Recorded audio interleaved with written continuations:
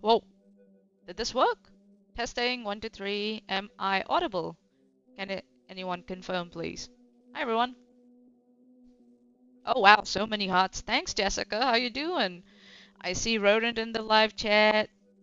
Yeah, and there are a couple more people here. Right-handed sit. Yeah, hi. Welcome, Hawkskull. Oh, they probably went for a nap, I guess. Xelane22. Hey, welcome, everyone. We are live, yes. Am I audible? That's the first question I'm going to ask. Can you hear me? Okay, that's good. That's really good. That's cool. So people are wondering what's going on. I've been on a break. I realized I overdid with with a full-time job and doing streaming with Chesh, with Dumpback Friday, and everything else like uh, our debate pub and everything, and Volcano show. I realized I'd overdone it, and my meat flaps are making noises. Are they? Well, that's on purpose, so you gotta deal with it. So, I overdid it, so I needed a break. So that's why I've just been doing minimal of streaming. So, but we are back because I was like, as Chesh revealed on Twitter today, that Erin somehow like hasn't learned, and she ended up sending her paperwork again to Chesh, and I was like, oh god, this woman is so stupid. I just can't. And I went to a channel and I had a look, and it was interesting. Like, I was having a look here, and she's like, what it looks like when someone weaponizes the legal system against you. So I see what she's trying to do here. She's very sneakily trying to, send out this message that, that the legal system is being weaponized against her. That's what the message she's trying to send out.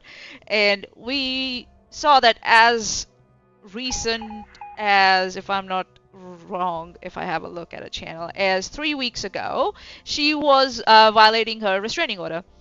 And she said herself that she was not going to attend a hearing. And by the sounds of it, she didn't. Hi, Nine Gesture, how you doing? So, yeah, I was like, what's going on with you? Are you okay? So I decided to have a look, and she's definitely not okay.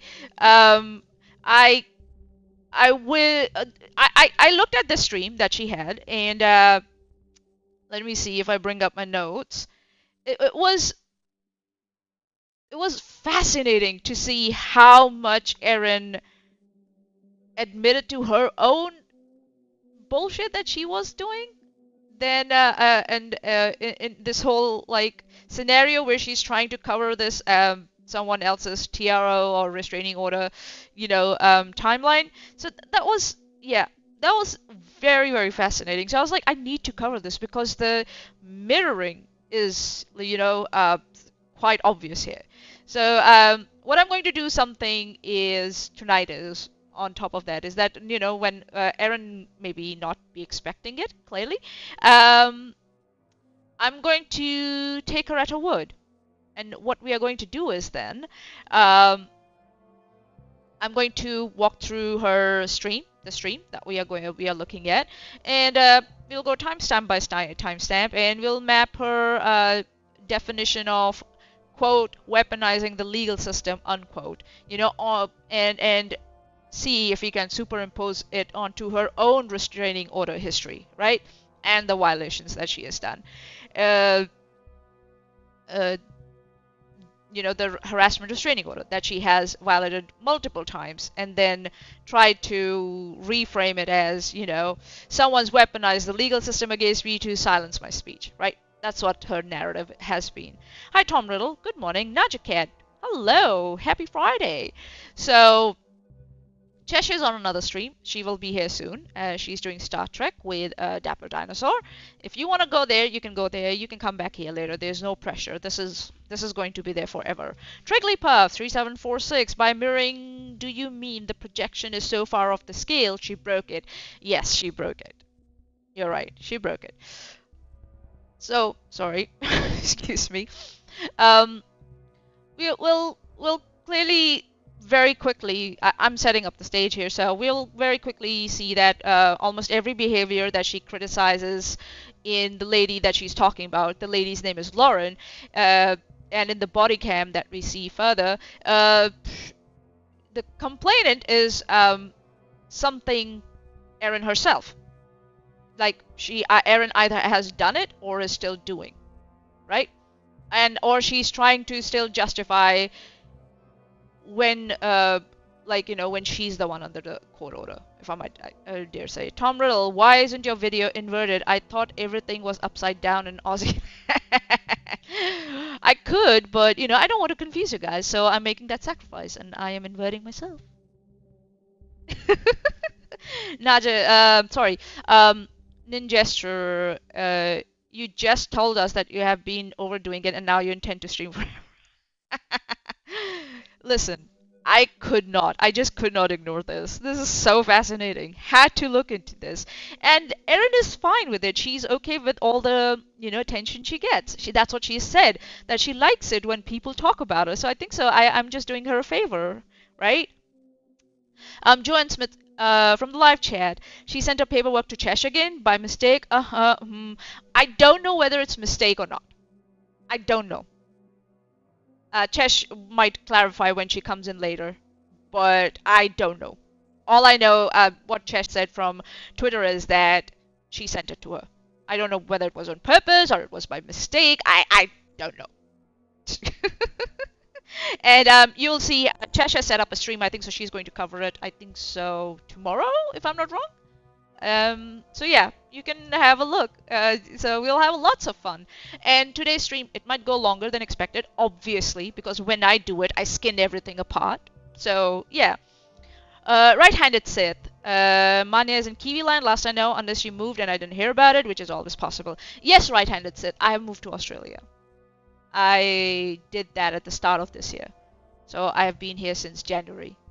So yeah, I did. My parents, I wanted to reduce the travel time for my parents, so the best way to do that was to find, a job here in Australia. As a New Zealand citizen, I can easily move here. Not easily, I mean, there are logistics, there are costs, but I don't have to worry about work visa and stuff. So I moved here, and I have successfully reduced the travel distance for my parents by half. So I'm very proud of it. So yeah, so now I'm in Australia. So yeah, so what we'll do is we'll go through her live stream, Erin's live stream, and we'll see how quickly it just becomes like she's trying to create, like she's trying to like flip the idea that like the petitioner is not the victim here, Lauren. It's it's the other side whom Lauren is getting the restraining order most probably against.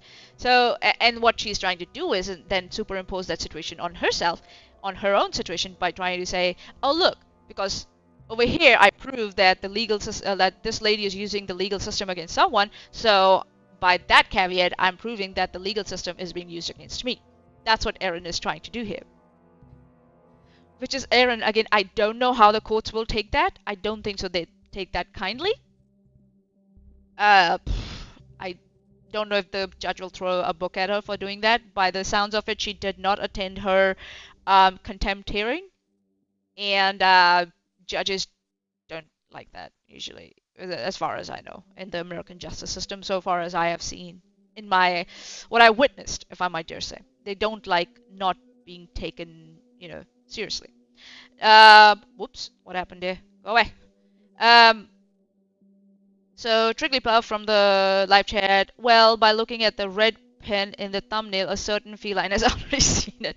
Well, yeah, like Erin sent it to Chesh, obviously. She was like, what the fuck? If it's in Chesh's inbox, it's not private. It's not sealed or private anymore, right? Chesh is not under any court orders, right? So it's Erin, and she's been violating them. It's like fascinating, like how Erin thinks that she can, get away with that. I guess that's American justice system for you, but we'll see.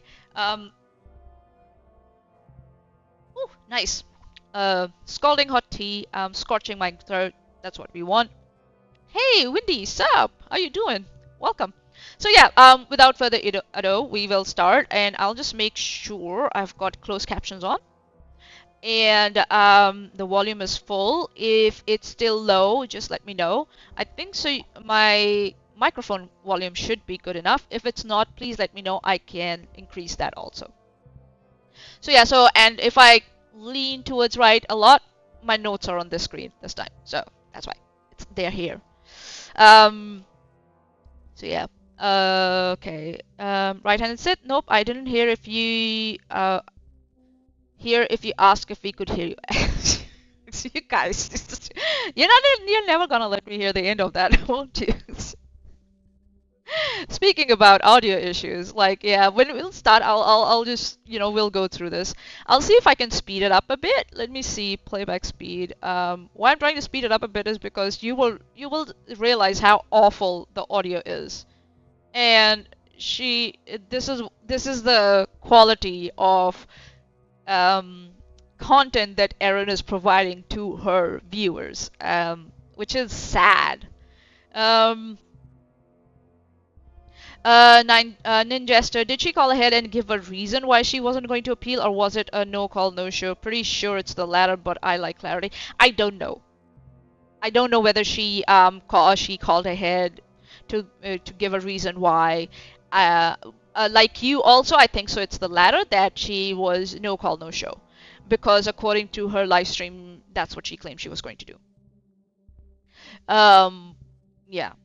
Speed to Chipmunk, please. I don't know if you're going to be able to understand her. It's already difficult to understand her, and I know I'm just trying something new by speeding her up. But yeah, yeah. You guys are such chipmunk. I like that. I like that. Just give me 1 second, before we start. Let's see, let's see, let's see, let's see. I see, some people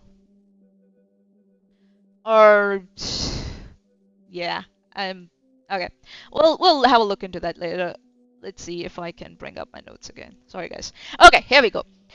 Without further ado, let's start. Let me know if you can hear Aaron or not. But yeah, the audio is terrible. It keeps chopping. I don't know why. I just don't get it. Like, why would you even stream if you're like, why didn't she restart a stream? I don't know. Why would you do that? Right? Uh, Joan Smith, she said she didn't envelop the date, so doubt that Ninjester. If I have to hear a voice, I would prefer it to sound like a chipmunk. Fair? Sure. Sure. Didn't even know. Okay, here we go. Gotta be me. My voice sounds like shit because I'm sick. I'm feeling a bit better, so yay, there's that. Hi, Mr. Black Wolf. Hi, GLB. Hi. So, if I go to the regular speed, here we go. Let me just see if I can go to the regular speed. Right?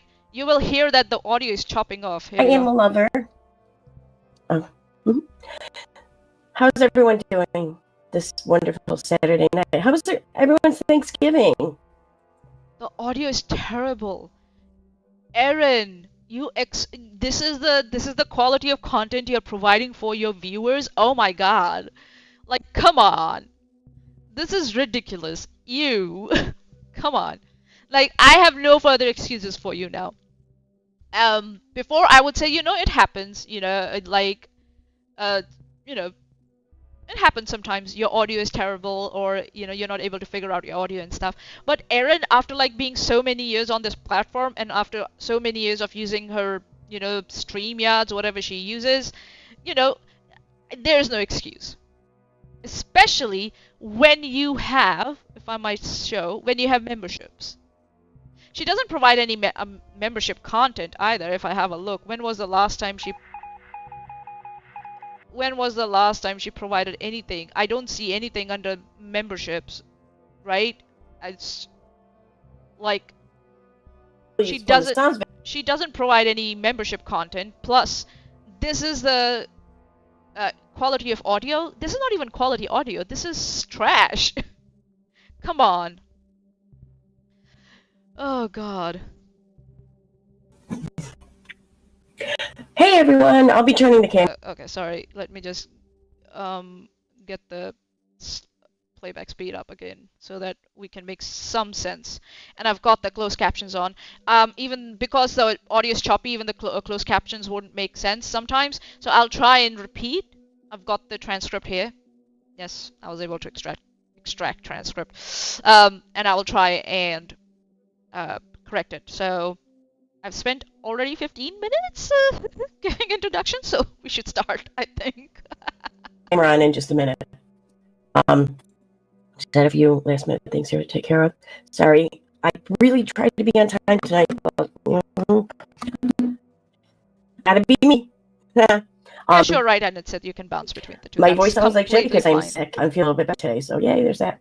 Hi, Mr. Black Wolf. Hi, GLB. Hi, Animal Lover.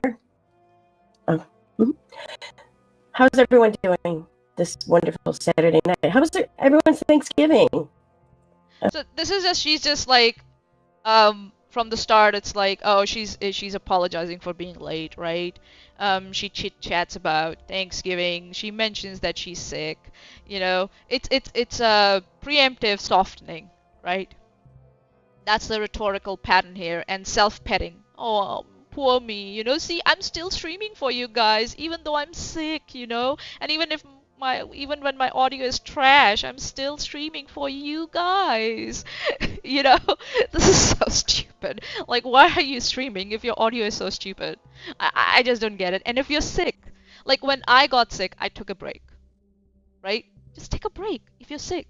Why do you feel the need to stream? I don't get it. Like, unless you're worried that your channel might get demonetized, then you ought to manage your time better, girl. Seriously, you're very, your health. You're not managing your health properly. You're not managing your time properly. Your audio is shit, and your audiences are supposed to be happy with all this garbage that you're putting out. Okay, so I have no sympathy for you, especially for someone who misses their contempt hearing on purpose. I have no sympathy, not anymore, nothing. No empathy, no sympathy. No, no.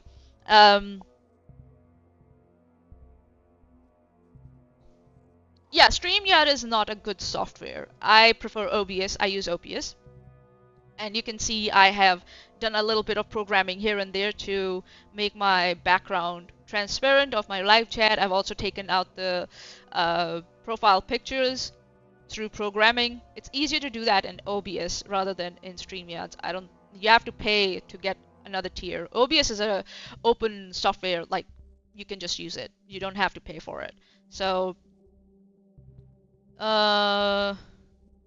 Joanne Smith. Oh, this is the second stream. In the first stream, she literally said she didn't know the date and didn't care. Sorry if I misled anyone. Joanne, it's okay. Like she tries to rewrite the story so many times, it can get confusing. I think so. She said in her stream 3 weeks ago was like she thought she blew the date, but she didn't. And even though she didn't blow the date, she's still not going to attend. That's what she said. So yeah. I'm paraphrasing it, but that was the exact, like almost word to word what she said. Which is, I don't have any sympathy for her anymore. Like, why would you do that? Right? And I'm quite sure the judge will be interested to hear that. Very interested to hear that. So, it's... Alright, so, she's trying to do this like preemptive self-petting, pitying thing, and it's like, come on. And it's probably Trigglypuff, you're probably right. It's maybe her cable that's causing that, or what she's done is she's gone for a unidirectional microphone. So whenever she turns away from a microphone, it cuts off the audio. Most probably it's that. She didn't realize she selected that unidirectional option on her microphone, and yeah. All right, so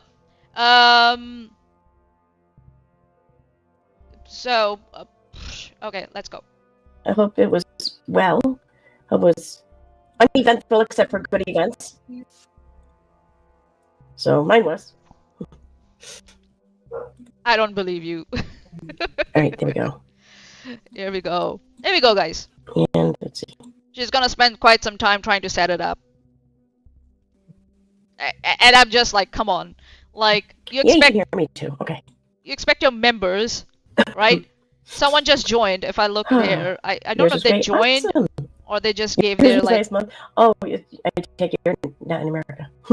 Hi, DC. Lord Schwell, member for 32 months. Thank you so much. This is the level of like production and the quality of content you're giving your, your members. Sad. It's really sad. For your support this whole time. That's awesome. Hi, Smitty. Right, how are you doing? If anyone's curious about my memberships, I do offer memberships. I'll be for shout outs at the end of video uploads as opposed to live uploads. Maybe I should. If I'm making this face, it's because the audio is terrible. It's so choppy. Do them at the end of lives too. I didn't even think about that. Maybe I'll start doing that. Well, she has done this so many times where she said, "Oh yeah, I'll do shout outs for my members at the end of my live streams." Sorry, at the end of my videos. She starts doing that and then she becomes lazy and she stops. Every time. And she does this every time she's trying to rehash her content or she claims that she's going in another direction. She's like, oh yeah, I'll give shout outs, and she starts doing that and then she stops. In her last videos or something, she hasn't done any shout outs. Like, so yeah. It's pathetic in my opinion. It's really pathetic. Not even putting the comments in the stream. Yeah, she doesn't do that. Like, at least mine are on the screen, right? If I have a look at my studio, where is it? My studio, right? My comments come up on this on the screen, and so does Chesh's. So yeah, right? And she's like, okay, let's see. That's about all I offer at the moment, and it's also why I ask for a very, very small tier. As if I get more time in the future, I would like to offer more things and such, but I don't know. If this is the quality of content you're offering in the future, I don't think so people should join your member tier. I'm just saying. It's like, come on. And she's like, oh, I only charge a small tier. It's like, oh, we are mean to see like how modest you are and not exploitative, right? That's what you're trying to say, is it? Oh, it's just a little amount, itty bitty amount, How much is it? If I go and see downstairs, if I click on join, oh, sign in as okay, whatever. We'll see if someone can check for me, please, and see if they can find what's. But Smitty, you're saying better offer better audio quality, but it's like that's the basic of even starting a channel, right? You would think that you would provide good quality at the start, just the basics of your channel. Just saying, like. Yeah, Smitty, that's a good question. What are they spending their money on if not the channel itself? Well, maybe, cocaine, mushroom, meth, all that stuff that she has admitted to using in the past. And for some reason, her audience is okay with that. I guess I don't like people who abuse drugs, but okay, whatever.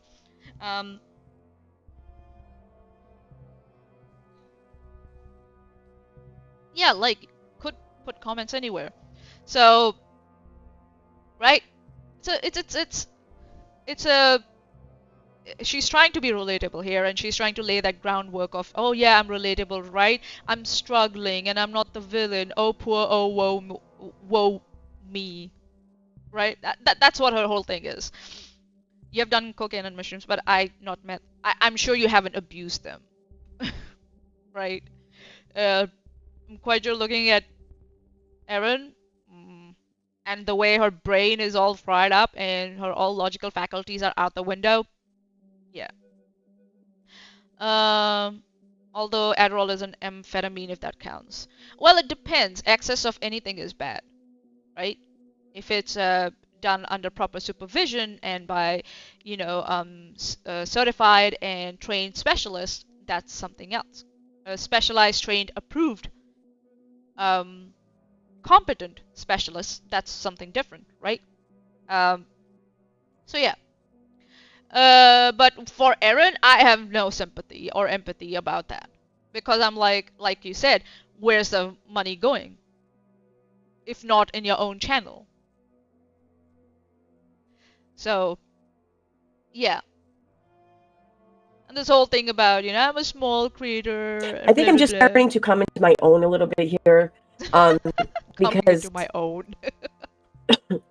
I haven't been talking about like the whole with the crystal ball shit for a while, and it just made me realize, like, what am I doing with my channel? And and I was onto something. I think with the whole beginning of my channel, when I was covering a lot of without a crystal ball, and it wasn't because of Katie Joy, but it was because of like the shit that was happening and the stuff that people were witnessing, and just those types of things. We've always seen you go after Katie Joy. That's all your channel was.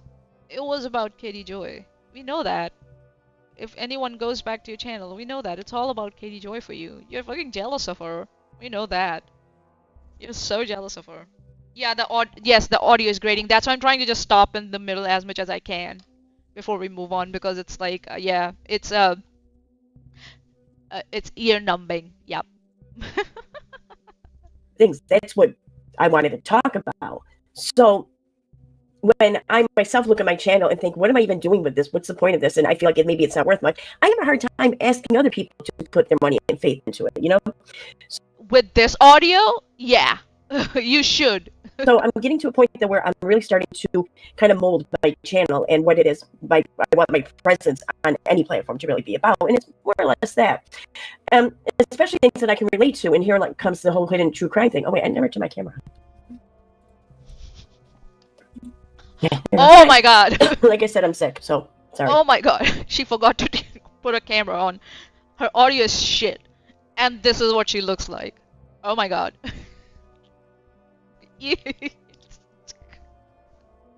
Are you okay, Aaron? I need to ask this question. Are you okay? Well, you say you're sick, but I just and her and the amount of filters she's using, her nose has just disappeared off the screen. I can't see her nose. Smitty from the live chat, can you turn the camera off, back off, Aaron? Yeah, seriously. Oh God, But no. here relies the whole hidden true crime thing and how I think I'm able to relate to that. Because of how shit has played out for myself over the past 2 years, which I'm not going to go into detail about because I'm going to mention it. You know, I'm not going to go into detail about it, but I'm going to mention it so you can go back on my channel and find it and watch it and then talk about it and spread it. You know, but I'm not going to talk in detail about it, but I will definitely mention it. So you can go and, you know, search for it on my channel. Sure, Aaron. Sure. I don't even know why. I really don't care anymore. I don't care. I just don't even want to be a part of it anymore. But I think that's not how legal system works, Aaron. You can't just say I don't want to be part of the legal process anymore. Once you're part of the legal process, you ought to see it to the end, or else you end up in jail. Just saying. Smitty, she works so hard to achieve her signature look of half Beetlejuice, half Pogo the Clown. Smitty's on fire today. Did she say something about a crystal ball? Without a crystal ball, that's Katie Joy Paulson. Well, when she started her channel was all about that lady, Katie Joy Paulson. And now she's finally realized, when she is Mr. Contempt hearing, that you know, getting obsessed with one creator and going after them again and again is probably not healthy for her or her psyche, you know what I mean, or for her bank account. So I'm just saying, but you will see it was fascinating, and this stream will go for some time today, so you can come in and go as you please, right? Smitty, to be fair, she can't pull off anything. I agree with you, Smitty. No, that's not a good palette for purple makeup, no. And also, like, her nose has disappeared. That's all I'm gonna say.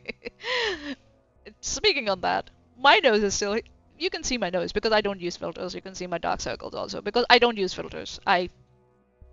You can see the, you know, the fucking marks, all the pock marks because of all the fucking pimples. Because I don't feel insecure about myself that way. So yeah.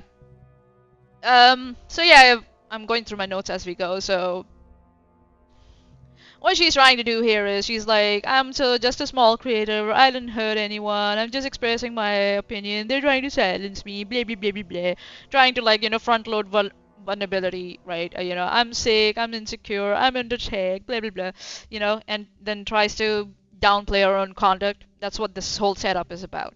I'm just a little streamer, you know. I don't know why people don't like me. that's why I don't want to detail about it, because I don't want to be a part of it anymore. But I can absolutely relate to how it feels and how frustrating it is and how diminishing it is of an experience to go through when someone weaponizes the legal system against you and uses it to try to shut you up, to try to infringe on your rights. You know, I mean, that, I don't know, it affects you. I think I've lived a very privileged life where. So this is the whole, like, theme of her stream. That's what the whole theme of a stream is going to be, right? Or I could say the core thesis of a stream, right? That the legal system is being used against innocent truth tellers, and the real victim is the person who wants to talk and feels quote silence unquote, right? And there's so much hypocrisy in there, right? Erin has a harassment restraining order issued against her, right? And she then repeatedly violated it, right, by continuing to talk about the petitioner on streams and social media up until about 3 weeks ago, up until in this stream itself. right? This whole narrative, I can, quote, I can absolutely relate to how it feels and how frustrating it is and how diminishing it is of an experience to go through when someone weaponizes the legal system against you and uses it to try to shut you up, to try to infringe upon your rights, unquote. Who is she talking about when she's saying, I can absolutely relate because, of the petitioner who has had the harassment restraining order against her? Right? That's who she's mentioning. So she's continuously violating that restraining order as much as latest as in this live stream here, which was done when, if I'm not wrong, 5 days ago. So she's not stopping. So and then she says, I don't want to be part of this anymore, but she keeps on mentioning all that process again and again and again. It's, if you don't want to be part of this process, number one, finish the process to get out of it, especially the legal process, and then stop mentioning it, even in the passing like this. That's how you get out of it, or you don't, you stop associating with it. But Erin thinks everything in the world should go according to, according to as she pleases it should. That's what she thinks. The world revolves around her, and it should function as she sees fit, as conveniently as she wants it to function for her. Unfortunately, Erin, that's not how it works. Right? Lawfare is more about lying people with expensive court costs than expecting that person will actually be convicted. Or it's the other way around, to keep extending, by filing frivolous, counterclaims or extensions or motions to reconsider and all that stuff, frivolous ones, right? To stretch the process out, hoping to outspend the, you could outspend the person, or that person will stop pursuing their case because, or their petition, because they're out of, monetary resources. So yeah, stop breaking the law, asshole money. That's all I say. Get a lawyer and shut the fuck up. And that's what I tell these people, and they don't want to listen to me. I was like, okay, it's fine. I'm done. I'm not giving that advice anymore because it's way past that now. We're coming in contempt category now here. So, oh god, it is so stupid. I've never really had my speech impeded on, really. Maybe a little bit, but like nothing worth writing home about or anything. So I think I've lived a very lucky life like that, and I still feel incredibly privileged and lucky that this is all I really have to complain about for the most part. But it's still a complaint, and it's still my life, and it's still something I'm going to talk about. So, anyways, this whole thing about I've lived a privileged life, but I'm still a victim. It's like she goes on like. She's trying to frame this situation as, this is the first time experiencing real suppression, right? This is pure narrative inflation here. That's what she's doing. It's like having a restraining order against you because you cannot stop talking about or harassing someone is not, quote, your speech being oppressed, unquote, right? It's the court telling you or saying other people also have rights. That's what it is. When we see the body cam footage, we'll clearly see that, like she says, that filming in public is often constitutionally protected. Approaching someone once is not automatically harassment, but there must be a pattern, escalation, conduct, and context. In her own restraining order situation, she drops all those nuances and folds everything under, quote, they're weaponizing the legal system to silence my free speech, unquote. That's all she does. All she wants is a one-way First Amendment. That's what she's looking for. She wants the First Amendment to benefit her, but not others. And also actually misuse the First Amendment, twist it and turn it and make it something sickening that it is not. And here I am sitting in Australia, a New Zealand citizen who knows more about her constitution and her amendments and her rights than she does. You know why? Why? Because I do my research, unlike her. She thinks looking beautiful and, using filters is all that is needed for people to believe you or to believe your rhetoric. That's not it is. You ought to come with receipts. You ought to come with good rhetorical and logical arguments. A good, a convincing argument. Just because you have an opinion doesn't mean that it's valid. You need to justify why you think your opinion should be considered valid. But she doesn't does that. She all this is flair, this makeup and stuff and all this, just sitting in front of camera. That is not just what requires to be convincing, especially today when not researching is not an excuse at all.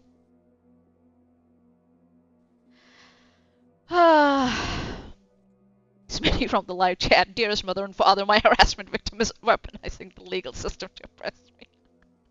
Hello, Energy Vids, how you doing? Hello from my Betty Bye. It's not long for the stream, but let's see if I get any lols before sleep. Listen, Rodent from the live chat, you mean she should have content? Yes, that's what I mean. She should have content.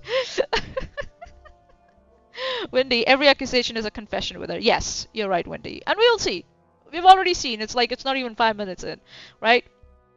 And low energy with, listen, if you want to go to sleep, you can go to sleep. I'm not going to stop you. You don't have to stay in the live chat, right? Stay as long as you want or as long as you can. And if your brain is like, let's shut down and go to sleep, please go to sleep. This stream will stay here. It will be here when you come back, so you can watch it. So that's perfectly fine. Please don't meddle with your sleep because of me. I'm gonna stay here for some time. So you might actually be able to have a good sleep and come back and rejoin us. Oh, with my previous record, yes. Alright, so let's continue listening to her. The audio's breaking up? Uh-oh. You didn't realize that? Okay. So when well, okay, I get it, I also do that when I start. I ask my audience to let me know. They play a few games with me, but then they let me know if it's good enough or not. But that's within first a minute or two. She has been live for like 5 minutes. Now her audio is telling her her audio is stupid. So, and let me tell you, she cannot solve it. She cannot solve the issue. The audio stays choppy throughout. Just saying. So you're gonna get tortured with me today, guys. Night. Nighty night. It is. I'm skipping.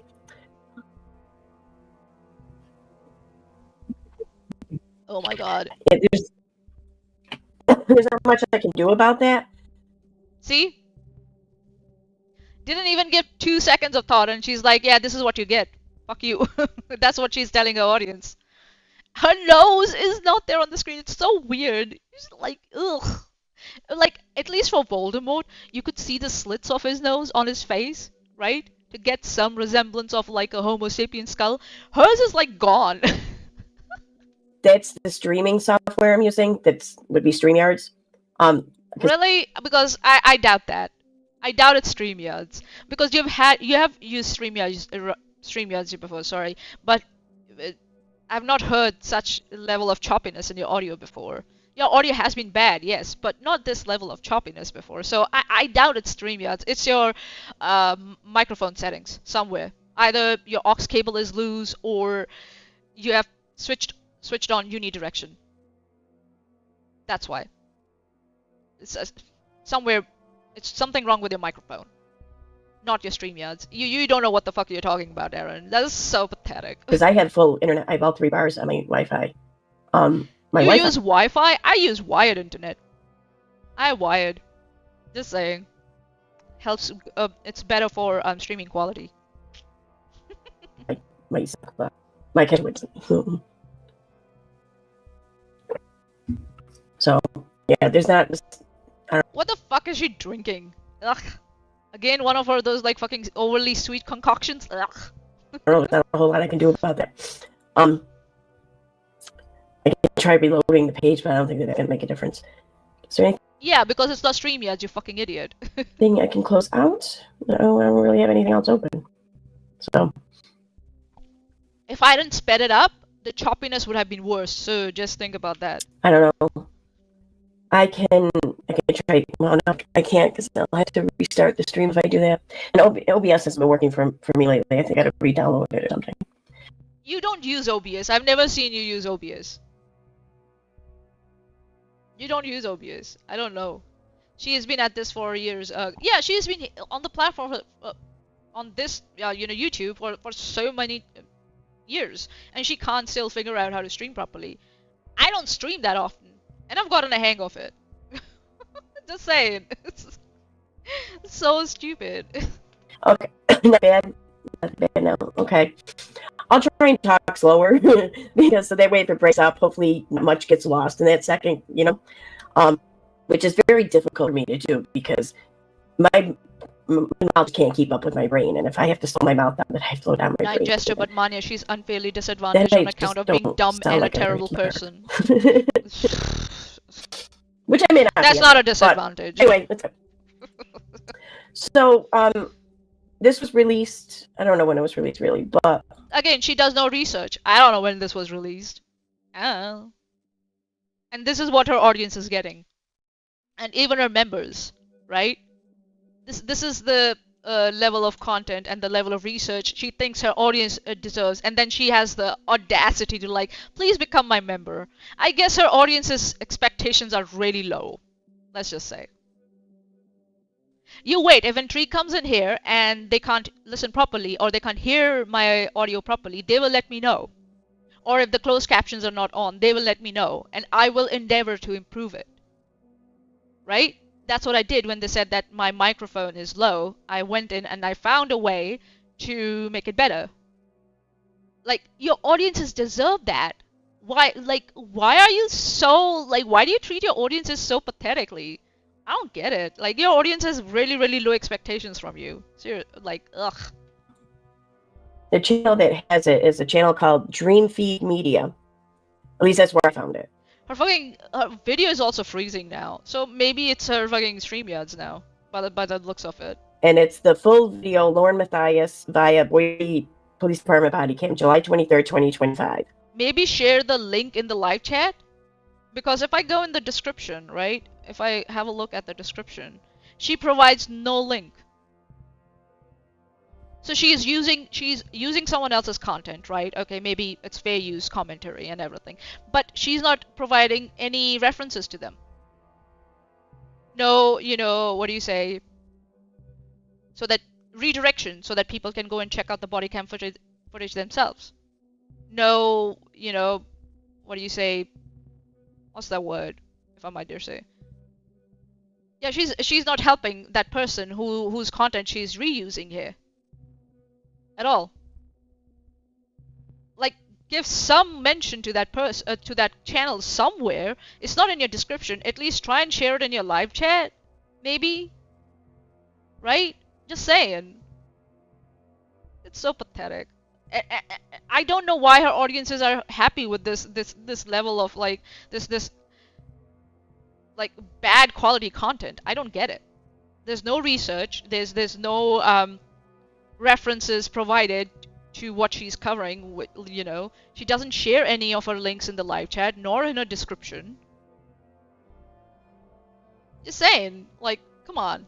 At least in my title of my live stream, I have linked her channel.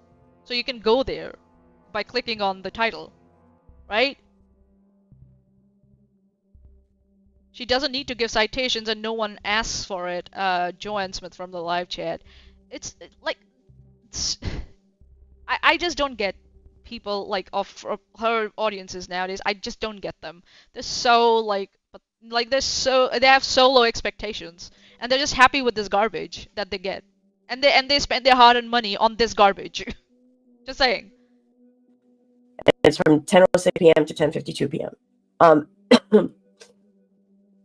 So here, let me put a link to them in the live chat so you guys can go and check out this channel. Maybe throw them a subscription or check out, give them some views or something. Where is it? Just something, say thank you for. I don't think so. For obtaining this, sharing this whole thing. Did she? Oh, I hit the one. B. Did she? Okay. Oh, she did. Okay. She did, guys. She did. Sorry. I was wrong. She did. So that's the link to the channel that has the full body cam video that I'm going to be playing from. Oh, that's the one. Okay, cool. That's the one. She did. Oh, thank you. Once. I think you can cover anything. I enjoy the way you do it. You are fair and open-minded, just looking for truth and understanding. I think so. That's what I aimed for anyways. Oh yeah, she is totally You know, fair, I mean, open-minded and fair. I'm Yes, human. yes. I'm gonna get down in the dirt with the rest of them every now and then. It's unavoidable. You know, we're human, but Again, I try she's not to. she's setting the stage up, right? If she gets anything wrong or she doesn't, and it turns out that, because of the lack of research, it turns out to be she's wrong, or she's crass, or she's, um, what do you say, rude, or anything like that. She can go to the, I'm just a human, guys. I'm a stupid human. I'm just a stupid human. That's all I am. You know, I make mistakes, a lot of mistakes, and I never correct them. That's her excuse. That's what she's setting up, this narrative.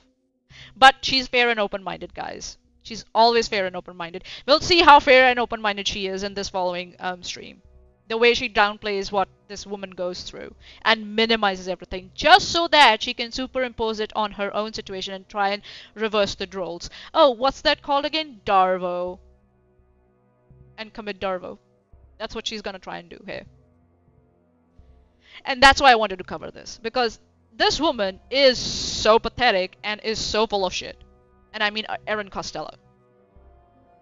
She hasn't learned her lesson. She has a restraining order against her. She's violated that restraining order again and again. She's tried to rewrite history, and she tries to sneakily keep mentioning the petitioner again and again, and keep accusing the petitioner of weaponizing the legal system against her by, you know, by doing such streams. And then she's like, "Oh, why are people, mad at me? Or why are people, pointing fingers at me?" Exactly, this is why. You're a sneaky bitch. That's why. You pretend that you're, when it comes to like uh, she has a lot of bravado when she thinks she's in control, and as soon as the control and the narrative is slipping from her hands, she, starts acting like this. Oh, I'm an old lady. I'm such a small YouTuber. I don't know why people, are mad at me. Blah blah blah blah blah. I'm stupid. Why are you coming after a stupid small YouTuber like me? Because you use your platform to, harm others. That's why. Um, Simple as that. You put out everything on YouTube, a public platform. Everyone has a right to scrutinize it. The same. Ninjester from the live chat. I'm humble. I openly snubbed a judicial order to appear in court.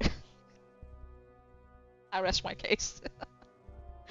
At least here. I'll say that for my personal life. Okay, so let me share this. Oh my god. We're almost 8 minutes in, so clickety clickety clickety. It's so. Oh my god. Sorry, it is hot in here. I'm gonna have to turn my fan on. You might hear it in the background because the microphone's, like, of course, placed right in front of it because I'm brilliant. You don't have an aircon? Okay, whatever. Like that. Oh so, no. But I have it on natural settings, so hopefully it won't be too annoying. Actually, I should probably listen to that and see how annoying it is. Her audio's improved, actually, if I'm not wrong. It's better now, isn't it? Oh no, there we go. Starts getting choppy again. God dang it. Before I go any further, I want to hear it. There we go. Choppy again. For 2 seconds, it was fine. 2 seconds. I'm gonna reheat my fucking. I'm gonna restart my kettle until she starts because this is stupid. It's absolutely stupid.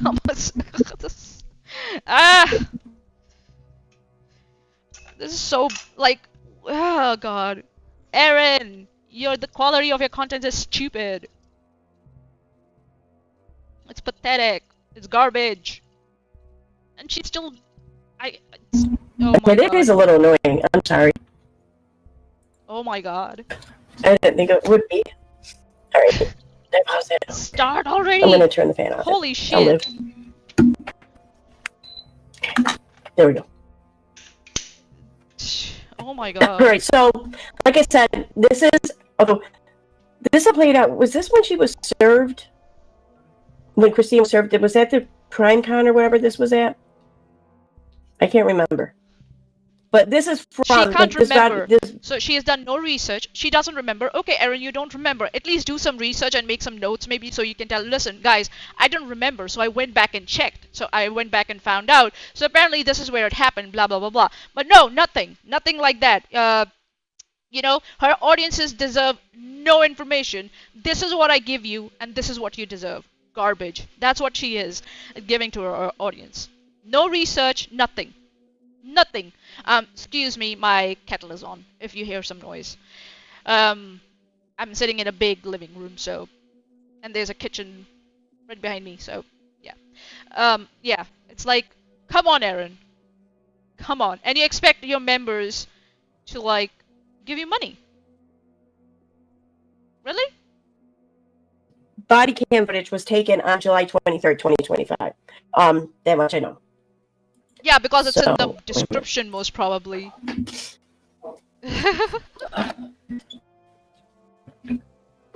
leave it.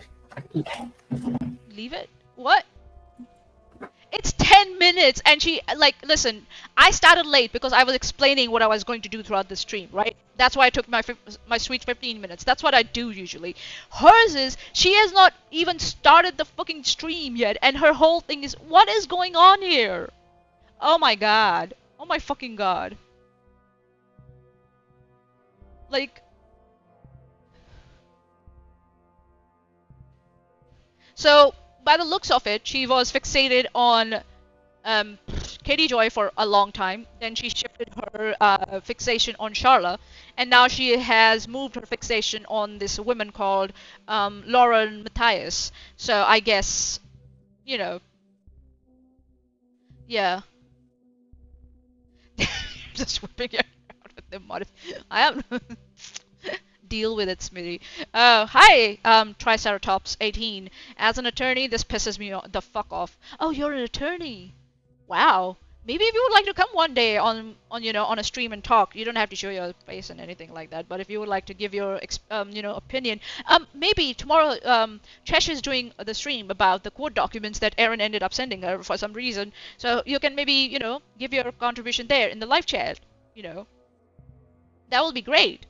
Thanks for coming. So okay, we'll go further. This is like 10 minutes now, and then nothing, nothing. Oh god. Ay ay ay ay ay. Okay. Sorry. There, that's better. So yeah, that's when it was from. And I think that this might have been from the weekend when she was served.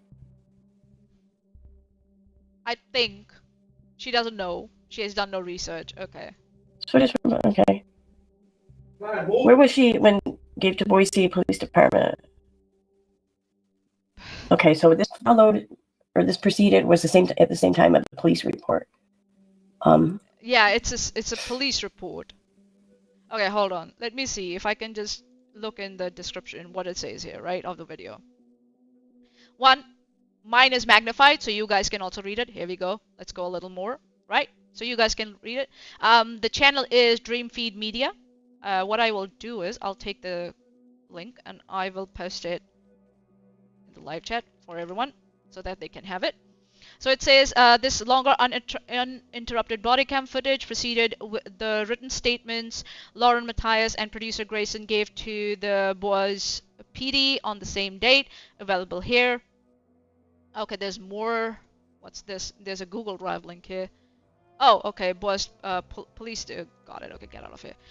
Department. Blah blah blah blah. So I don't know if Aaron even clicked on this drive link to have a look. It's a 9-pager. Right? I don't know even if she had a click on did this. I'm gonna just download it. Okay, and we go back, and it says, note, this footage is from a public record request. It is not AI generated. Okay, go away. Okay, I'm gonna save you. Go away. And the only alterations made were to redact or mute personal names and phone numbers of those involved and accused. Auto dubbed. Okay, transcript. Blah blah blah blah blah. And if I go further down, if I look at the comments. She's so calculating and blah blah blah. Okay, so people are not happy with this person in the body cam footage. Okay, cool. No worries. Okay. I don't know if I don't think so. Aaron even clicked on the Google Drive link to have a look at this lady's statement. I wonder why. Maybe because it might make make all her rhetoric here look silly. Just saying. We have been link fried. What? it's a reference to something else, I'm totally lost. What? How do you feel about three Hans playing with the long necks? Huh? Hey, hi Athens. You just finished your movie. Nice. How was it? What was the movie? Kara's dad and Doctor Editor and race. Okay. What movie did you watch? If you don't mind me asking. I will keep playing this because she hasn't even started yet. It's like so stupid. It's so No, okay. stupid. This is a different incident. I think this was before she was served, maybe. She doesn't know what happened. She's just setting up a story here. Maybe that's what happened before she was served, because she's trying to set up a narrative that this is. She's trying to download the significance of this, right? So that people don't take it, seriously. Because so this it's is like before crime. Crime. If this happened before this lady was served, then this is not of significance. Right? That's what she's trying to set up as a rhetoric, to try and downplay this, to try downplay the minimize this report that this lady is apparently making to a police officer. So that's what she's trying to do here. But she doesn't know. She doesn't know that. I want to say was like was it maybe August? Maybe August. I think it was August, right around there, possibly of 2025. This was from July 23rd, 2025. So. Just to give you an idea, a time frame or whatever. No, so you're going back how many months? Okay. This was from the Burger case, Christine Muir. Okay. Right, so I don't know who she's referring to. This is from the Burger case. I think someone this might have been the sentencing. So someone in the live chat is telling her who it is from or where it is from, but she has no way of verifying that, and she's just parroting whatever her chat is telling her. Maybe do your own research. So that you can, verify whether what they're telling you is true or not. Right? Just saying. Just saying. But I guess, because Erin is lazy, she expects her audience to do the work for her. So, yeah. I'm just gonna play it while I make my tea, so that, Of him, I'm not positive on that, but it's from the case nonetheless, the trial. And Lauren evidently felt harassed or something like that while out to dinner. Harassed. She seemed to be really kind of like butthurt over not being given this. So what she's trying to do is she said, oh, this lady apparently felt harassed, right? Okay, I get it. People can feel harassed. That's fine. But then she's using the words like butthurt. She's butthurt over something, trying to minimize like whatever, what this lady is experiencing is not valid, or is trying to minimize it by using such language, right? So that's what she's trying to do. That people who try and report harassment, that's what the whole, the whole thesis of her or whole live stream is, right?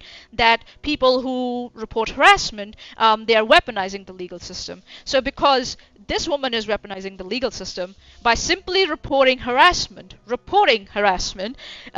therefore it sits for her situation also, that when someone reported harassment, that Erin was harassing someone, when they reported it, that was also, not true, or, trying to minimize that. Right?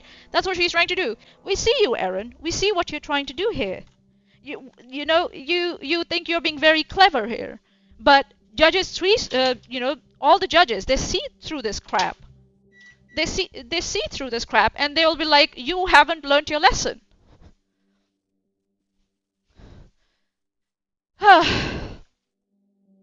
Subia arc and the first 2 episodes of season 3. Okay.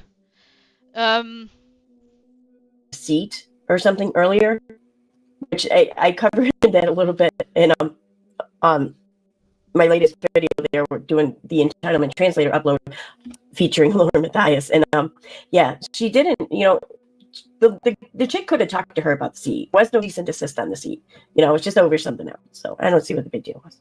But you don't see what the big deal was. Okay, so she's mocking Lauren, right, for being upset about seating, and calls it, oh, she's buttered about a seat, right? We don't know that. She hasn't even started the body cam footage. So we don't know it. So she's trying to, set up a narrative and already minimizing what's coming up. We don't know the gravity of it, but she's trying to minimize it. Oh, she's butthurt over seating. That's what happened. That's what she's trying to say, right? and then, you know, trying to go like, and then this concern about repeated in-person. She's going to reframe that this lady's concern about, you know, repeated in-person encounters and filming as oversensitivity, and then, you know, then that going to the police is, you know, oh, I can't imagine calling cops over this. We'll just listen to that. I'm going to skip ahead to where the officers are, before they like logistics trying to meet up and shit like that. Sure. Yep. Thank you for calling me back, officer. So yeah, so and if you compare all this, right, in Erin's own with Erin's own behavior, it's like she treats any critical or criticism of her as harassment, right? Immediately. She, on one hand, she's like, oh, I love attention. Please give me all the attention in the world. But as soon as it becomes criticism, good, solid criticism, she immediately reframes it and relabels it as harassment. Conveniently. Right? And then she treats other people's reactions or any boundaries that they set up as weaponizing something against her. Conveniently. That's what Erin does all the time. Right? She herself has no problems running to legal narratives in her own cases, right? Except she does it publicly, after the fact, and in streams while ignoring court orders. That's what she does. So we'll go. I don't know what dispatch told you. Okay. So I'll double tip you. We just need to wait. Her audio is so stupid. We waited for an hour. I finally called because we're genuinely. I don't want to be too cocky that I think it can never happen to us. Like, who the hell cares? Like, you know, just there is some concern that this cyberbullying has gone real life and is escalating to being approached at private dinners. So, we need to get. Huh? What did she say? Audio is so bad. Oh my god. The audio is so bad. Holy shit. I just gotta say, you know, like, I'm sick right now. I can't take or smell anything, and it's been like that for 2 days. And normally I think I'm a very good bartender, but you know you made a shitty drink when you can't taste anything. You taste and you make a face at it. You put cotton candy in a drink and then sugar syrup at the same time. And I don't even drink, and even I know that that's a shitty drink. You make shitty drinks all the time. I don't know how you're still a bartender, seriously. And talking about that, I don't know if she's going to be able to have a job after like skipping on a contempt hearing, because if it goes on a record, she might not have a job after this. You know, because skipping contempt hearings, it can go on your record. Just saying. Just saying. Ducky is my spirit animal? Cotton candy is just sugar. Yeah, it's just sugar. It's fine sugar. That's what it is. And then she put sugar syrup on top of that. I was just like, ew. Because even I know that that's stupid. And I don't drink too much. Like, I used to drink before, but I stopped because, you know, of my medication and stuff. But yeah, even I know that that's a bad drink. Sugar on top of sugar. She doesn't make good drinks. Like, don't try and use your, you know, sickness as an excuse. That's, yeah. And this is very noticeable, right? Someone is trying to report something really serious, right? We heard that. They're like, I don't want to be cocky, but I think so it's moved into real life from cyberbullying and blah, blah, blah. And what she does is, she does this. This is one of her trademark moves, if I might dare say, right? She goes like, she interrupts all this with an anecdote about herself, right? And when someone, especially when someone is trying to articulate escalation, they're trying to convey that they think there's some sort of escalation happening around, you know, harassment and stuff, and then cyberbullying.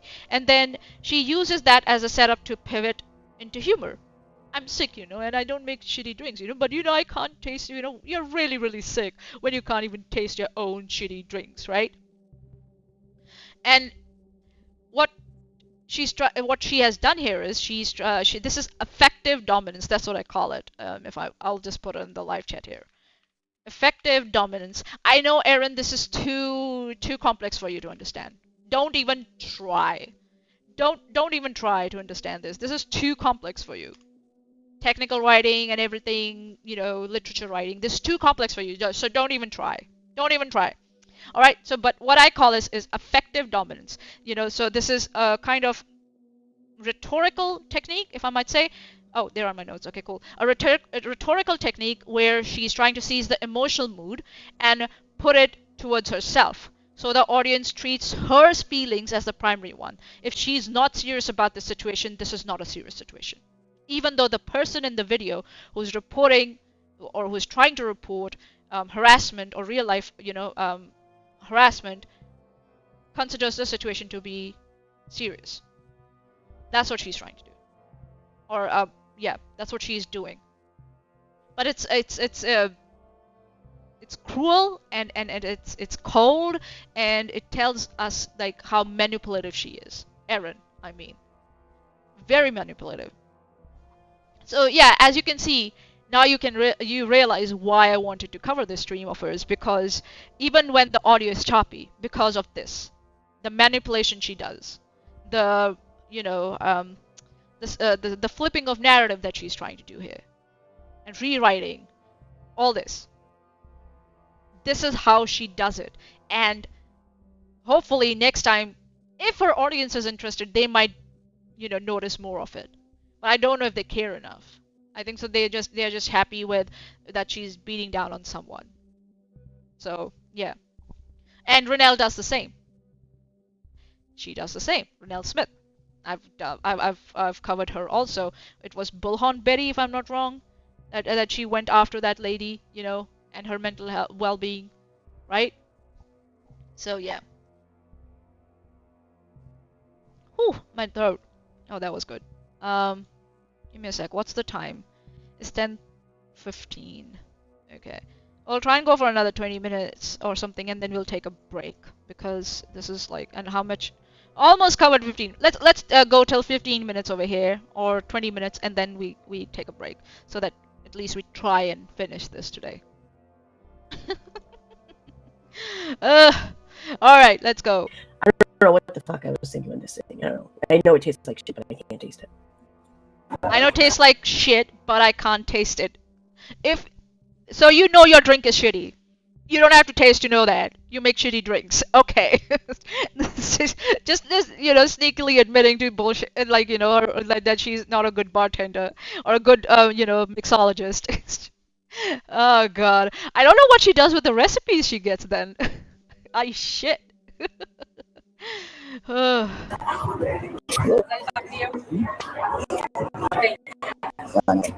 honestly, I feel dumb. Like I feel dumb. Like I haven't even a true crime podcast. So I'm like, and my husband's a criminal psychologist. So I'm like, I don't want to call you guys when I don't want to be that like call, help me. It'd be like, it's just getting kind of weird. Like it's just escalating, and the funny, oh my god, the so audio is so I don't stupid. know. So I don't want to be that person while I'm being that person. And I love how she said she's getting herself. Like she knows herself. She knows how this looks. She knows it looks weird as fuck, but she's doing it anyway. When I expect, that's when my producer So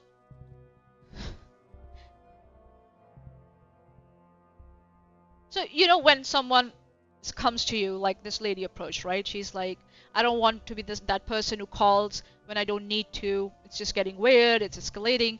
A normal adult would go, that's understandable. Anyone would feel awkward because, if you call authorities, anyone would feel awkward on that. Obviously, it's a big step to take, right?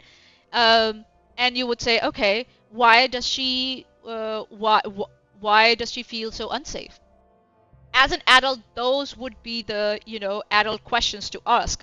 But Erin, she pounces on the insecurity here that the person is demonstrating, right?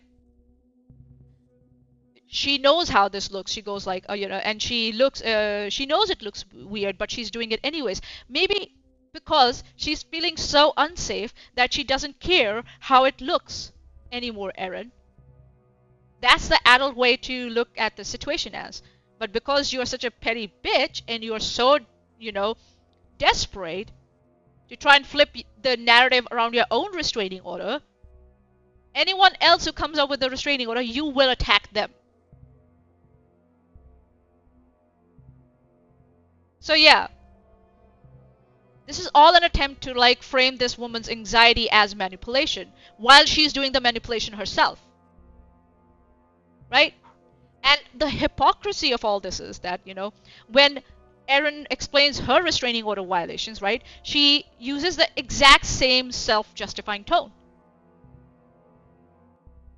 I know I shouldn't talk about them, but I have to defend myself. I know how this looks, but I have, I'm still going to stream, And then she mocks this woman for the exact cognitive dissonance she lives in.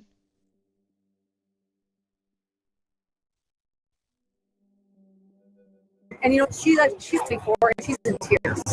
So like I'm 45. Like I'm like, okay, like I gotta care too. Like she's like, this is why people are. Yeah, we have paid. I don't want them thinking I'm dining and dashing. Our waiters were super kind. So dining and dashing. What is this? The 1950s dining and dashing? What the fuck? What? Look at her and pay. Okay. And then so this woman is explaining that her producer is crying and is in tears. And this person is like, yeah, they're feeling awkward about this, and they're like, I don't want to leave them alone. I don't want to like think that I'm dining and dashing. And so it's a stressful situation. Someone is crying, and this woman is, fearing that she might appear irresponsible in a restaurant, right? And what's Erin's response? Mockery. That's what it is. What is this 1950s dining and dashing? What the fuck? She's trying to, do comedic undercutting here. That's what she's trying to do, right?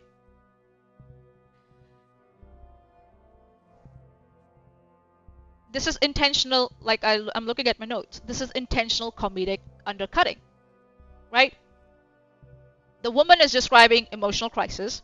Erin selects one minor phrase that is dining and dashing, right? And then she ridicules it. And obviously the audience laughs. But she's fair, guys. She's fair and open-minded. Erin, she says, I hope so. You're fair and open-minded, just looking for truth and understanding, is mocking someone who's trying to, say that I don't want to be awkward, I don't want to look like someone, and is trying to explain a crisis situation, and Erin is mocking them. How is this being fair and open-minded? Sorry.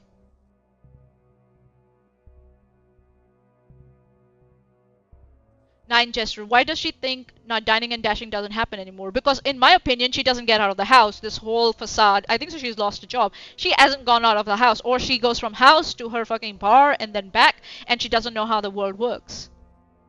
She's never had to worry about how the world works. Or she knows and she's still minimizing it. I think so. She's doing it on purpose. Like I said, this is intentional comedic undercutting, trying to minimize what these people are feeling and what they're going through. She doesn't think that dining and dashing doesn't happen anymore. That's not what she thinks. She knows it happens. She's trying to ridicule it. Because this woman is trying to be like, listen, I don't want to appear as irresponsible and want the restaurant to think that I'm dining and dashing by coming all the way over here, or my colleague or my producer to think that I'm doing that. So, she's trying to explain, she's trying to explain the whole situation. And Erin is undermining and undercutting it by building up the straw man. Right, it never, it doesn't happen anymore. When she knows it happens, she works in a bar and a pub. She should know better. Which was a very good point of you to bring up, Ninjester, when you start, contemplating it further and thinking about it further, right? Smitting from the live chat, she thinks it only happens in the Flintstones, and then Barney and Fred have to wash the dishes. Smitty, oh my god, dude, so god.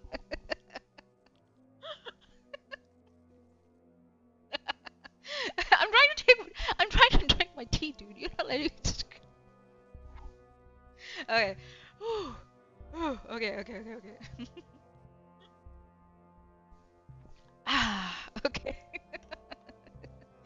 Ay, ay, ay, ay, ay. This whole thing, oh, ha ha ha, how, Erin is like trying to go with, how silly she sounds, and she's trying to reframe everything, trying to build a straw man, and she's trying to, um, invalidate and minimize what this lady's stress, or the stress this lady is going through, right? But when it's Erin's turn, she demands the same type of empathy from her audience when she speaks out, right? She's like about being harassed online, or being criticized, or being blocked, or quoted, being discussed in other streams, right? And being under a restraining order.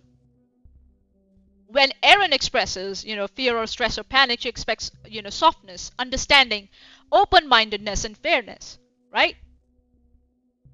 But when this woman does it, Lauren, I shouldn't say this woman, Lauren, right? When she does it, it's selective empathy. It's not even selective empathy. It's cruelty, mockery, and she uses all this as a rhetorical weapon. These are all rhetorical weapons that she uses against Lauren, right? Yeah, go get your tea, dude. I'm here. It's like, yeah, it's already an hour, and we haven't just covered 15 minutes, and we have got another, what, an hour to go. So,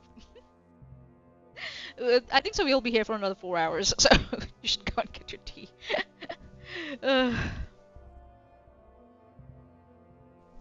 God, seriously. Seriously, Erin, we can see right through your bullshit. You know that, right? We can see right through your bullshit, and we can see right what you're trying to do here. And I'm sure Judge will be happy to go through this bullshit. I'm quite sure. God. I just made coffee with caramel. Nice. You made coffee with caramel. Smitty, you got me addicted to like putting coffee, like a little bit of coffee kernels in my fucking tea. And now my tea always has coffee in it. It's your fault. Your fault, Smitty. No, I appreciate it. I like it that one now. I can't have it. I can't have tea without some coffee with it. I can't. Mm-mm. Get out of your game, Chesh. Come for the suffering. Let her have some fun before she dives into the suffering, alright? And we're going to be here for some time. So, just, yeah, just hang in there, guys. Hang in there. What was your name, officer? Subject. Jake. She's. Oh, wait, hold on. She's checking her fucking teeth. Ooh, ew. Look at that. Oh, God. Ew. She's taking her teeth. What is she taking her teeth for? Is there something stuck in her teeth? Ew. Oh my God. Yeah, she's. Right. So this is the one thing I would say. Okay, so we have done 15 minutes. What I'm gonna do is let's take a break, right? Let's take a break and let's come back in 2 minutes, right? I'm here to bring you pleasure. let's take a 2-minute break, yeah? Give me a second. Let me just make a couple of adjustments, and then we can go for a break and come back because it's been already more than an hour since we started. Let me see. Let me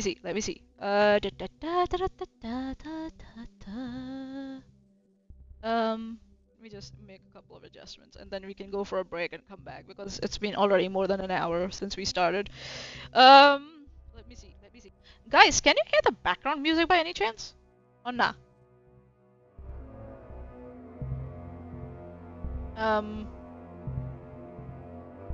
Yeah, that's weird.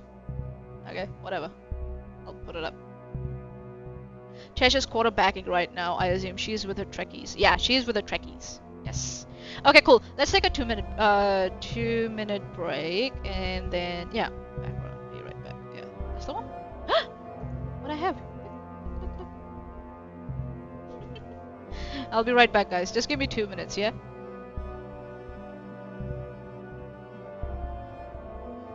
You know what? Till then, give me a sec. Till then, that's what we're gonna do. Give me 1 secundo.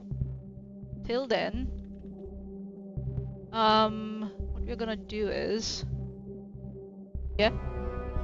Okay, what we're gonna do till I go for a break, I'm gonna go here. you're gonna go. I'm gonna play this Chesh's video. Somewhere. Here we go. I'm gonna play Chesh's video here, and you guys can watch this while I go for my break. Yeah, sounds good. Cool.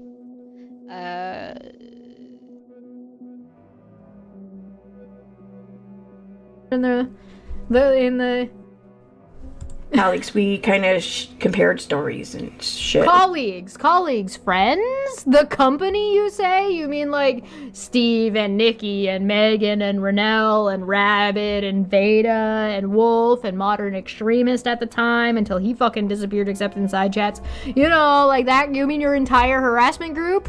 Ooh. And some screenshots of communications and whatnot. And it was apparent that SM was in each of our DMs trying to turn us all against one another. She was just, she was lying. I'm just gonna go ahead and drop another citation needed. You mean that she was trying to contact your group because of your group's activities? I'm shocked. This person acts normal, and then all these people freak the fuck out. Like they've never had a normal interaction with a human being before. Trying to cause problems. So we did a live stream on July 19th because we very publicly supported what her story was and the things that she shared and her involvement and whatever. And so you and your group did streams about her. She said don't do streams about her, and in your response to her being like, hey everybody, please don't do this, and contacting you all individually to say please don't do this, you all decided to do it together? This lady that you said you claim you never streamed about and never talked about in your videos at the beginning of this? I'm just adding a 0 to this. And we aligned ourselves with her. I aligned myself with her through the Facebook group even.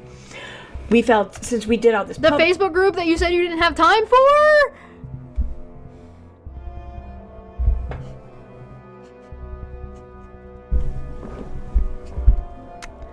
Send help.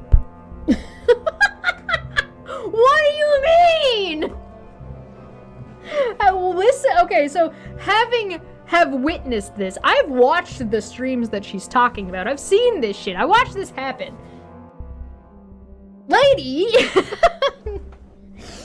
leaving out key pieces of information. I feel like I made a video or talked about her, and then proceed to spend the next video or talked about her, and then proceed to spend the next hour explaining different times you went live talking about her in contempt of court that you're not going to. You fucking crackhead. Good God.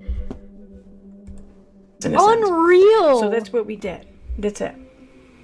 And she got pissed off that's about it. that. So that's it. Nothing more happened. So that moderation call that you watched on your channel, wherever the fuck that was, here it is.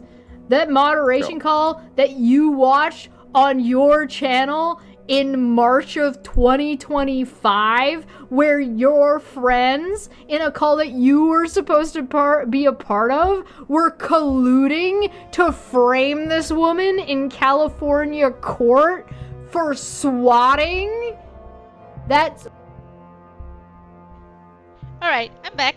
Hi guys. Thank you for your patience. I appreciate that. Going back. Oop. So, let's go back. Let me bring up my... Alright, I'm back. Hi guys.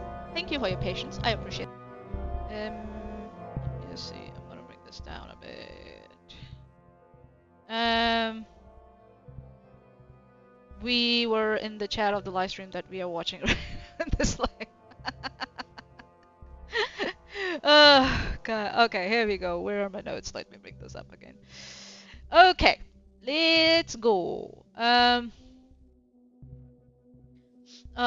You pull that little code forward and it works. I didn't do it on purpose, this meeting. I sometimes when I like time it here up, some reason I always miss a curl. I always, and I'm too not too bothered to like. I'm not. I am so far behind. Are you really? How far are you behind, dude? You can just start from the live, dude. It's okay. You can go back and watch it later if you want to. Oh boy. Oh god. This is so stupid. But I wanted to do this because I want to demonstrate to everyone how sneaky Erin is and how cruel she is and how manipulative she is. And that's why I wanted to do it. And I had a break, so I was feeling really nice. So I was like, yeah, you need to do this. My brother ate my mom's cookies, so now I'm getting everyone more cookies. Cookie gate. Everyone, please put some cookies in the live chat for Triceratops. Please, please. Let's see. Cookies, cookies, cookies, cookies, cookies.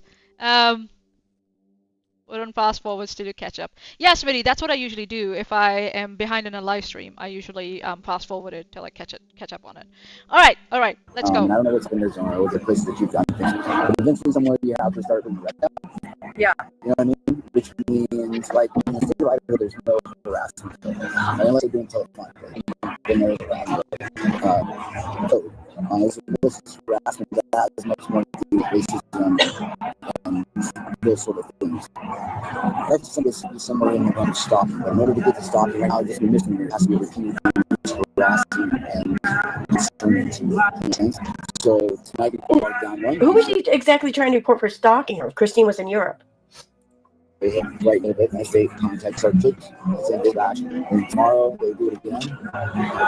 Pick this up, come down, arrest them, and smooth stalking. Okay. Because it's So, okay. this is something that they're doing. Oh, did you pay?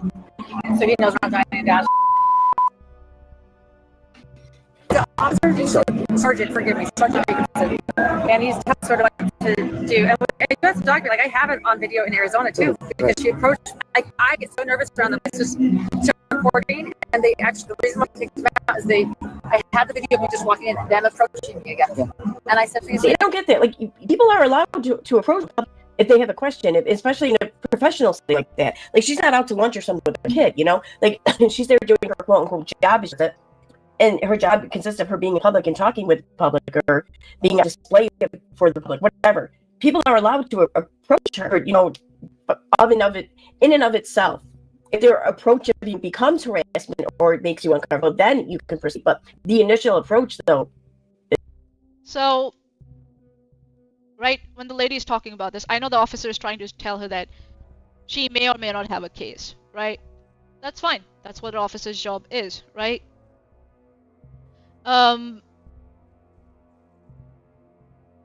And what she's trying to do here is she's trying to frame Lauren as unreliable by questioning her, right? Who was she exactly trying to report for stalking if Christine was in Europe, right? And so she's trying to frame Lauren as unreliable, and also where are the rest of the notes?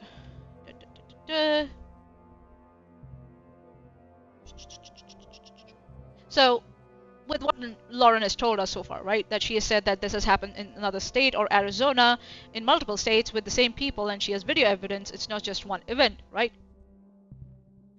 And anyone who's fair and open-minded, right? Like one of her, Erin's live chatters claimed that Erin would say, okay, there's escalation, there's pattern, there's multiple contexts, worth examining, right?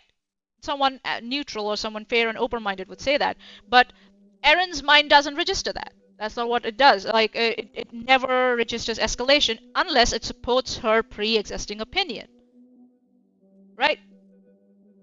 If a TikTok group had approached her, filmed her, mocked her online, flipped her off, shown up where she eats, or as simple as sent her emails, to inform about a court case, right? She would be screaming harassment. She did that when she claimed in one of her live streams that she was served at her place of work, right? It was a simple legal process of serving her.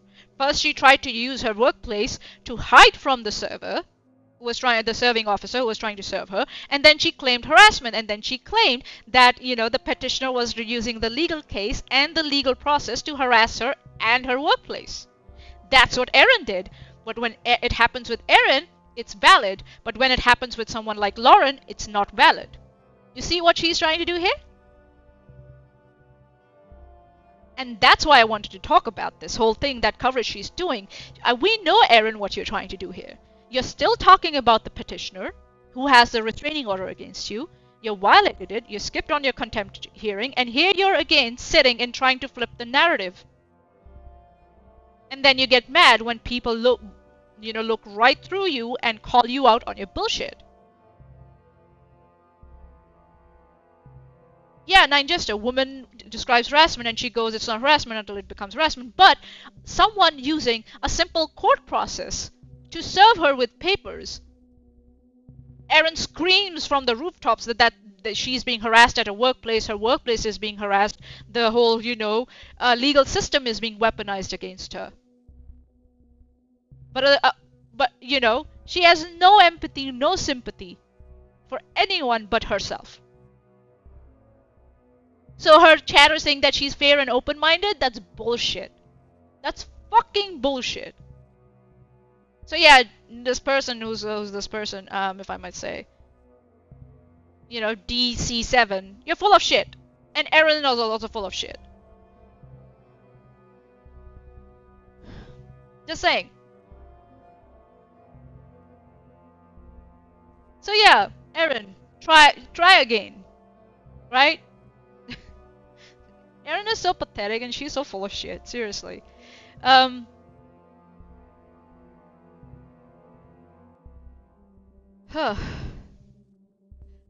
this whole thing, people are allowed to approach her, blah blah blah blah. Yeah, we have talked about that. She expects Lauren to, tolerate initial approach, tolerate cameras, commentary, tolerate some level of unwanted interaction, but when it's Erin, like I said, a simple service at her workplace, she just goes berserk. Right? I rest my case. Okay, here we go. It's just allowed to happen, right?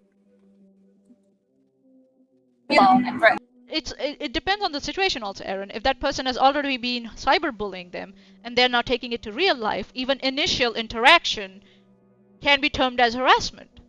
But of course, because you are so biased and you're so desperate to turn the narrative around to make yourself look like a victim, you are going to downplay everything that this woman is going through.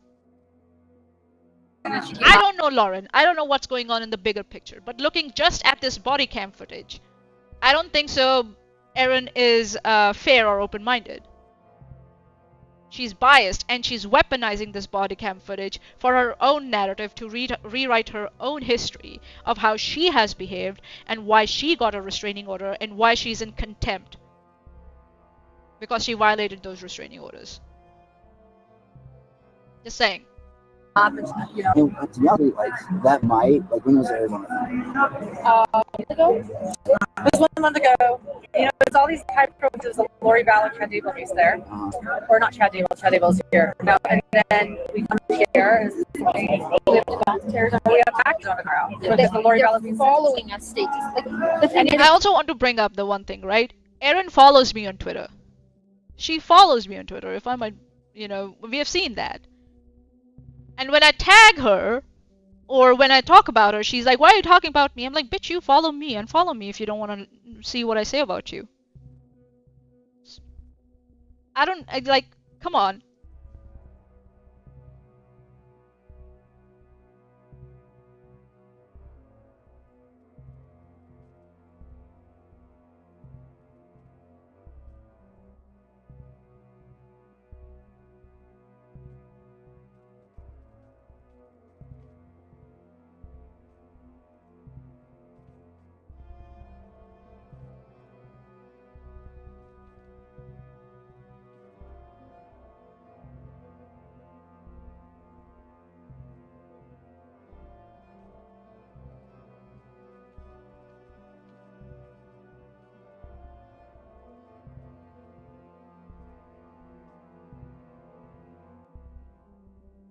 So yeah, I don't know this woman, right, Lauren? She might be, filing false TROs, right? But to dishonestly to try and compare that situation to her own, to try and rewrite the narrative, right? To flip the narrative, to try and, present herself as a victim. That's the dishonesty I'm trying to highlight here. This dishonesty from Erin. Yeah, I've been told that, yeah, this Lauren woman is not a good person, right? That's fine. What I'm trying to do here is I'm trying to show what Erin is trying to do here. That's as simple as that.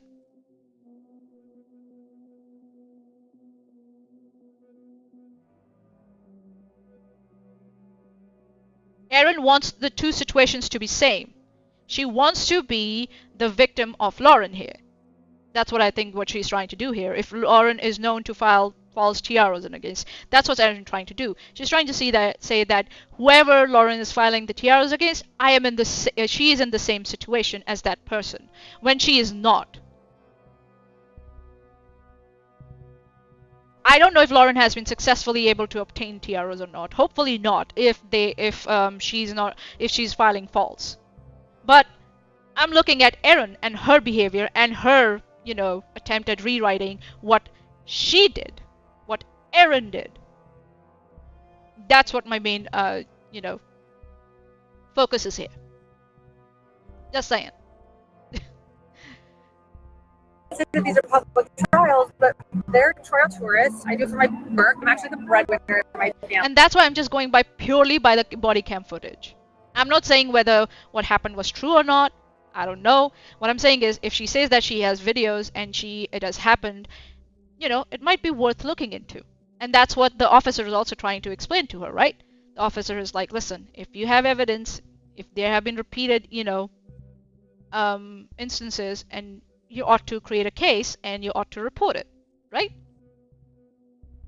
Initial inquiry should always be done if someone's reporting something. But Erin is even minimizing that. That's what my thing is. And she's trying to say, oh look, Lauren is trying to go after someone. That person is me. That's what the petitioner did. The petitioner is Lauren. That's what Erin is trying to, portray here. And I see right through that, and I know my live chat also sees right through that.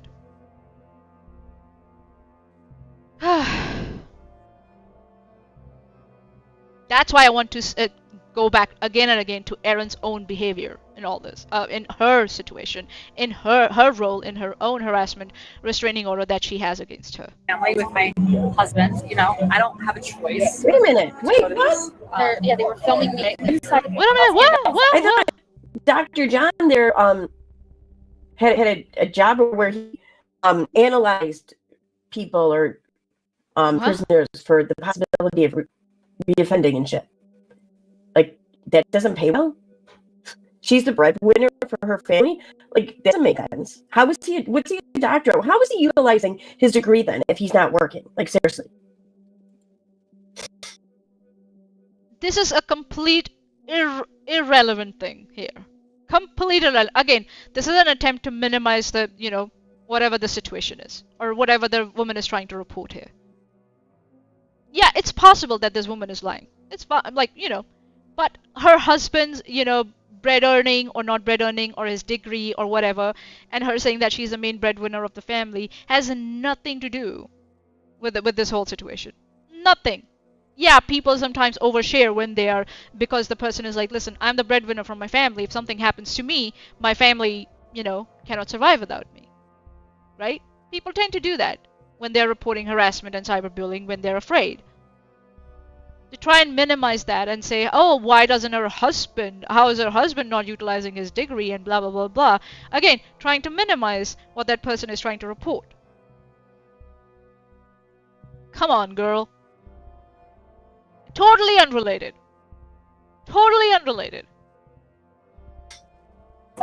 Chick camera for my face and just ignored it. So some of this is for screen stuff. So is the harassment / stalking. Again, I don't have the harassment code, not a stalking code, which is related. So the officer is agreeing with this woman initially with what they have reported so far. He's saying, yeah, it looks like it's harassment and stalking. So I don't know why Erin is trying to minimize this, unless she shows something else in the end that we don't know about. But I doubt it. Could I record this? Sure, it's repeated incidents. The cause concern. Again, right? he's trying to explain this woman again and again. What is harassment? What is stalking? Right? He's trying to make it clear to this woman. Right? So he's trying to be as helpful as possible so that this woman can make the right decision. What decision she made after this, I don't know. Right? Yeah, sometimes people's degrees don't turn out to be profitable. Yeah, that's like, this is coming from a fucking bartender. Let's just say that. This kind of scrutiny is coming from a fucking bartender. Who never finished high school, in my opinion. I don't think so she ever finished high school. Just saying.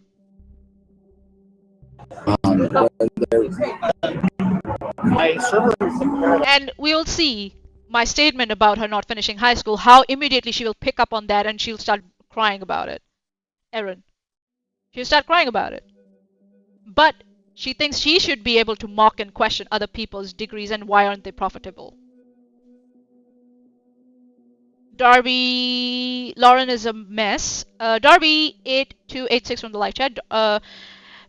Is saying Lauren is a mess. She's the stalker, not the woman she claims is the stalker. Yeah, sure, that's possible, and that's what I'm trying to say. That Erin is trying to say that the petitioner who got the restraining order against Erin is Lauren here. That's what Erin is trying to do, and that's what I'm trying to point out here. Thank you for bringing that up. Smitty, she must have cheated on her mixology final exam. I don't think so. She has done any course in mixology, Smitty. I don't think so. Forget cheating. But yeah, if she did, she cheated, in my opinion. So yeah. Ugh. God. All right, let's go. And throughout this, Erin is giving no commentary. She's giving no commentary. She's just listening. This is not fair use. What I'm doing is fair use. I'm giving a lot of extensive commentary. She's just sitting there and just listening. That's all she's doing. This is not fair use. No, that's not that. No, it's not one of them. Oh, was she with them? She might have been with them, but that's not who is from that. Yeah, we're well named. But like, this was the witness too. Like, you saw. Was that waiter trying to throw the CNN reporter under the bus or something there? Huh? Yeah, there was a lady that came up and was just kind of, I don't know if it was really harassing or, just obviously being really uncomfortable. Right. Sure. Still, yeah, like I was telling them, there's no real harassment code, but there's a stalking code, but it's got to be repeated. Right. And to be honest with you, I'm not. Okay, what the fuck did she do? Okay, hold on, sorry, my bad. My bad. Huh?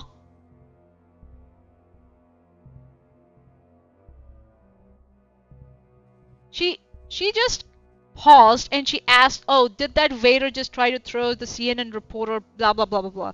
I don't know what she's talking about. Does anybody get it? What is she talking about? Not sure if it being in Arizona and then happening here would constitute an Idaho code. Yeah, Especially what? if the people who are parties in the case had this to be at the same location, like being they had the same type of business, Huh? I mean, what? Of that. Hold on, what? especially if the people who are parties in the case had this to be at the same location, like being they had the same type of business, I mean, huh? Her audio is so stupid. I don't understand what she just said here. Does anybody get it? Darby from the live chat said, this case is way over Erin's head. The restraining order was only temporary. So it was a tiara, okay. And when it became obvious she couldn't get a permanent one, she dropped it. The case are nothing alike. Yes, exactly. Exactly, that's what I'm trying to demonstrate. Erin is not the defendant. And Charla is not Lauren here. But Erin is trying to portray it as that that Charla is Lauren here, who's dishonestly trying to get a restraining order against someone, and Erin is the defendant against Lauren, who's getting, falsely accused of harassment. Exactly, you got it, Darby. You got it. And Erin is very dishonest for trying to do that. And she thinks that she can sneak all that in here and a judge will not get it. She thinks that she is cleverer, the more cleverer than a judge. A judge who's more educated than her and more experienced than her. If I can see through that, a judge can see through all this. Yeah, that's laughable. Exactly. It's...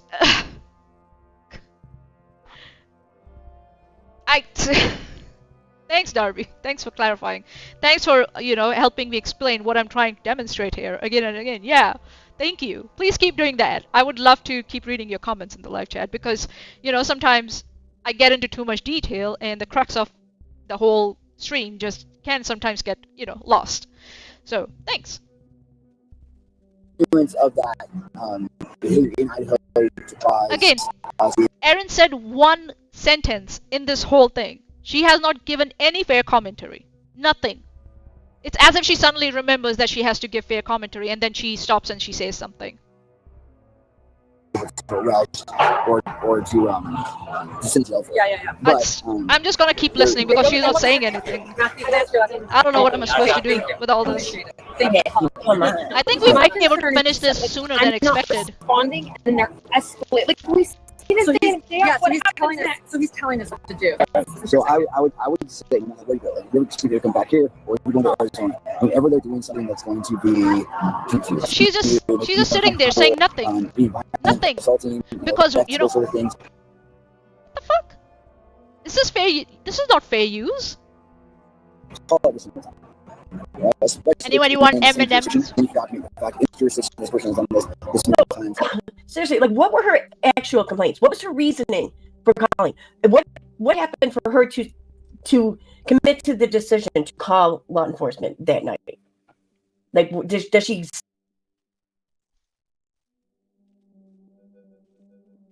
Now she finally speaks.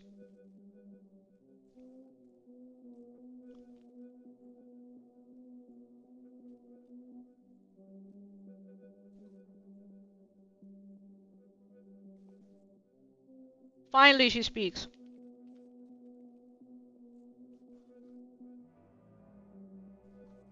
Say what it was that did it, like that pushed her too far or whatever.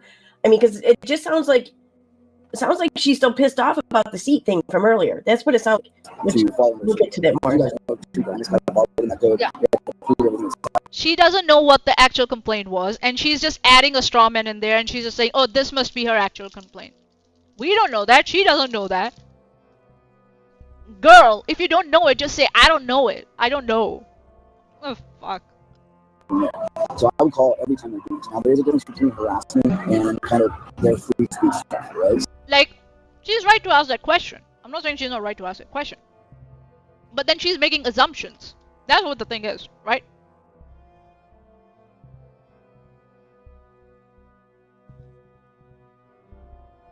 And also, like, she never applies this, like, same skepticism to herself, right? When she is talking about her own restraining order, she portrays herself as a victim of someone who is very cunning and who's using the legal system. Yeah, she sucks at Darby. You're right. She sucks at fair use. She definitely sucks at fair use, right? Where was I? She never asked. Erin never herself, when she's like when she's talking about her own shit, she never asks, what did I actually say in those streams? She tries to rewrite that, right? How many times did I talk about this person? She never talks about that, right? Did she escalate? She never talks about that, whether she escalated or not, or whether her behavior could reasonably, cause someone fear or distress. She just created the standard, right? Be precise, what exactly happened? Is this just feelings? But for herself, she's like, oh, I feel silence, therefore it's abuse of process. Right? And if the officer over here applied that Erin's standard to her restraining order, right? They would, they would read her, like, all her streams to her and her tweets and everything, right? And they would see that her, like, Erin's continuing discussion of the petitioner after being ordered not to. And they would conclude that, that petitioner's fears are not conjured out of nowhere, but they are valid. See? So they can follow you to a trial and hold a camera 3 feet to your face, and there's really not a whole lot that we can do about it. Happening all the time, people false around you, that sort of stuff, and there's nothing really we can do about it. It kind of falls on that person in the section. And Erin is not listening for a pattern here, right? She's always looking for the pettiest thing. The pettiest thing here. And that's what she does when she's trying to minimize someone's, you know, experience. She becomes this cruel, petty, vindictive bitch. That's what she does. To try and minimize. And then to minimize her own behavior or reaction to it. However, if they're coming to your table, that's a different story, right? You might work, you're not doing your thing, like they're coming to you personally, that's different. They're coming to your place of work, like say, wherever you do your podcast, or whatever news station you work for, and they're doing it there. That's a different story, right? So over here, say you work at Channel 7 or whatever, and they kept coming to your place there. And Channel 6, I work at Channel 6, that'd be Netflix, I can't be Channel 7. And then they would come here. Also, if you notice, right? The officer is saying, right? That what is the difference between free speech and harassment, right?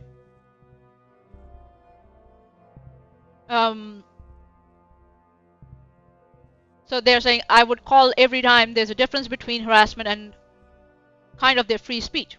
They can follow you to a trial and hold a camera in your face. Not a whole lot you can do. However, they're coming to your table, that's a different story. They're coming to your place of work, that's a different story. If they keep coming to your place there, and then they would come here, and then I would definitely have the stalking code. But they're following you around continually, causing harassment. The cop here is clearly stating what Erin pretends to do on YouTube, right? But never actually does.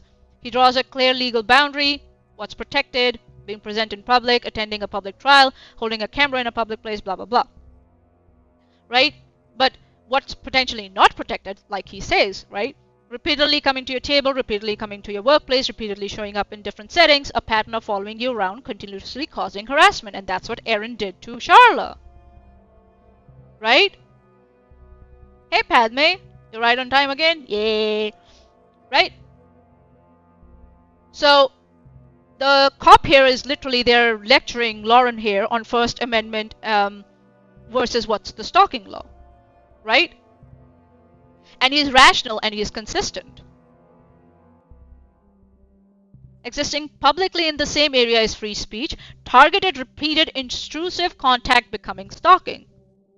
And that's what Erin did. She kept on talking about Charla. When Charla sent her cease and desist, she made a public spectacle of it, right?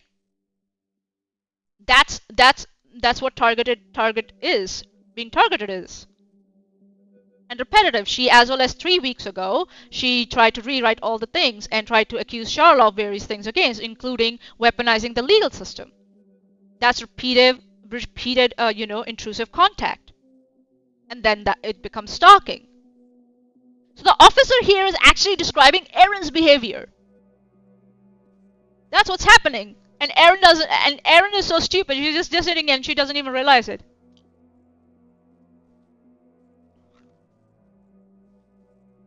Then I would definitely have the stalking code, right? Because they're following you around, continually causing harassment. And we do have two of those. There are different jurisdictions. So we do have her approaching in Arizona, and we have her approaching us here. Right. But yeah.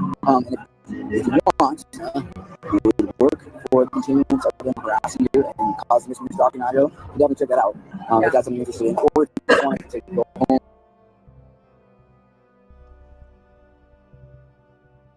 Erin's just sitting there. She's not saying anything. I'm saying more than Erin sitting here. The fact that you document on the phone, might go all the way up to. Okay, I just want to stop here though and comment on this next part because I think for a good portion of this video coming up, yeah, he stays in the car, and they're talking to him through it looks like the passenger side window for a good portion of it. And I don't know, it seems to me that just my own personal experience with police officers, either by first party or second party experience. Now suddenly Erin is an expert, guys. Usually her excuse is that she's stupid, so she doesn't understand anything, especially when it comes to her own judgments, her own restraining orders, and her own violations of the restraining order and skipping of the contempt hearings and stuff, she's stupid. She doesn't know. She doesn't understand. But suddenly now she's an expert, and her anecdotal experience is more valid than other people's, expert opinion, especially this officers here.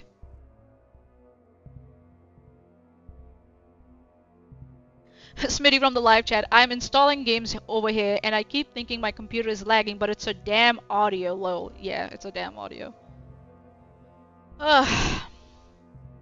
It's whatever. That when they stay in the Whatever. car like that, Again, being dismissive. Whatever. they're not.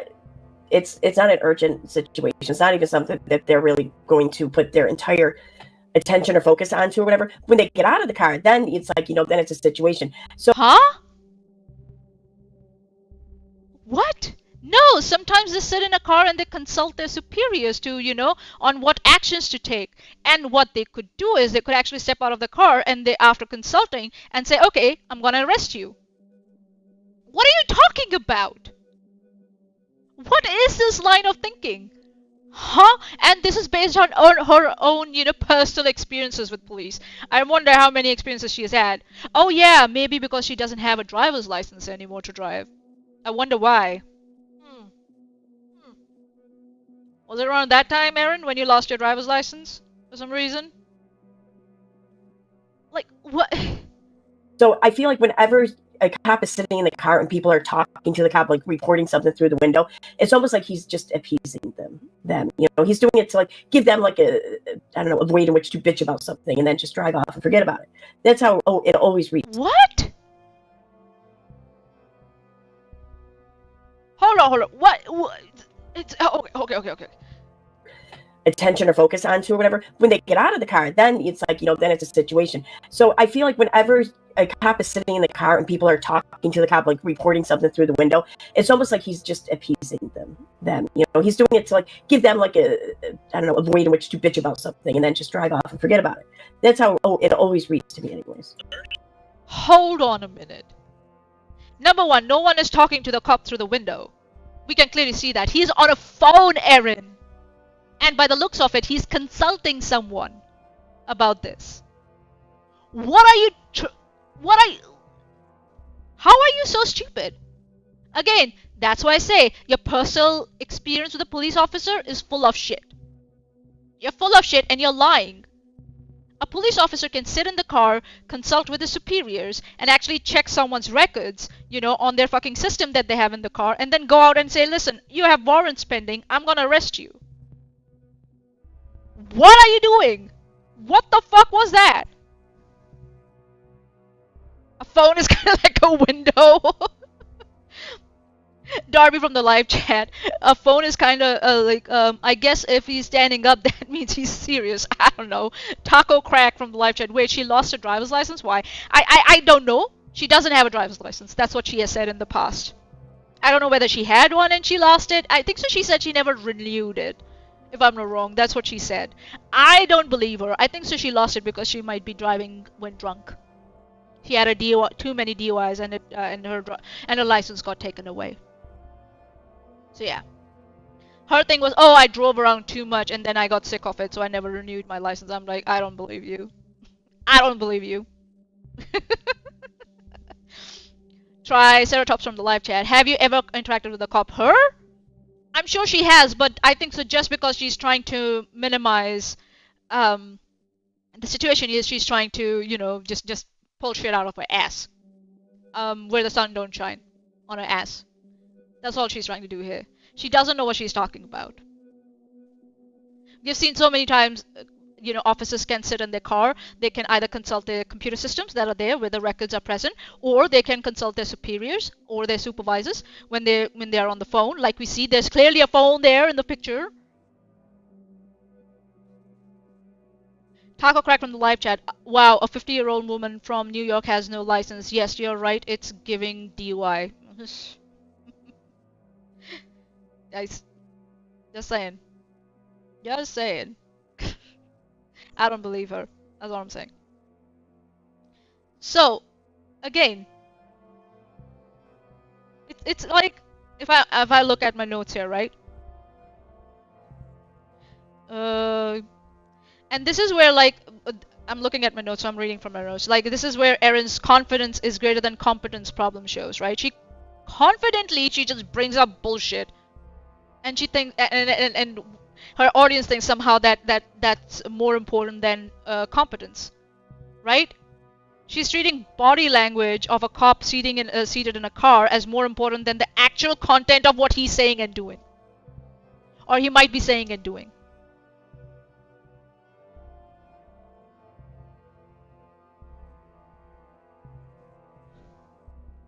Like, okay, I need a break. I'm gonna take 2 minutes break. Please bear with me. And I'll be back because I need to go.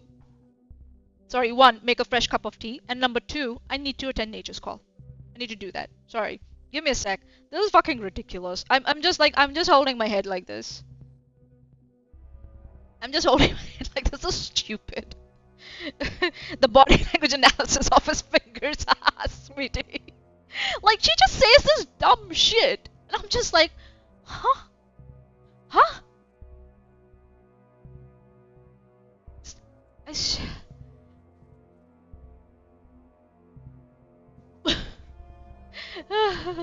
Listen, listen, Manya listens to AC/DC. No, I don't. It's just a t-shirt I found, I liked it, and I bought it. Sorry. Don't go around and start taking an exam. I just saw the t-shirt and I liked it and I took it. I'm not I'm not really into AC/DC. Sorry. Okay, I'm gonna go. Here you go.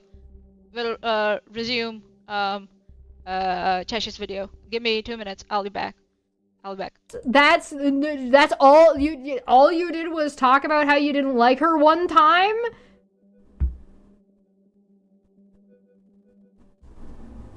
Do you need me to pull the screenshots up of you reaching out to her family on Facebook with Steve and your moderator at the time, Autistic Shill, being like, hey, yeah, by the way, you should totally come onto our streams?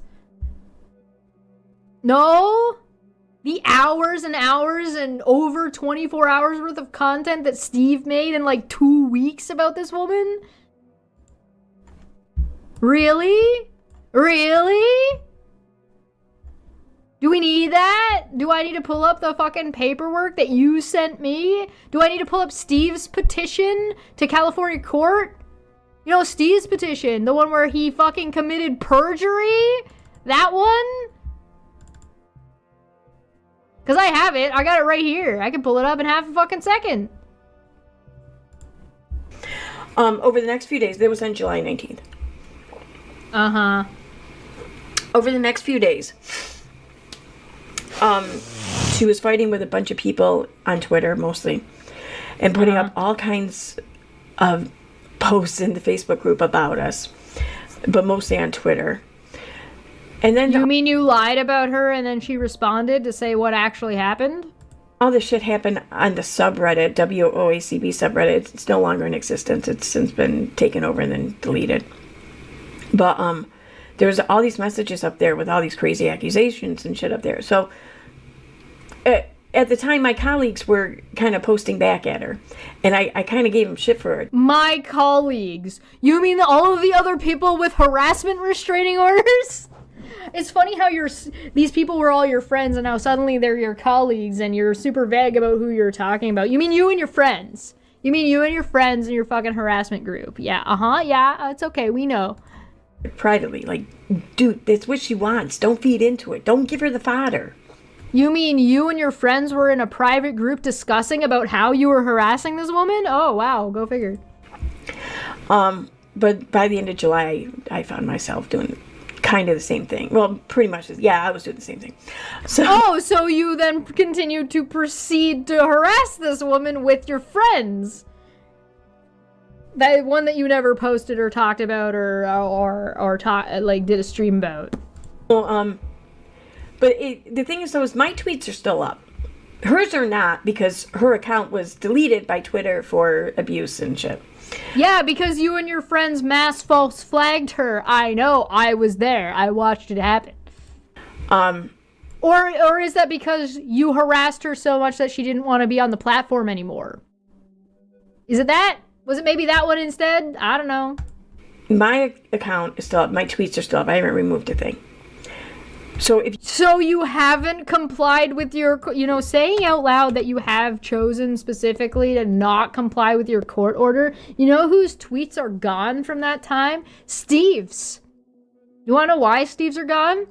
Because he fucking got a restraining order and then got a lifetime order, and part of the order was that he has to remove the content. You know who else's content disappeared? Nikki's. Nikki, Supernatural Crimes with Nikki, had Steve's roommate Kano on a live stream to talk about the swatting that definitely did happen, where Steve is in the live chat talking a bunch of shit. It's interesting that after Steve got his restraining order, that video fucking disappeared. After Steve tried to fight it and he got fucking kicked in the teeth by the court. Metaphorically. I'm sure the judge didn't get up and kick him in the face. That probably didn't actually literally happen. It's a shame. Because I wasn't there. Very sad face. Very sad. Very unfortunate. Man, I am really sad that I missed that. God damn. Windows updates. Megan.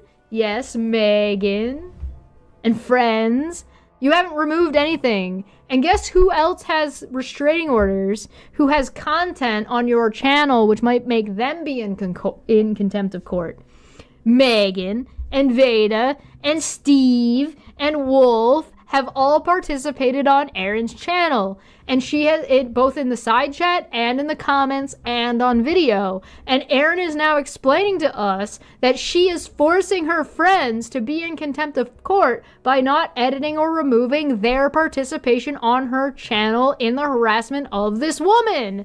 So is that like +7? Can we just jump to 40? I think we can. If you were to go and look at my tweets from this time period, you would see that every time I tweeted at her, it was in response to one of her tweets. So are you suggesting, Erin, that if it's a response to something, it can't be constituted as harassment? Because I know for a fact that a professional in coercive control that showed up as a witness in court while I was there explained to you directly that harassment is based on context, not on actual activity. Just emailing someone or just responding to somebody on its own is not considered harassment. It is about context. What are you saying? What are you responding with? Why and how are all incredibly relevant pieces of information to decide whether or not something is harassment. And now, you also cannot claim that Charla, or me, or Nonsense, or Kathy, or Manya, or whoever the fuck you want to pick is harassing you by responding to this video because you fucking put the video out and are suggesting that in response, no matter what I do, it can't be considered harassment because you're a fucking idiot. It's almost like that's not how anything fucking works. I never initiated anything regarding her. She initiated. You talked about her on your channel. You put her name out there that she didn't want. Then when she complained to you and said that she didn't want her name out there and asked for other people's help in your group, this is all things that you just said happened, you and your group proceeded to stream about her. That's not her responding to you. Or sorry, that's not you responding to her. That is her. That is you instigating. We bring back to you the live broadcast of Erin being a numbnut. No, Triceratops, it's not difficult to not respond to tweets. I don't respond to Sean's tweets when he is being a vitriolic piece of shit, right? I don't respond to him because I don't give a shit.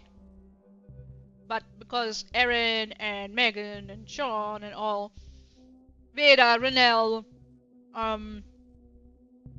Southern Mutton and Suzanne, moderate extremists, Steve McRae, all their thing is their content is about being victims. That's what they like to do.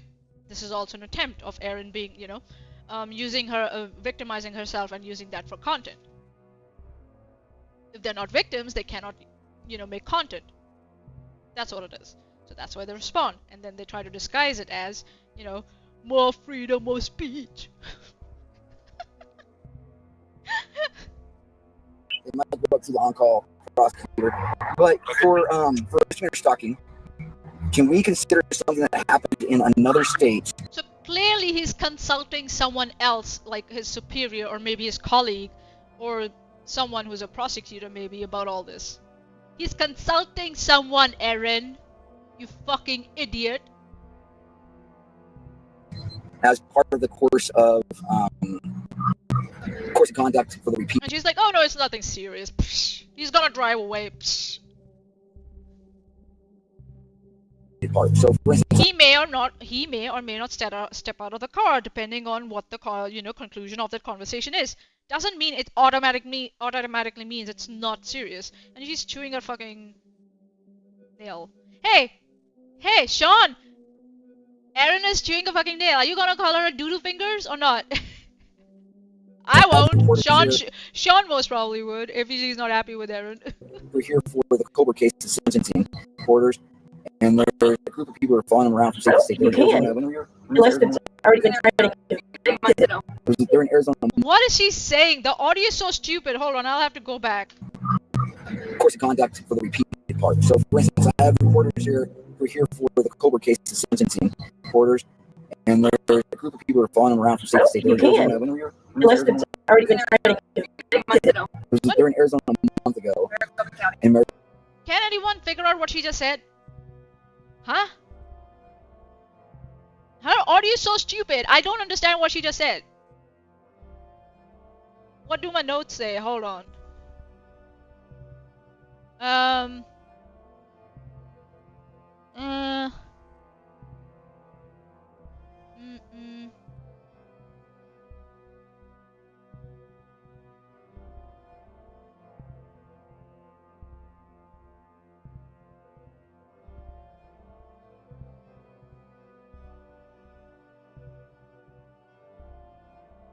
What? Yeah, and it's.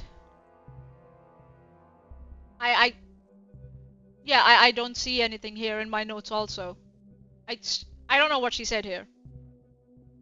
Maricopa County doing a case, and these people know them, they're harassing there, and they were Bailiffs acknowledged it. the bailiffs. He got to the point where the bailiffs had to kick him out of the courtroom because they Oh, wanted there's someone at the window. Oh, okay. So clearly the guy is consulting. And there's someone at the window maybe passing on more information. Oh, there's that, you can see the producer there, I guess, that lady, I guess, the producer. So, okay. So Erin is trying to say just because an officer is talking through to this or obtaining more information from this producer through his window, it's not serious. He's consulting with someone about harassment and whether someone can be kicked out of a courtroom for that. What is Erin talking about? Yeah, the cop is listing the places, but I'm talking about Erin. What did she say? I didn't get it. If someone can clarify what she said, because her audio is so shitty. It's like, it's so stupid. Thank you so much. Well, those same people are here in town, and tonight they found him in a restaurant and approached them and were harassing him, doing a bunch of stuff. To the point where even the waiters were like, "Yeah, we're gonna get them out of the restaurant." And Erin's fucking video is choppy, audio is choppy. It's so ridiculous. Oh my god, this is torture. That waiter walked up to them outside and was talking about some CNN reporter, and Lauren even said, no, she wasn't with them or whatever. It wasn't that. So, I mean, waiter did not come up to them and say, oh yeah, no, it's true, we witnessed it too. That's not what I heard anyway. So this is where we can see like Erin's dishonesty coming in, right? And it's so obvious, right? She is ignoring the overall thrust or the magnitude of the matter that the prosecutor is the officer is talking about, right? He said talking about that people were kicked out of the courtroom, they were following reporters across states, and they approached them at a restaurant. The behavior is disruptive, that the staff was intervening, right? Instead, what she's doing is, Erin does here is she fixates on this one mention of where the Waiter mentions a CNN reporter, right? And a technicality that she wasn't with them, whether the waiter literally said the magic words, I can be a witness. This is the same game she plays with every legal process she is involved in, right? So now that's what I'm doing. I'm using this whole thing that she's doing here, and I'm trying to explain how she does it to her own legal process, right? Darby from the live chat, she gives me a headache. She's just so dumb. I'm losing brain cells. Oh yeah, I'm trying to hold on to my brain cells here, right? So what she does is she ignores the structural patterns and outcomes. That's what Erin does, right? And she hyper focuses on tiny fragments that she can, spin as contradicting the whole scenario, right? So what she does is she pretends that she found one inconsistency or one unclear detail, and then the entire narrative collapses in her favor. Except it doesn't, right? So we know that Erin has repeatedly. We are looking at Chesh's live stream. We were looking at that again and again. It has mentioned how many streams she has done about Sharla, right? How many and as much as like 3 weeks ago, instead of attending a contempt hearing, she repeated false accusations against Sharla and repeated that Sharla is what do you mean? The Sharla is weaponizing the system, quote unquote. Like, huh? So see what she's doing, and she's doing the same thing here. She's grabbed onto one inconsistency, and that's what she did in Sharla's case. When Sharla got her restraining order against Erin and all this shit was happening, she's like, I don't feel safe, so I'm not gonna go. And so again, so anything, her own behavior and everything just collapses, right? That's what she thinks, that her behavior and how she's treated Sharla and how she has gone after Sharla, how she's lied about Sharla again and again on her own platform and multiple platforms on other people's platforms, it all gets negated because, I don't feel safe going to a hearing, which I wholeheartedly believe was an online hearing. Because the judge, like the trial we went to, Chesh and I, we were allowed to appear via Zoom. So I refuse to believe it that Erin was supposed to be there in person and there was something about safety going on. That was just her trying to introduce an inconsistency in the whole narrative and trying to collapse everything that she did, or the restraining order that was issued against her. She wanted to just collapse all that narrative around that restraining order. Nine Jester from live chat, I so hope that the judge's final ruling cites Billy Madison. Who's Billy Madison, dude? I don't know. I'm not really that in the known about this person. So yeah. So that's what she's trying to do. Again and again and again, she tries to do that, and that's her go-to playbook. And she thinks that we don't see what she's trying to do here. She's trying to see, just as Lauren's story or her producer's story has some sort of inconsistency, there might be, but she's not pointing out those actual inconsistencies. She's not doing that. She's just picking on the most vaguest thing she can find because she has not done any research. She doesn't know what the fuck is going on. So she's just picking up on the most vague inconsistency and using that to say, oh, Lauren is full of shit. Lauren might be full of shit, as someone told me, she is full of shit, but Erin is not doing research to actually put a good case forward. And what she's trying to do is she's trying to say, because Lauren's inconsistent and she is full of shit, therefore Sharla is full of shit. That's what she's trying to do here. And she thinks no one sees through that.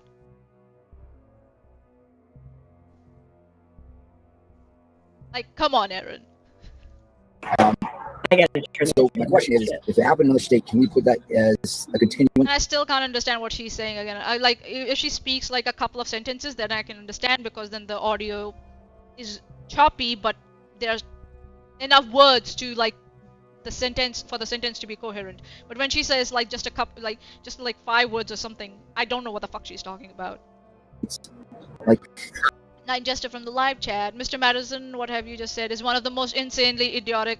things I've ever heard. At no point in your rambling, incoherent response were you close to anything that could be considered a rational thought. Everything in this room is not number for having listened to it. I award you no points, and may God have mercy on your soul. Okay, I get it. I get it. Billy Madison movie. Don't bother watching. It's Adam Sandler. Oh, okay, okay, okay. I think so. Yeah. What do you say? I think Chesh uses that clip in her live streams. Yeah, she does that. Yeah. Okay. Thanks for helping me recall that. For the listener stalking. I don't know. That's kind of what I was I don't see why not, but I don't know. Right. Yeah, I would think you couldn't do that unless it was like. So here, whoever the officer is consulting, he's saying, I don't see why not. And now Erin is jumping in and she's like, I thought you couldn't do that unless it's a blah blah blah blah blah. Perfect case is you, Erin. You were sitting in New York and you were talking shit about Charla on your fucking YouTube platform, and you got a restraining order, you know, in wherever Charla is from. Just saying.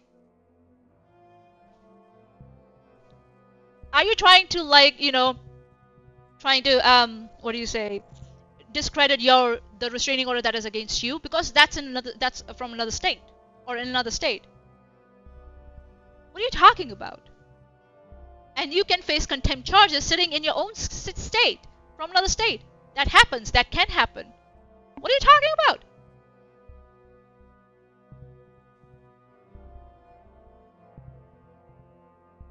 Disregard that early Adam Sandler movies are hilarious. Happy Gilmore, Billy Madison, The Waterboy. Oh, okay. Yeah, some movies were good. Yeah, I could say that. I now remember who Adam Sandler is. Yeah, okay. Alright, so, going further. We might be able to finish this early today. The way she's not giving any significant commentary in here. This is so stupid. Yeah.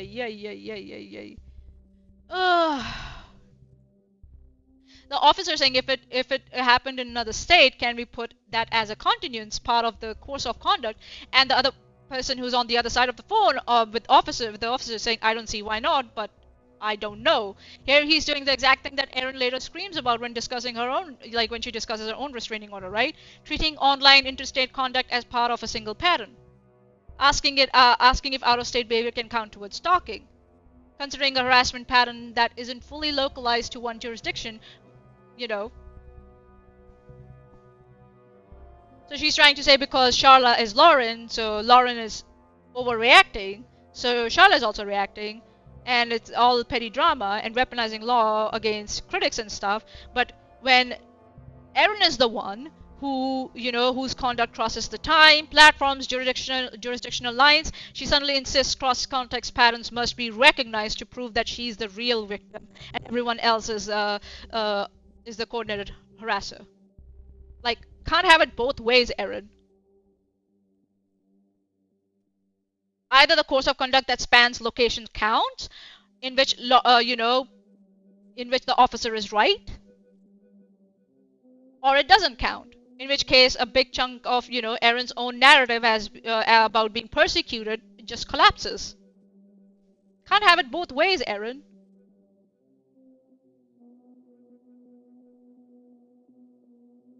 Erin wants the law to stretch for her, and then snap back for everyone else. That's what she wants, right? Unless it was already like adjudicated in that other state, and there was a ruling on it, because you'd be asking a court in one state to. That's what the officer's talking about, Erin. Basically, rule on something involving activity from another state. No, that's not what it is. They're saying if it happened in another state, can we put that as a continuous? So if he's saying it's happened in another case, that means that there's already a restraining order there, you fucking baka. That's what they're talking about, you idiot. You know, and I wouldn't think that could apply because there's no jurisdiction, right? I mean, I don't. That's not the case. That's not about jurisdiction. That's not. If someone's got a case that's pending, you can't use that as a code of conduct. That's not what the officer is talking about here. But because you're stupid and you don't understand English, you think the officer is talking about that if there's a case pending. The officer is talking about, like you're saying, an adjudicated case, just like yours, where you have been adjudicated as a harasser, and then you try to lie about it. I don't know. I'm not a fucking lawyer. Though. What do I know? All the article. I don't know. I'm not a lawyer. Then why are you sitting here and talking about this? If you cannot form a coherent argument or a rhetoric or, analysis, what the fuck are you doing here? And why should your audience just accept this garbage from you? Because you can speak? Is that why? Oh my god. Nine Jester from the live chat. Restraining orders are enforced federally, and I don't know about the contempt ones, but probably restraining orders can be. I don't know. Might have to clarify that, dude.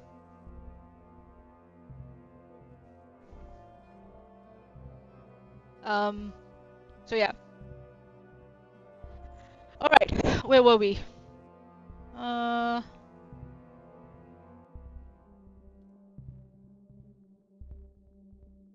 Okay, here we go. Alright.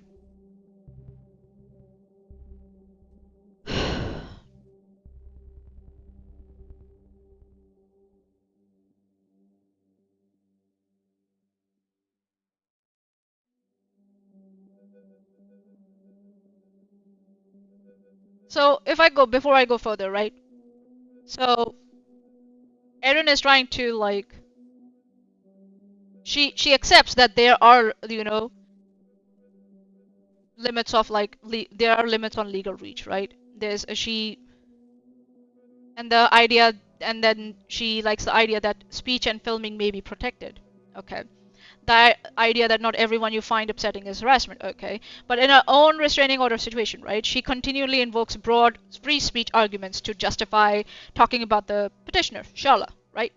Then claims her opponent is abusing the system anytime they seek enforcement, right? And then if she actually believes what she's saying here is, she would accept her own speech, that her own speech can be limited when it crosses into harassment of a specific named individual. Well, she's saying, like, harassment can be adjudicated, right? Like, you can be an adjudicated harasser, you can be adjudicated as a harasser. So for some reason, she's okay with that in this situation, but in her own situation, she's not okay. Her situation is special somehow. I don't get it how. So yeah. Like, she's trying to swap hats here, as I've said. She's been doing that since the start of the stream, right? Like, she's saying that police and courts are too easily used by fragile people to weaponize, quote-unquote, weaponize complaints. And her own restraining order story that, like, the court is illegitimate when it limits her conduct, right? She wants maximum protection when she is the stalker and maximum scrutiny when it's someone else. See, what I think hopefully I made a good point here, right?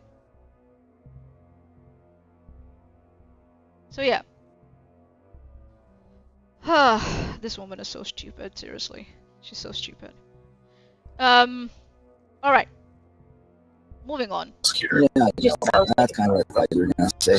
Sorry, buddy. I just don't know. I mean, I don't see why not. But did they file a police He's again and again saying, I don't see why not. But did they file a police report? So he's asking clarifying questions, right? Whether it's a police report or it's already adjudicated, right? He's asking clarifying questions, which is good. Not filed. This is the first time that they've filed a report, because last time they were at court and they took these people out. So okay. Yeah. Yeah. I'm sorry, dude. That's a new one. I don't know. That's the best for the prosecutor. Okay. Shit is so stupid. He's never even heard of it before. What? Oh my god, what did she say? Huh? Okay. Yeah. Yeah. I'm sorry, dude. That's a new one. I don't know. That's the best for the prosecutor. Okay. Shit is so stupid. He's never even heard of it before. Okay, I don't know what she's saying here. What the fuck? Half the time, her audio is shit.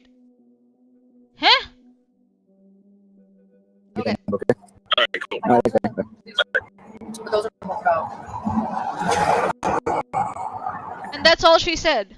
That's all she said. And I am quite sure this does not fall under fair use. Well. So he's calling someone else now. Okay. Is she trying to skip? Say something, Erin, so I can make sense of it because your audio is so choppy. To stalking and the repeated aspect of the code, wondering if it would count if the first contact was in, say, Arizona, and the second contact was here. Oh, so he's talking about the first contact. Okay, cool. Let's see. Let's see. There's even a voice message. Imagine being the person who received that voice message. Like, I don't care what you do for a living, especially in this field. If a colleague, a work colleague, was leaving that fucking message, I'm like, dude, what are you doing? Why are you calling me for this bullshit in the middle of the night? What? So he's trying to consult someone. So he's leaving a consulting message for someone, and you think that that's weird? On what authority are you saying that? On your personal experience? Just because you want to, like, minimize the officer's conduct here now? Is that what this is going on now? Now you are mad at the officer because he's trying to find out whether, conduct in another state can also be, included as part of a harassment pattern? Really? Really? She's angry, right? That the police officer or the consult, whoever is it on the other side of this officer's phone, said, I don't see why not, but I don't know. And she's so mad at that she's now trying to minimize the officer's, all his, whatever he's trying to do here, all his efforts. She's trying to minimize the officer's efforts. He's trying to find an, answer, and he left, a voice message for one of his colleagues or someone else he's trying to consult with. And she's like, that's so weird. I don't know why you're calling me in the middle, blah, blah, blah. Officers are on duty and they can leave messages for each other. The guy who's leaving the message for can receive it whenever his shift starts and can okay, I can call back. That's what happens in professional spaces, you fucking idiot. It happens with me. I look after 3 sites, Erin. And one of the sites, they finish at 8 p.m. And I am on call till 8 p.m. because of it. So I can get a call right before I'm going to sleep at 7:30 or 8. I can get a call if something happens. And I have to respond, or they might leave a message, and when I go to office next day, I receive that message. I'm like, okay, I'll call them back and say, okay, dude, what's up? Huh? What? Yeah, imagine, like, Smitty, you're right, from the live chat. Imagine being upset that a cop is double checking what the law actually is before acting. Like, what? What? Yeah, we stand this cop. Yeah, sure. Nin. Darby from the live chat. Ninja Jester, Bar CA is in Mexico. So not in that case, but if it's issued, blah, blah, blah, blah. Okay, cool, whatever. Like, what? She's such a petty, vindictive bitch. She's now attacking the officer for doing his job. Oh my god. Wow, Erin! Someone's really pissed off. Like, no. Officers, oh my god. That's why I say that I don't know if she's actually, she's never worked a proper job before. Like, Erin, don't people leave you messages? Oh, I see what she's trying to do here. I see what she's trying to do here. I see. So Sharla must have left her messages, Listen, when you get a time, just give me a call back. What's going on? I don't get it. And she's trying to demonize that someone expecting a call back from her is somehow a bad person or is somehow silly or, stupid. So that's why she's pissed here. That this officer is leaving a message for someone and expects that they might get, that they should call him back. Or, contact him back. Oh my god, Erin! You're so transparent. Oh my god. You're so transparent in your pettiness and vindictiveness. Oh my god, it's disgusting and pathetic, seriously. Oh my goodness. Oh my goodness. I rest my case. Do we even need to go further? Do we? Like, does anyone get paid enough for that shit? Like, for real? Maybe they are. And maybe it's part of his job description and his scope of his work. And his colleagues' scope of work. You don't know that. Huh? Do you get paid enough for this? What? Maybe that officer is busy somewhere else, so he left a message for them. Maybe he's on the same night shift as this guy is. But he's just busy somewhere, so he just left a message for him. Huh? Oh my god, she's so stupid. She is so stupid. How is she so stupid? Oh my god. Oh my god. Holy shit. Okay, so this is kind of what it says, just so you guys know. Yes, the cops get paid enough to wake up for a fucking call. Yeah. I just cannot with this woman. Seriously, she's such a petty, vindictive bitch. Seriously. Cunt. Let me say, she's a fucking cunt. She's a vindictive, petty cunt. Holy shit. She's so desperate to present herself as a victim and in the place of the person who might get a TRO or an RO in this case, right? That this is what she is resorting to now. Attacking a cop doing their job. Really? Erin? For fuck's sake, people need to stop infantilizing cops. We let them carry guns, not binkies, right? What? I just don't get it. Erin is so stupid, man. Seriously. She's so stupid. If a person engages in a course of conduct that seriously alarms, annoys, or harasses the victim, and is such as would cause a reasonable person substantially emotional distress, or engages in a course of conduct such as would cause a reasonable person to be in fear of death or physical injury, or in fear of the death or physical injury of a family or household member. Yep. So the department. Most statutes, though, they'll have something very similar, like penned out for it, but then it will also follow it up with so long as this action or whatever does not infringe upon their First Amendment free speech rights. First Amendment free speech. What the fuck? So yeah. So she's accidentally describing her own situation here. Right. You see what I mean by what's this talk about free speech here? That's what this is. She's trying to compare her own case here and trying to present herself as a victim. That's what this is.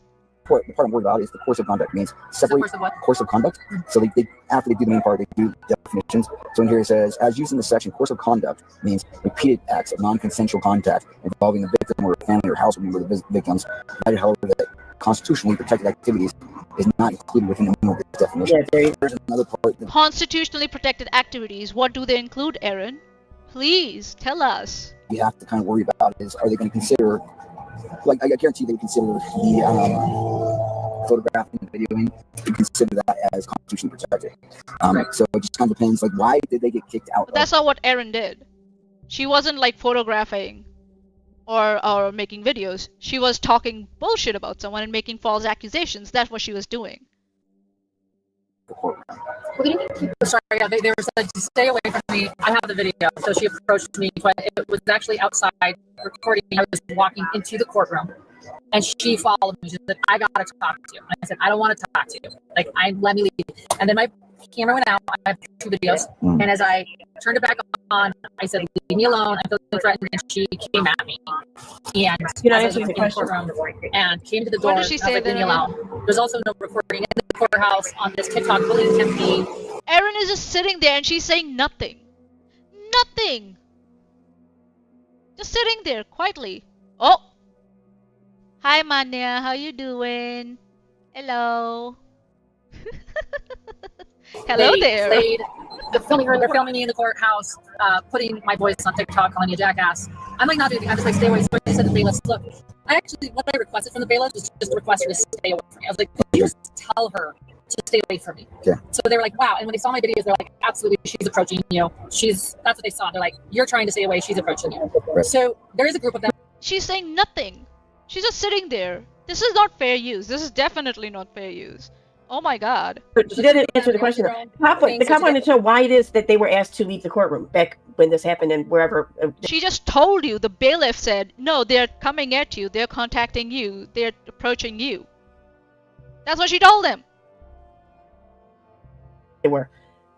because that's what she said. She said that they had to be asked by the bailiff to leave the courtroom there, to leave her alone, because they wouldn't leave her alone. So he's asking, all this is really, from the sounds of it, it's going to come down to on why it is they were asked to leave you alone. Like, what were they doing?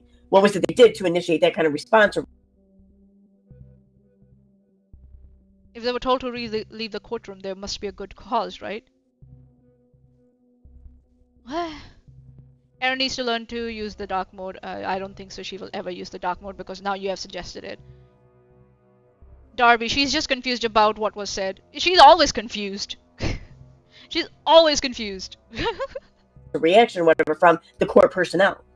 And she just basically said, well, they weren't quite, they were asked to leave me alone. At my request. I asked them to tell them to leave me alone. So...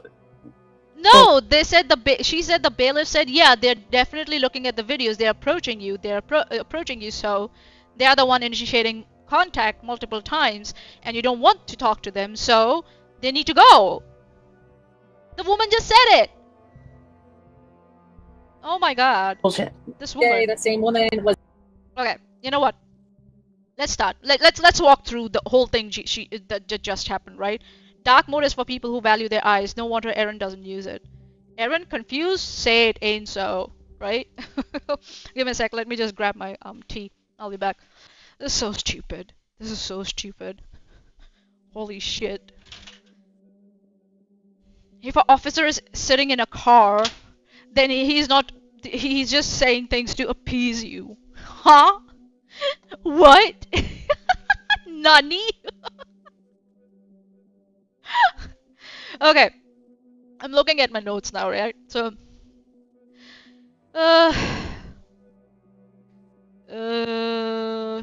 what the officer is doing here is he's doing something very simple and very important. He's talking about like course of conduct, right? Pattern, repetition, non-consensual contact, not a single awkward encounter, not one on TikTok. He's carving out like constitutionally protected activities like, filming in public, commentating. He's talking about that. He's basically saying is that we only call this harassment when there's a repeated pattern of unwanted contact. We can't just relabel protected speech as harassment, right? Which is fine, which is totally fine. This is exactly the principle that Erin refuses to accept when people criticize her online behavior, right? When she's the talker, it's free speech and commentary and First Amendment, right? When others talk about her, suddenly it's harassment, obsession, smear campaign, stalking, right? And she's, for some reason, very calm when the officer is explaining all this. She says nothing, right, about all this. And then, so when it's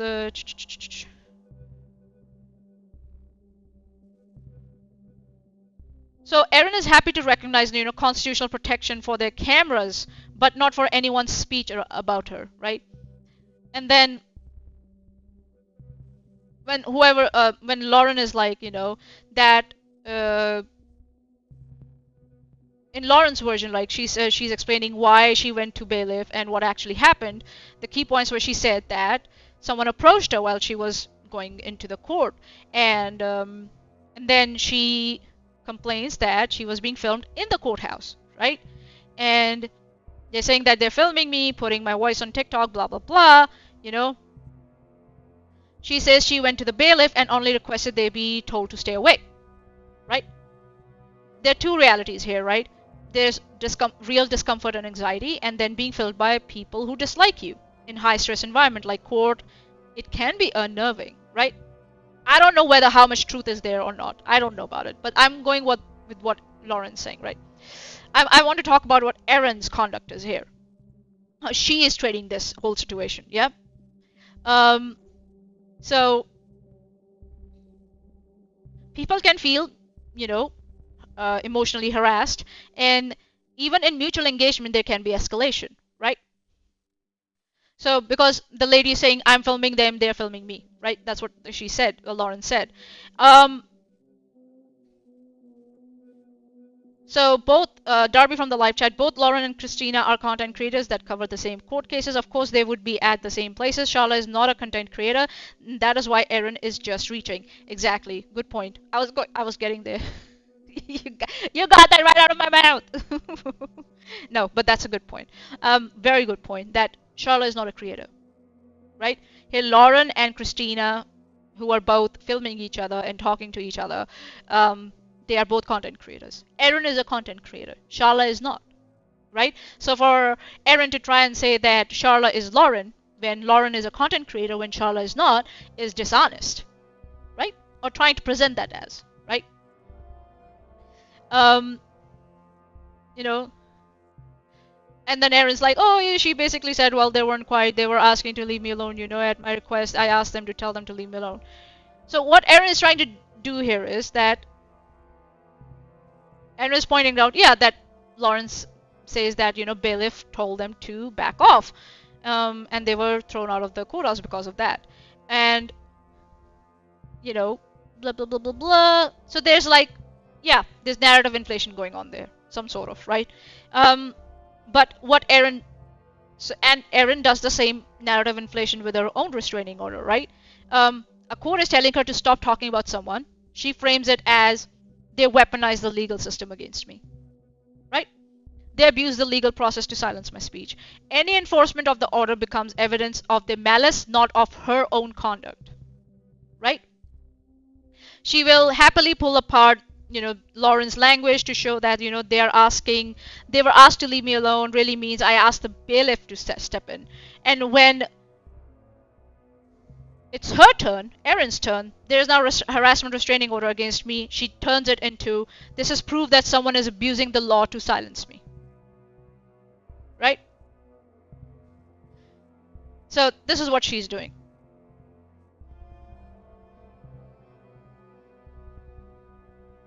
Da da da, 2933. Okay, cool. Moving on. Was videotaped. So again and again, we see what Erin is trying to do here, right? And what she does in her own case. Right?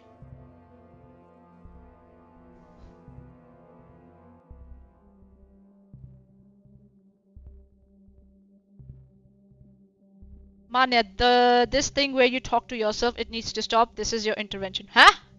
I'll keep talking to myself, whatever. Go away. Go away. They're all together. Her name is Jenny Summers. Janeese Summers. So she's the one that bailiffs like stay away from her. Her little group of people is Lori Day, Lori Day, and so then while she's filming me, So Lauren looks like she's trying to grab as many people as possible in this complaint. letting me off on the street again, constitutionally protected, although it is harassment and it makes me nervous because I'm like, why are you here? Her friends, Sarah Perry and Lori Day, approach our table. All of them are involved in this TikTok smear campaign with me as well. But they all comment.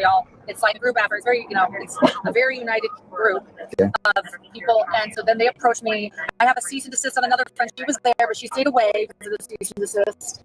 And so I have two videos. So I got another video of them approached me at the table, and it was by accident. I didn't know. I was just filming Jenny Summers because she's filming me and flipping me off on the table. So I have my camera set up for recording. They don't know. And then her friend. Oh my god, this is so much. What am I supposed to do with this?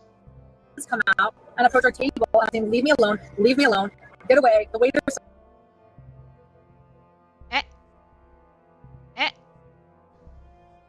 Yeah, that's not me. Please leave. Or is it me? I have both videos now of just that, and those are the times I've captured. Right. But like, yes. Right. So I'm reading my comments here. And What comments? What comments are you reading here? their psychic says,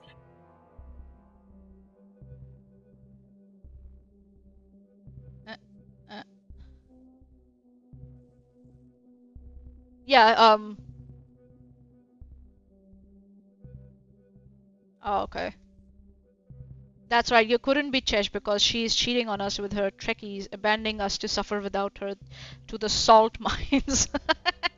this is hours after the seat thing, then the restaurant thing, where the ladies were trying to explain to Lauren not to talk to Lindsay after she sent Lindsay a cease and desist. It's just a way for Lauren to get shit on record to further her restraining order. And I fully believe that. Because That's possible, yes. That's what I said. She's trying to grab as many people as possible. 9 Jester, why didn't your...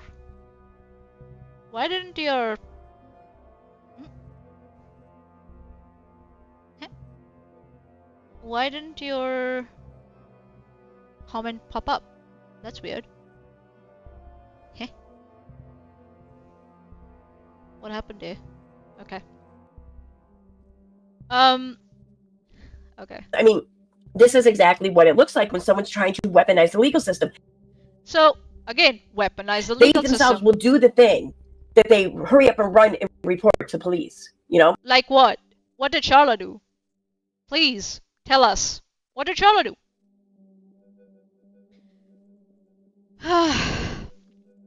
So what she did here, right?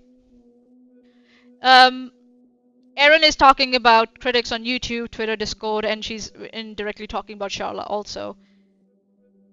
Yeah, it starts happening after a while. I don't know why it does that. Give me a sec. Let me just check if I can just set it up again. Chat.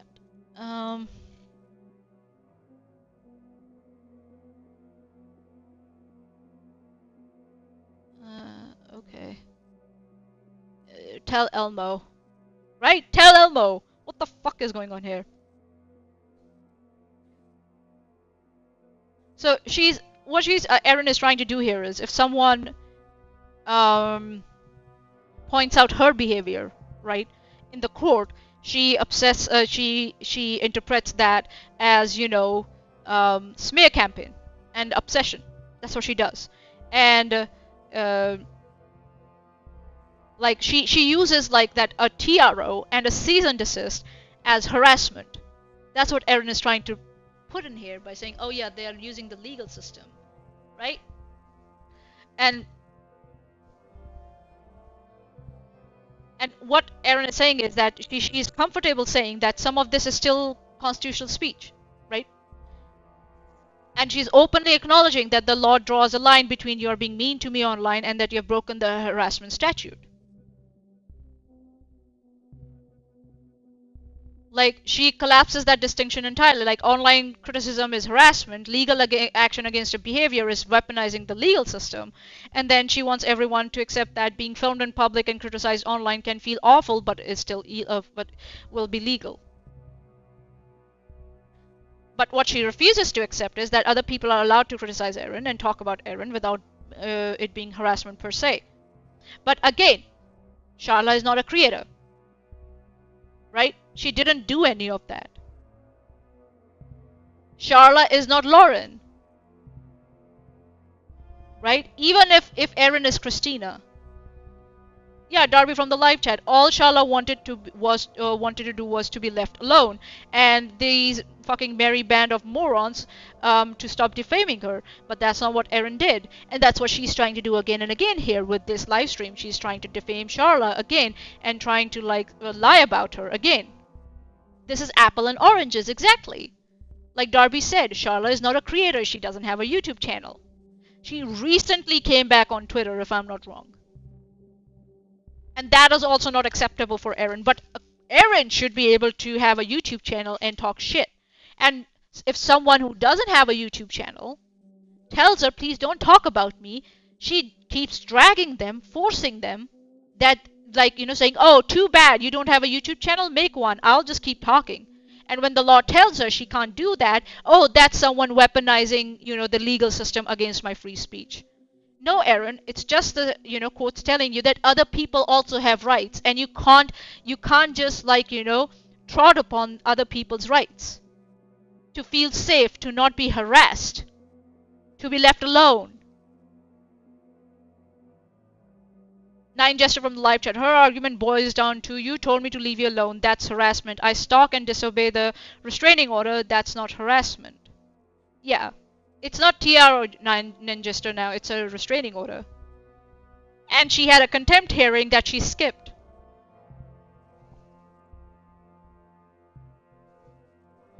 So yeah. So basically, these women were telling Lauren, listen, you already harassed her online with this fucking bullshit cease and desist. You harassed her online with this fucking cease and desist. Cease and desist is not harassment, you fucking moron. That's just telling someone to leave them alone. Again, Erin is trying to say that Charla sending her cease and desist is harassment. And it's astounding how she is able to like sneak all this in. And she thinks that nobody will notice. Is it a lifetime restraining order now? Really? Yeah, you're right. Definitely not Manya from the live chat. Her rights, Erin's rights don't supersede other people's rights. Really? It's a lifetime restraining order now? Holy shit! Erin's got a lifetime restraining order! Damn! Yes. Yes, this is false equivalence game. It should be prison time. We need to stop with these light sentences for stalking. Yeah. If she didn't go to the hearing, it has to be a lifetime. Yeah, it would be a oh yeah. You're right. You're right. Yeah, logically it will fall into lifetime if she skipped on a hearing. The judge will will grant it. Yeah. Yeah. Leave her alone. Don't keep coming at her. Don't keep coming trying to talk to her. Get the fuck away. So what does Lauren do? Lauren hurries up and calls the police and says, they're harassing me. That's what that. Because, I mean, this is exactly what it looks like when someone's trying to weaponize the legal system. They themselves will do the thing that they hurry up and run and report to police, you know? So basically, these women were telling Lauren, listen, you already harassed her online with this fucking bullshit cease and desist. Leave her alone. Don't keep... So Lauren issued a cease and desist, or the person who supposedly... Did someone sent someone a cease and desist? Lauren a cease and desist? Erin, can you be more clear about this? What the fuck are you talking about? I don't get it. Someone sending someone a cease and desist is not harassment.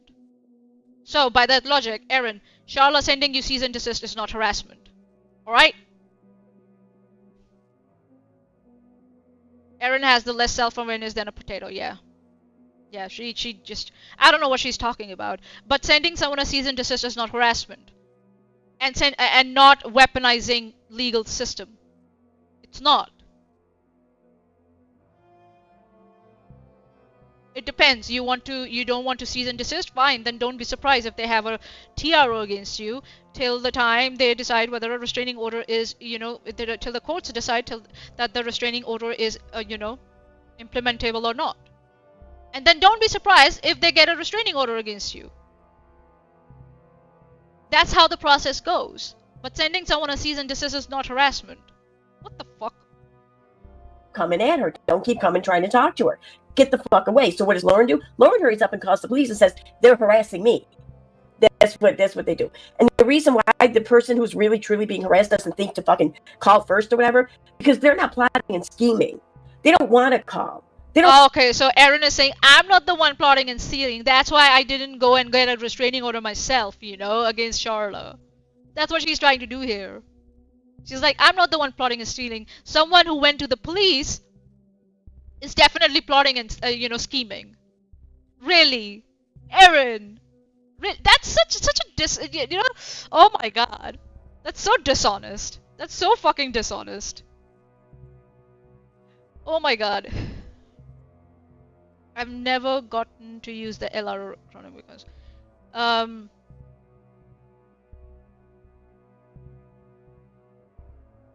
from the live chat, how many times has Erin tried to tell the court that she's the one actually being harassed? I don't know.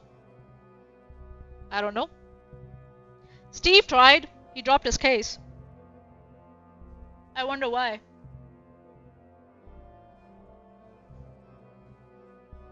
Right?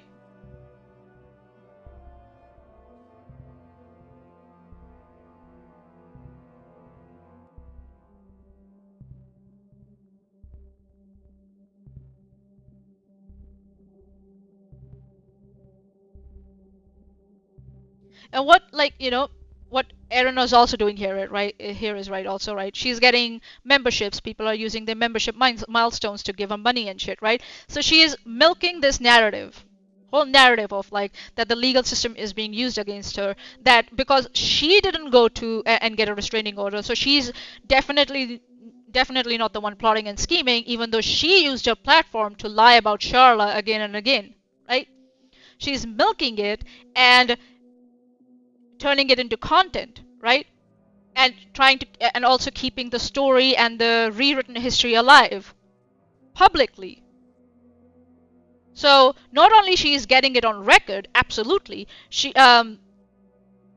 you know, but with her audience for super chats and memberships. That's why she started with, oh, I have a very small tier, I don't charge much for memberships and all that. So she is milking all this. She's using Charla and all this narrative that the legal system is being weaponized against her, lying about that, about all this, to gain memberships and money, while pretending that she's moved on from Katie Joy and all her past. And she doesn't, and like she said in the beginning, I don't want to be part of this anymore. She definitely wants to be part of it. She definitely wants to milk it. She definitely wants an audience for it. She definitely wants to rewrite the history. And she definitely wants the super chats and memberships for it. She's creating these like smokes and mirrors, and she thinks nobody will be able to see through all that. We see through all this. And here we are.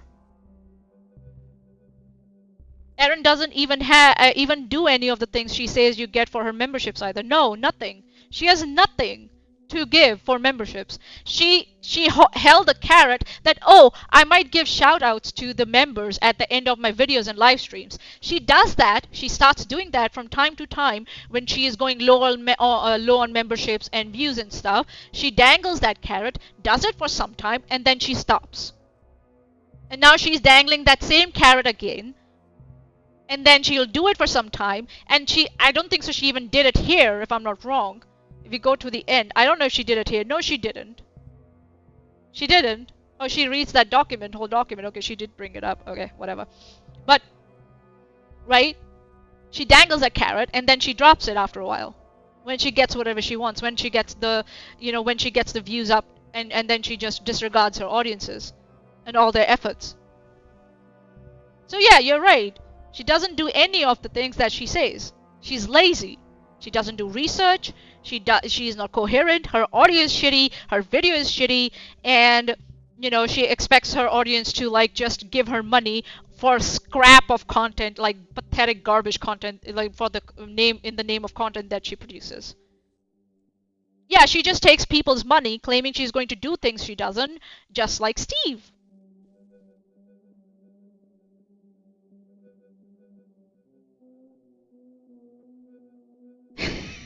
I don't know what you're talking about, Ninjester. I don't know. I don't know what you're talking about, Ninjester. Alright, let's get this done. They don't want to go to court. They don't want to go through all this bullshit. They just want to be left the fuck alone. That's why... That's not how it works. If you harass someone, you will be dragged through court.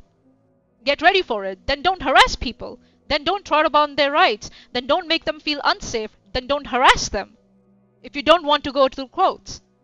But once you get involved with court and they take you to court, you just don't get to just say, oh, I don't want to be involved in it and just ignore it. You're a citizen of this country. You're supposed to abide by the law over here. Right? Too bad. Yeah, right? Too bad. This woman is so strange. Yeah, then abide by the cease and desist. That's what I said.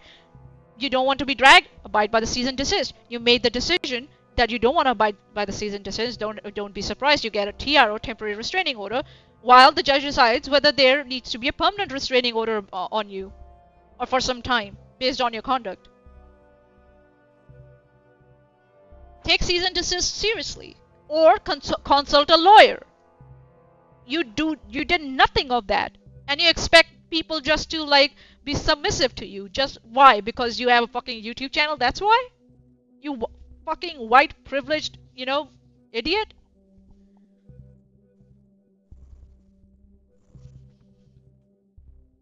Alright. Okay. People who, in my opinion anyways, people who really are victims. Your opinion is garbage, Erin. Your opinion is not worth considering.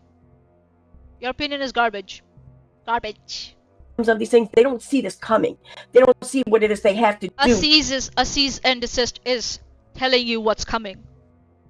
You didn't take that seriously. That's not that person's problem who sent you the cease and desist. Simple as that, Erin. It's not that person's problem. To protect themselves, because they're not thinking fucked up shit like the other person is. going to police is not fucked up shit, you fucking idiot. Not by default. See what Erin did here? That if someone goes to police before she does, then they are dishonest and they are weaponizing the system. But when Steve went, that was not weaponizing the system, was it, Erin? When he filed that retaliatory restraining order against Charla? Yeah, Erin is supposed to be the authority on whether who is and who is not not a victim. Yeah.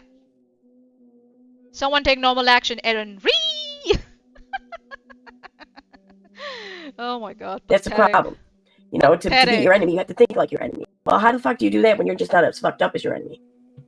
Yeah, so she's saying that Charla is fucked up for going through the system to get a resolution for the harassment that Erin has put her through. How cruel and how petty and vindictive you are, Erin. You're such a bad human being. You're a bad human being. I have no... And the day you go to jail, I'll celebrate. I'll take a time off and I'll do a live stream. Sounds like a skill issue, right?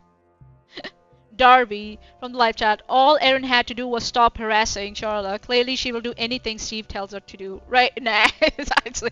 I don't know. I don't know. I think so what's happening is that, yeah, she will do anything that Steve tells her to do. I think so what Steve is doing, he himself has conveniently shut up. So he doesn't get the stick of the law. But he's encouraging all these assholes like Megan, Sean, Brittany, aka Veda, and Erin, and all to continue harassing Charla, one way or the other. And he doesn't care if they end up going to jail for it. But he himself has conveniently shut up. Oh, Renelle also. He doesn't care that if Renelle, Erin, Brittany, Megan, Sean, all of these people end up going to jail. Because clearly they are still harassing Charla because Steve is egging them in the background somewhere. But he himself has conveniently shut up. So he is fine. He's not gonna get the stick of the... But I think that if Erin keeps on talking shit and she doesn't remove the content where Steve is present in her live chats, and she continues to demonstrate this kind of behavior, how long before Steve also gets a contempt order against him? I'm just wondering. Definitely in DMs. Yeah, we know they're in DMs. We know.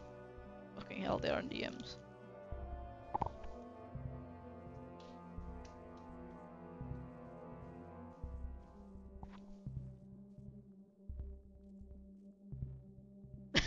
God, Nin.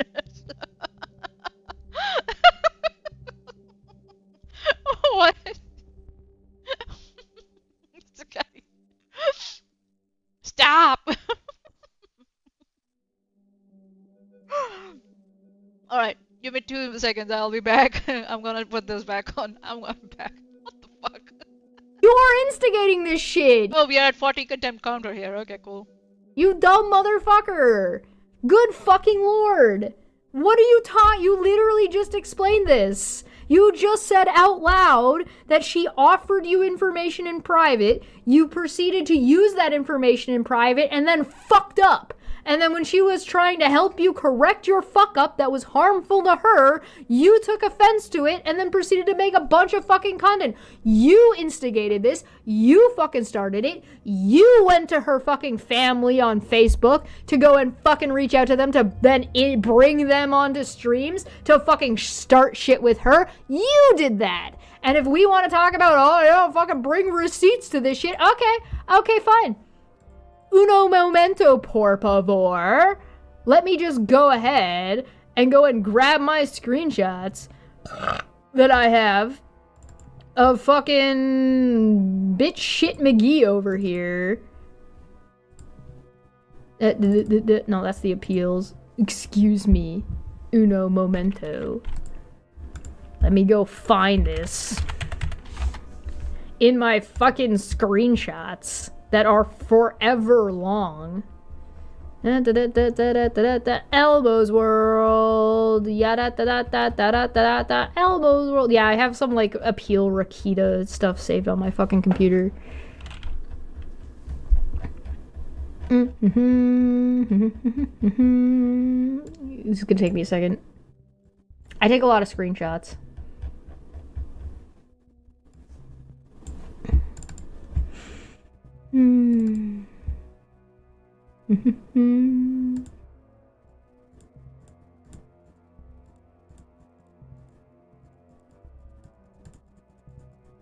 I guess actually what I could do. Hold on. This might be funny. Hold on, I have a meme. Hold on, I have a meme. Give me a second. NDI capture. Windows Explorer.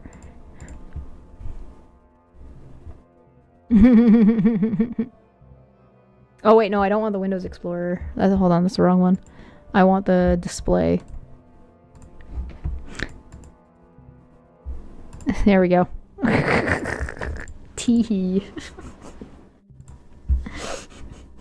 Teehee.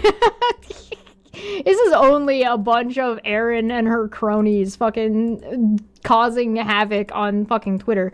You said this woman didn't have a Twitter account anymore. Why the fuck are you so active on Twitter about this? Oh, weird, wacky, crazy. Oh, Charlotte? Oh, Charlotte? Oh, fucking Katie's BFF. Say she works for Katie Joy. Oh, that's on Reddit. Oh, man. Oh, weird. And this person allegedly watches you all the time? And it's definitely not you going through here and fucking being a piece of shit? Yeah, no. Ooh, wacky. Oh, no. Who could have fucking imagined? Who could have foreseen this? I don't know. Oh man, I can't be. Oh no. Oh no. Oh, God, no. Oh my god. This is so stupid. Okay. My opinion, whatever. As your enemy, my god, she's so dramatic. Okay. And has that only happened to you, or is this the second time it's happened to you as well? So the affecting you as well. And the second one was Has us. been both of you. And then she continues, and she says, she intimidates. She films us wherever we go, but it is, yeah, I'm in the court. See, that's another thing I find too. Like, the person who's trying to weaponize the legal system will oftentimes add in words and sentences that don't just explain the events that happen. They create a whole picture, imagery of it. Like she's saying here, that's how she intimidates. This is what she does. This is why she does it. She does it because she wants to scare. They're adding their own fucking narrative, their own intent and everything behind it. When most people don't know. Like if someone will leave me alone, I don't know why the fuck that is. If I were asked, I could maybe, I could speculate, but I'm not about to sit here and tell my story to a cop and say, I know why she's doing it. Unless I am so fucking totally obsessed. But you said you know why Charlotte is doing it. You said Katie Jo and Charlotte are working together. Did you say that?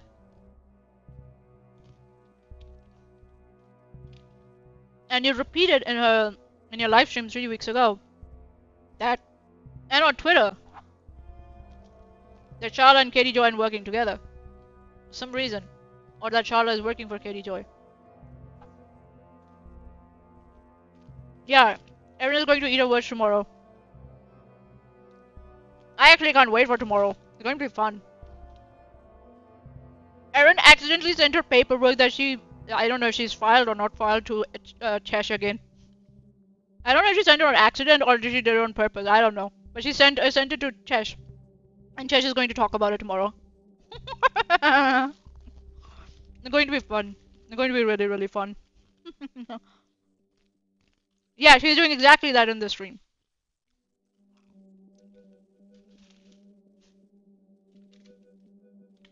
That's why I wanted to talk about this stream, because she's like, Erin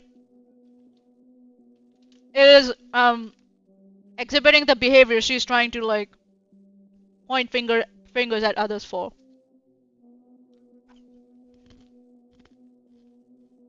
With the other person, that I'm just constantly thinking about what they're thinking about. You know what I mean? I don't know. I feel like if you're telling a story and you are able to add all of this extra to it, then maybe you're thinking too much, too often about the other person. My opinion.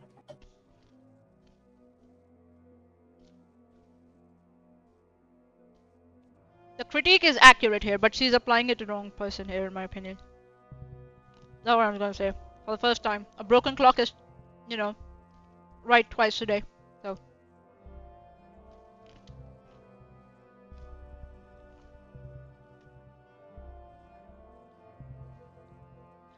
But again, Erin did the same thing. She sat with Veda, Nikki, Megan, Sean, and everyone, and she said why Charla is doing something that she's doing, right? Renelle, right? They all did this, including Erin, trying to say that Charla is working for Katie Joy. That's why Charla is doing this, right? Because they criticized Katie Joy. So Erin is describing her own behavior here. And they did it again and again and again under the guise of free speech. So if it was too much and too often, Erin, were your streams about Charla harassment or not? By that logic. Just asking.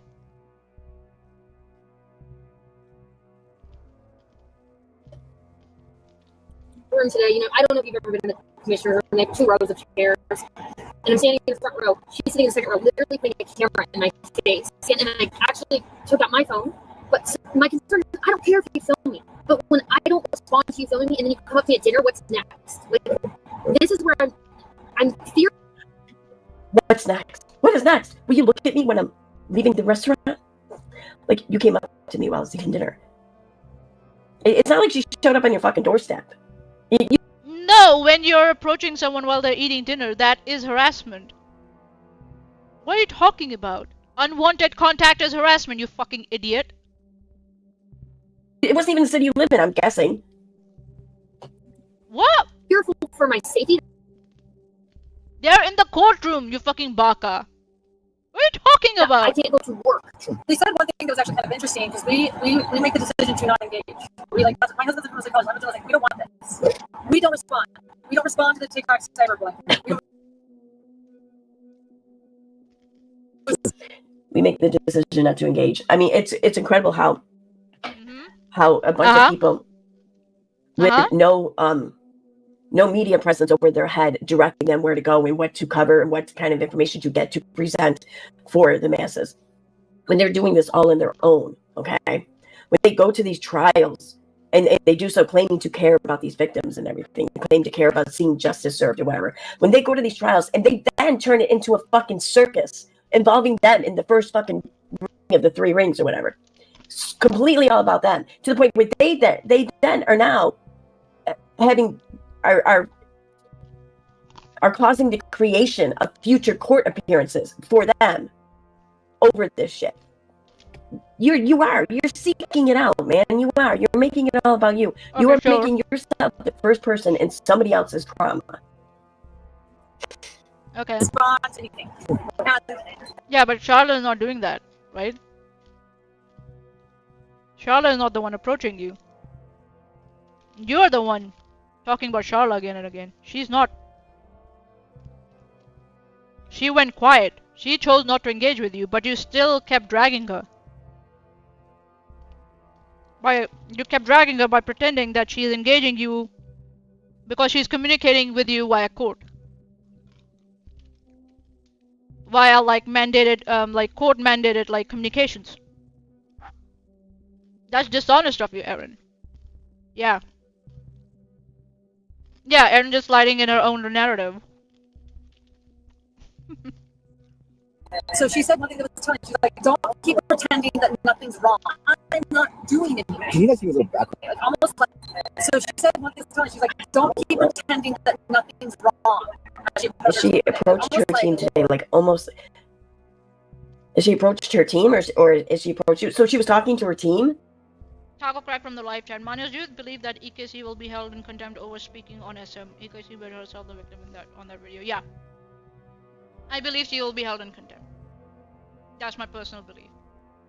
That's the logical outcome of her skipping her contempt hearing. And then going live on her channel and accuse Charlotte of shit again. Especially about, accusing Charlotte of working with Katie Joy. So yeah. Yeah, she might already be in her, That's a logical conclusion. If you no show for your contempt hearing, you will be held in contempt. So I'm not going to be surprised that she has already been held in contempt of court. Yep.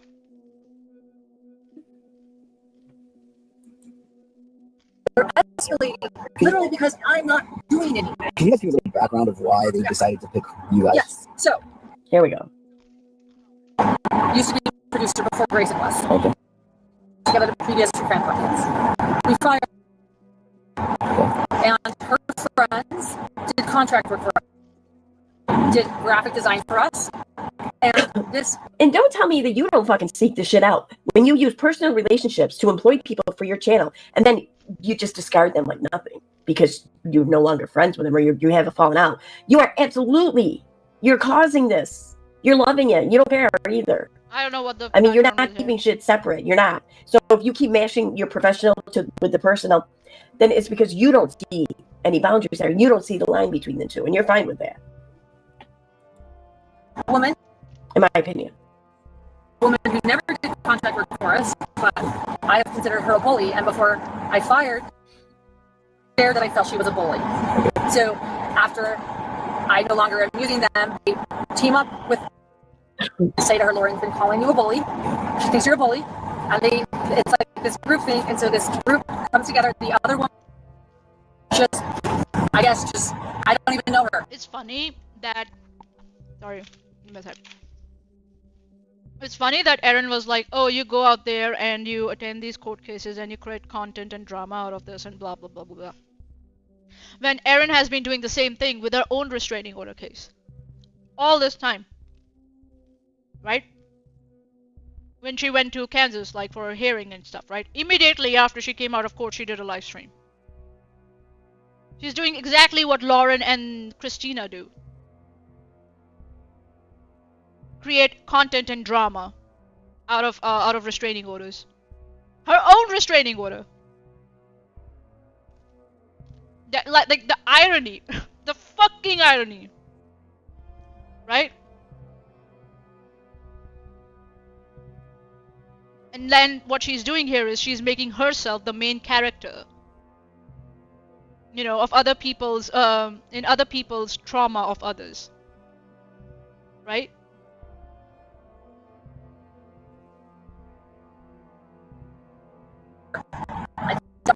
A group of mean girls. So there are two.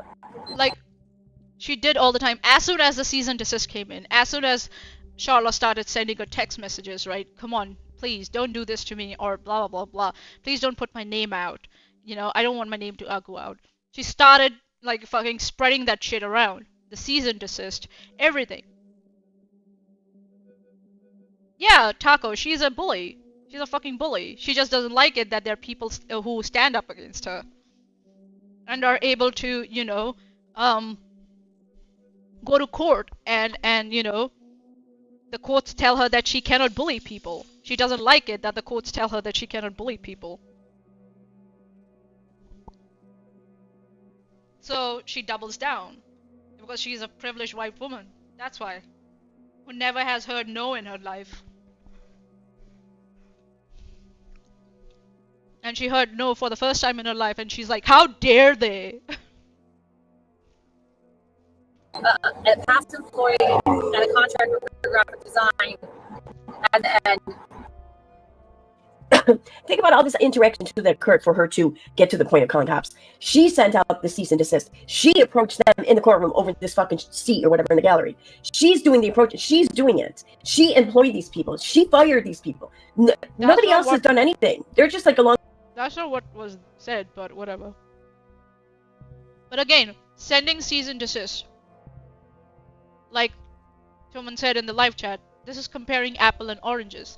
Charla did not employ Erin, right? Charla is not a creator. right? Sharla is a private person who sent a cease and desist to Erin to stop, talking about her in such derogatory way. And stop spreading lies about her.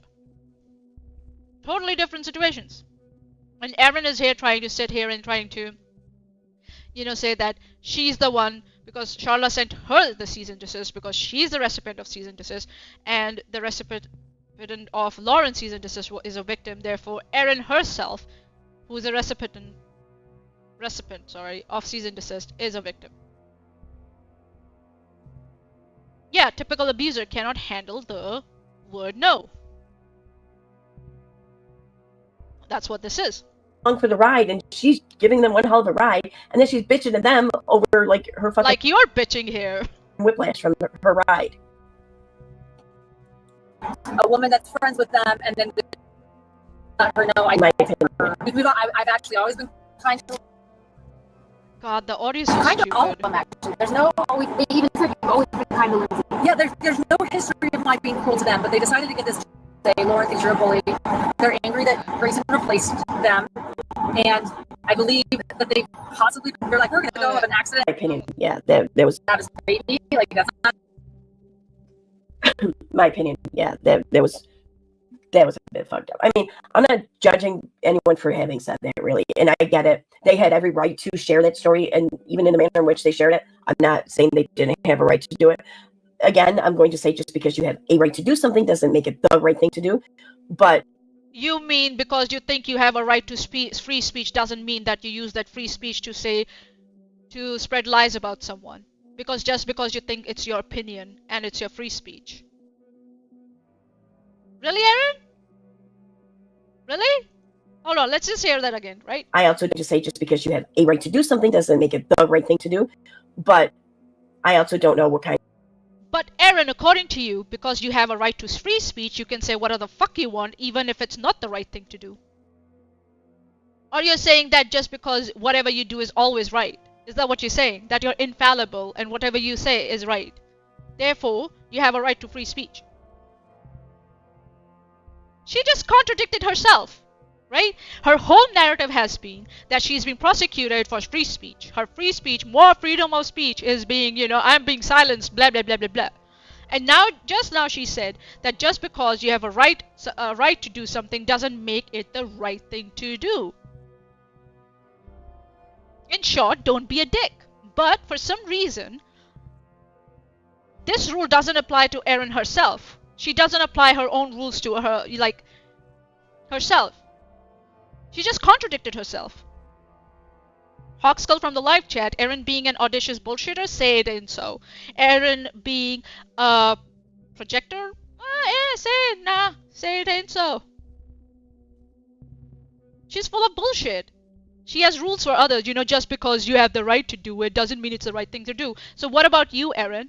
You keep saying that your freedom of speech, your right to free speech is being silenced and blah, blah, blah, blah. And you will keep doing it because that's your right. But is it the right thing to do? Just asking. Fucking contradicted herself right there and there. You're welcome. That's why I wanted to cover this stream, because she's full of shit. Kind of, I don't know, what damages they were dealing with themselves over this bullshit. So I don't know. I'm sure it made sense to them at the time, and I don't doubt that. I don't fault that. But as an outsider looking in, that's the one thing I can kind of fault on the side of Christina's sharing all that shit, because Can I fault you for that? For going like, oh, this is my right to free speech, blah, blah, blah, blah. But as an outsider looking in, it's wrong. It's the wrong thing to do. There's someone you're harassing. Your free speech, to which you have right, is harassing someone. And it's not right. But you keep still doing it. Yeah, Oxkull from the live chat. That's what Erin keeps trying to brush under the rug, right? The right to free speech doesn't render you immune to the consequences of what you say. Exactly. Nobody's stopping her from saying shit. She's doing it again here. She's trying to rewrite history here again. She's trying to switch the roles here again. And trying to, create this false narrative again that somehow Charla is the same as Lauren. Lauren has a fucking YouTube channel. She goes around and attends court hearings and reports on them, from what I know so far. Charla does nothing of that sort. She doesn't have a YouTube channel. She doesn't go around and report on anything. She just has a Twitter that now she recently came back to. So yeah. It's fucked up. It is. I'm not gonna say it's Yeah, bad. it's fucked up, Erin, what you're doing. Like I said before, Lauren was also grieving the loss of her brother. She was grieving. People say some fucked up things when they're grieving. People are desperate to hold Like you have said, Erin? on to the person that they're losing. People are just desperate when they're grieving. You know? Like you are when you're desperate to control the narrative, you start making, you know, accusations against Charla, against me, that I committed chargeback fraud, and against Charla that she's working with Katie Joy against you guys. No, it's under free speech, not speech, free speech. Too late for that, Nin.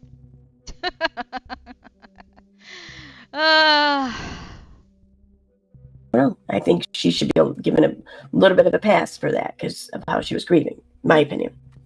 Grief does not give you a pass to harass someone. Definitely not. I know people probably won't agree, and that's fine. They approached me today. This was telling, though. I didn't know that. They approached me today. They're upset that I'm gonna start skipping because this is getting boring. And I'm going to only talk about Erin and her shit. I was looking for a leave, so I had nothing to do because oh my God. I have some on the Cobra case. Following them. Politically correct way to say groupies and child tourists. Oh my God, I think that was probably the most politically correct way to say child tourists. What you call them, the TikTok people, following them. Child tourists. Oh my God, I think that was probably the most politically correct way to say groupies in my opinion. Politically correct.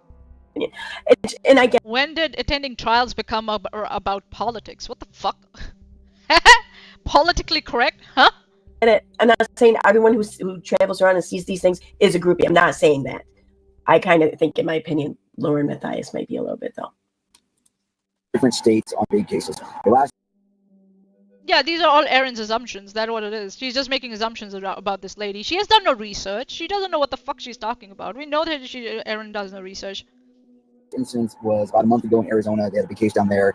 These subjects were, for lack of a better word, harassing and bullying them in a courtroom so bad that the bailiff was all like, hey, yeah, you guys don't get to talk to these people anymore. Didn't kick them out of the court, but wouldn't let them get close to the two subjects I have with me right now. They're here for the Cobra case. The same people came to the case today. Were holding cameras in their face in the courtroom, which is probably constitutionally protected. But then they're out having dinner tonight. Same subjects. Find them at dinner. Were they having dinner at the same place and just randomly found you? Or I think maybe. it's probably, It's possible they may have posted on social media their pictures and those people found them through that. It's possible. Oh, so and Grayson even comes up with the answer. I think, yeah, maybe that's what happened. They just happened to find them and happened to be at the same place eating dinner. It's not even like they sought them out or they heard that they were. They are being charitable. That's what it's being called. They don't know what happened, so they're saying maybe, yeah, they just came across us. So there and went there just to see, you know. Again, just because you happen to come across someone, you just can't go and just approach them. That's not how it works, you fucking moron. What the fuck? Okay.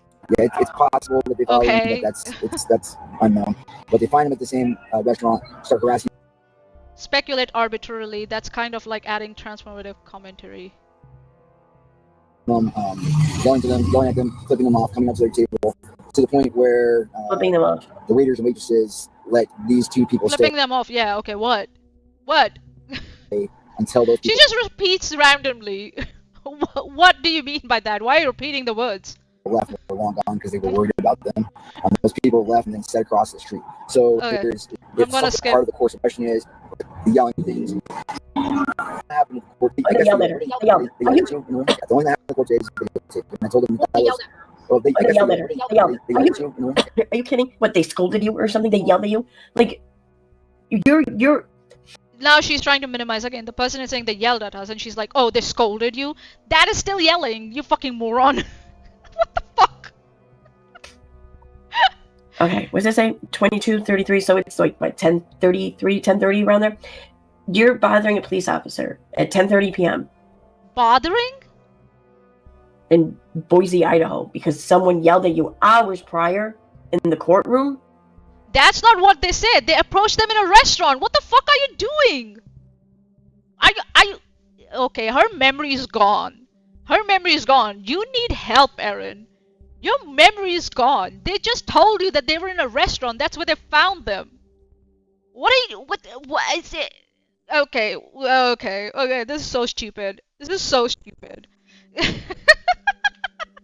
That's not what they said. They said that they found them here in the restaurant. What the fuck? Like, and if someone's harassing you or approaches you in a restaurant on a table and starts scolding you, you can approach cops and say, these people, I don't know them, where they came from, what, or, I know them, but I don't want any contact with them. Can you please tell them to like fuck off? They're harassing me. That's what the job of the cop is. What the fuck is your problem, Erin, with cop? I don't get it. She doesn't want the cops to do their jobs. What? Why? Because she doesn't like this person. Most probably, that's why. Smitty, she doesn't know that policing is a job, not a hobby, right? They clearly said, "Hi, little Lomo, how you doing?" Oh, hi, man. Why didn't you enlist the help of any one of the law enforcement on staff there at the courtroom? They said they went to the bailiffs and the bailiffs kicked them out when they told them. On their word, the bailiff said, yeah, they need to go. Huh? Huh? She just forgot everything. That tells me she's not listening anything. She's sick and she's streaming and half of her concentration is somewhere else. Somewhere else. And they just said in the courtroom, the bailiff told them to get the fuck out, right? And then they approached them in the restaurant. That's what they're talking about here. Huh? Huh? Nani? Erin! Come on, man. And nobody's in the live chat is calling her out. Like, what? And that tells me her live chat is also not really listening to her. Her live chat has been like, what? Fucking, there has been no update in her live chat. That's it. 38:16, and we are where now? 44:01. 6 minutes in, and nobody has said anything in 6 minutes. Nobody is correcting her on this. What?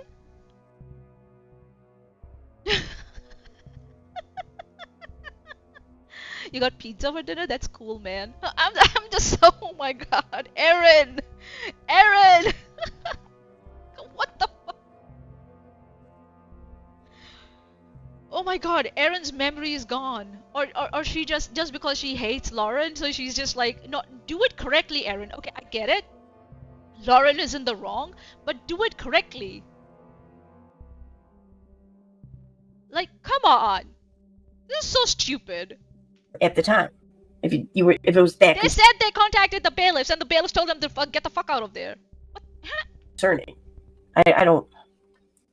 Yeah, you don't because you didn't listen. You weren't focusing. Or your memory is so fried that you forgot. Pick the poison. Yeah, y'all to be in the press conference. I was looking for a seat. They're like, One of my victims here in reference to that. Because right there, that's where this all comes down to. She filed the TRO because she didn't want to go through the cost and the bullshit and everything of trying to argue a defamation case, because that's going to cost her some big money, you know. And well, Okay, and? Huh? wow, that's It depends. You can go for defamation also if the judge says, okay, you know, that's what Steve said that he was gonna do. Remember when he filed a counter, like when Katie Joy and Steve filed restraining orders against them, but then they came to a compromise, and then Steve said that he's going to go for a defamation case because that's what made more sense. Yeah, you can either go for a restraining order or you can go for a defamation case. Depends on how much material you have, or what are the effects, how far you want to go, how much do you want to deal with someone, because defamation cases can go for a long time. So some people don't want to deal with their harassers. They're like, just tell them to shut the fuck up. Some people want to make a point and say this is what they lied about, this, and this. So they go for a defamation case. Yeah, Erin would know all about the court cause, you know, because she definitely had a lawyer. Yeah. Skipped on her own contempt hearing, this fucking idiot. That's what I feel like a lot of. That's the problem, Erin. You feel like a lot. That's the fucking problem. Nothing is based on facts or, you know, citations or references. This is what you feel. And why should everybody take your feelings for fact? Because you're a white woman in America. That's why. God dang it. People on social media are doing is, instead of like trying a case in the appropriate venue, like a defamation case, they instead are going down the route of the TRO, thinking, Okay. well, I'll just get him to stop talking about me in general, and Yeah. to say it's harassing instead of defaming. I just made the distinction. I'm not going to repeat it again between, you know, harassment and defamation. As I said, as she herself admitted, right? So I don't know what her fucking problem is. And this is where I think the courts really need to up their game here, because. Oh really? Oh really? Let's hear Erin try and spin this as if she's the victim again over here. Let's listen to this. There's a big, huge difference between defamation and harassment, especially when.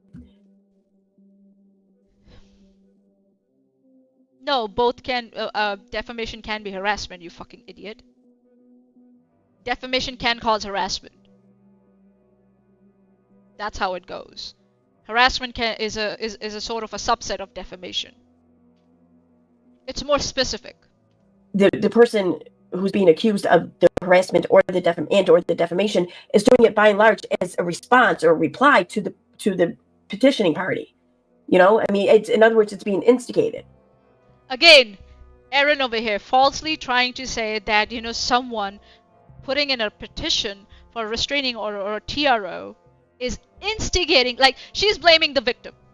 Simple as that. She's blaming the victim. That the victim is causing the harassment by going to the courts and saying, can you please do something about this harassment? She's fucking blaming the victim. Why? Because there's a restraining order against her. Someone went to the courts and said, can you please make her stop, you know, harassing me? So she's saying that Sharla is responsible for her actions. Erin is never responsible for her own actions. It's Sharla's fault that Erin is for Erin's actions. See what Erin just did here?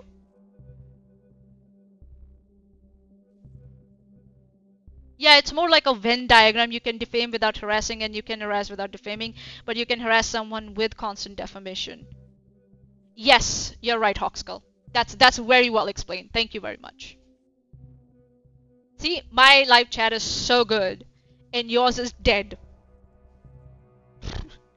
No one's calling you out, nothing. No one's explaining anything for you. My live chat not only corrects me, but they also explain it much better than me, and I really appreciate that. Thanks, Hawkskull. I really appreciate it. Thank you. So yeah, it's more of a Venn diagram. You can defame without harassing, and you can harass without defaming, but you can harass someone with constant defamation. Very well said. Thank you very much, Hawks. Then, See the quality of the live streams between Erin's and mine's and Chesh's. Our audio is good, our video is good, our logical rhetorics and, you know, logical explanations are good, our resources are good, our citations are good, our references are good, and then we have Erin. Who's pathetic, who doesn't have references, doesn't do any, research, nothing. Her live chat is dead. You know, thank you, Hawks. Stop it, Smitty! Stop it! Alright, let's get this over with. she just left. And then other than that, it was just a videotaping at the court. Right. Okay, I'm gonna go further. I'm sorry, I just saw that now. Jill B, member for 16 months. I keep hitting my microphone. Members for 16 months, Jill B. Lord now? Jill. Hi. Thank you for your support. That was around 3-minute mark. And she didn't realize it till 46 minutes. Holy shit! I thought she was reading her live chat. Oh my god, that's pathetic. Shit. Manya's mic could be better. Yeah, mine could be better. Yeah. I know. Mine could be better. I'll look for a better mic. Okay, I got the message. I'll look for a better mic. Hawks is a new truncation. I honestly don't mind it. Hawks. I'm glad you don't mind it, Hawks. Hawks. Alright, let's go.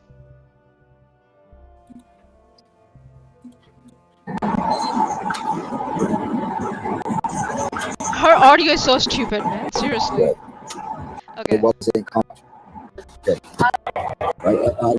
When you only content, right? So just put She's saying nothing here. How is this fair use? This is not fair use. Come on. Arizona.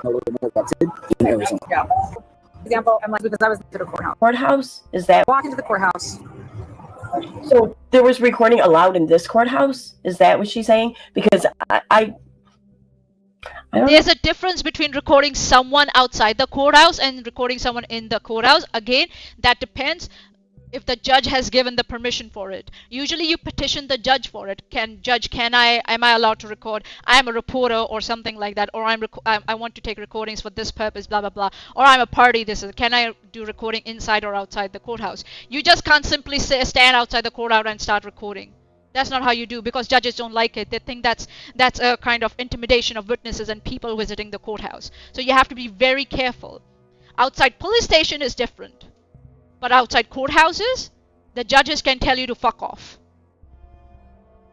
Oh, hi, Keon. How you doing? Long time no see, dude. How you doing, man?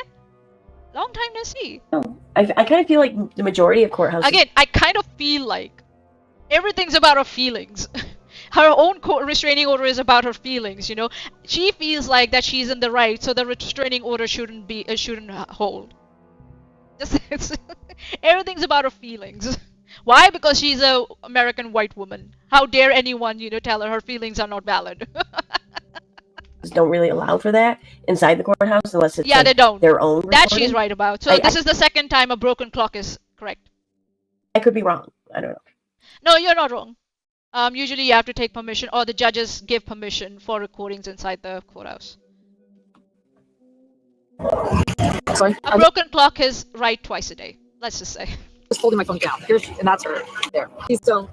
But the overall thesis is that she's trying to present herself as a victim of Charlotte, and that Charlotte is trying to weaponize, quote unquote, the legal system against Erin.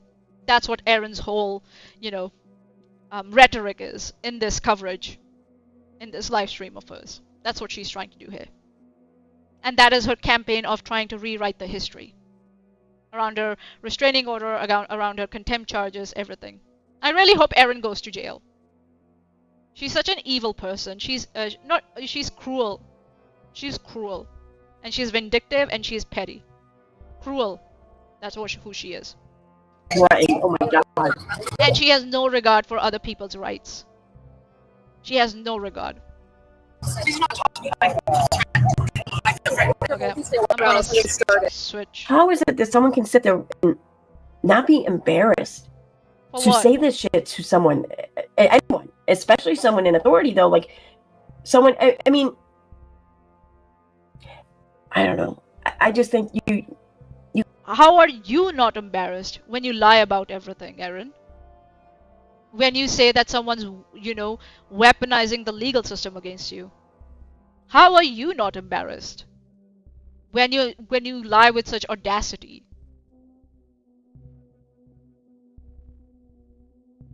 Yep, definitely. Yep, definitely not Chesh, right? Definitely not Chesh. Definitely not Chesh. You come across as a real coward if you run your mouth when the camera's not on. Huh? And then when someone has the opportunity to say, hey, what was that about? You turn the camera on and then you sit there and say, don't talk to me. Yeah, that's why I take it back. Yeah, how about scumfuckish? Yeah, scumfuckish is good. Evil, nah. Scumfuckish, cruel, vindictive, petty, cowardly, cringe, yes, Yes. Right? I feel threatened. Don't ask me what I meant. Don't ask me why I was talking. Like, this is this she just said, like, she's just describing her own behavior, right? Erin is like, yeah, she runs her mouth on camera, right? And as soon as Charlotte's like communicating via quotes with her, she's like, leave me alone. I don't want to be part of this. But she will fucking run her mouth about Charlotte on her live streams and on her channel and on Twitter. Oh, really, Erin, right? Really, Erin?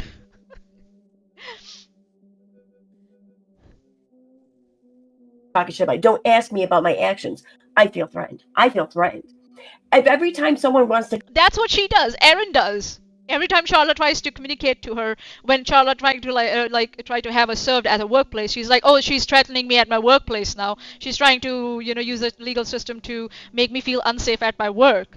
That's what Erin did. But then Erin runs her fucking mouth on her channel sitting here. That's why I wanted to cover this stream.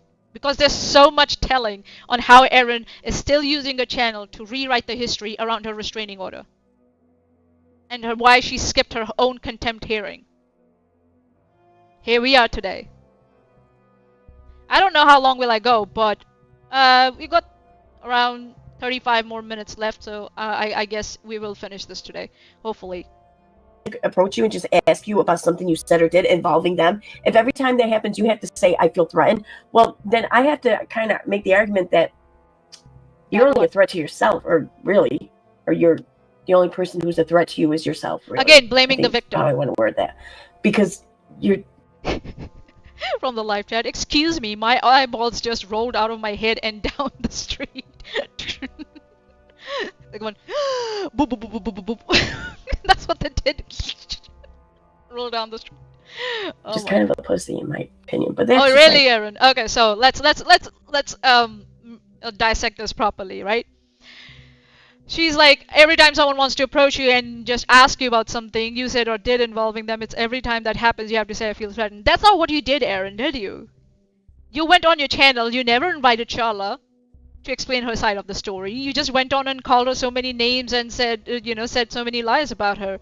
And whenever she tried to defend herself, you said, oh, you doubled down.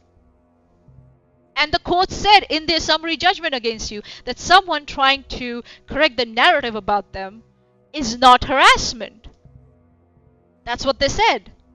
The judge said about you and about Charla, that Charla trying to correct the narrative about her, and correct the lies that you are spreading about her is not harassment. Or not engaging in that. That's not what it is. But you're trying to rewrite that here, right? That's what you're trying to do. That's why you want to talk about this, and that's why that's the fucking title of your video, what it looks like when someone weaponizes the legal system against you. Found him. Right?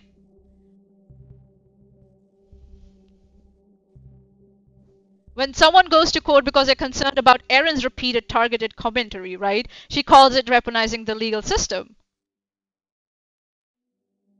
And when she recognizes, or sees her own name in context or in narratives she cannot control, she frames it as persecution. Like, in her own words, like if someone, a person who declares themselves threatened every time they're confronted with their own words is, in her view, a coward. So, when Charla used the court system to confront Erin with her own words, and Erin was like, leave me alone, I don't want to be part of this anymore. That's what she said at the start of the stream, right?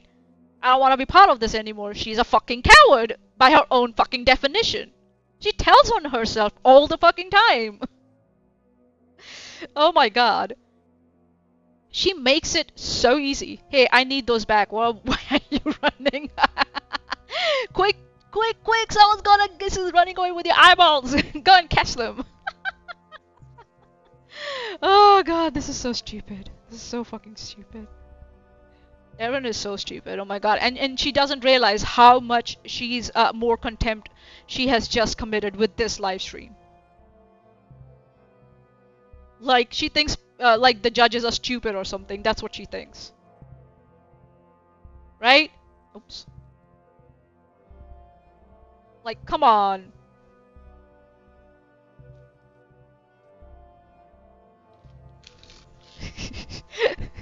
Give her eyeballs back.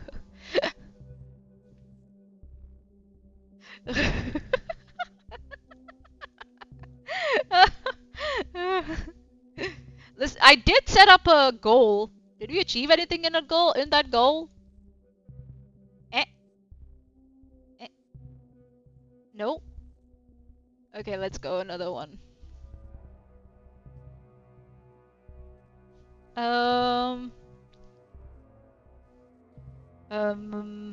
What should I celebrate it with? Mm.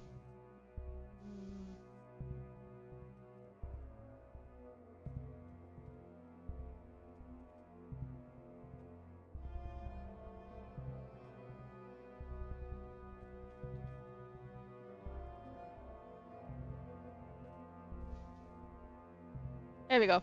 Started a goal. If someone knows what my famous phrase is, they will know. Erin suffers from everyone is dumb but me, but then she's dumb for some reason when people confront her with their own words. She's grown wary of our foolishness. There's no goal showing. I did that at the start, I think, so it went away. It went away. Is there one now? Or no? Can you guys see one now? No? No? Let me see. I thought I had.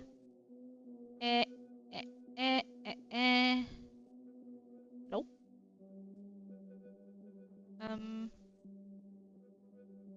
No goal here. Chesh, can you set up a goal? I don't think so. I'm able to set up a goal for some reason. Can you do that? Sorry. I thought I had set up. My bad. It looks like it doesn't let me. Okay, shall we? And my memory should. I remember this peptide. That's part of this phrase, Smitty.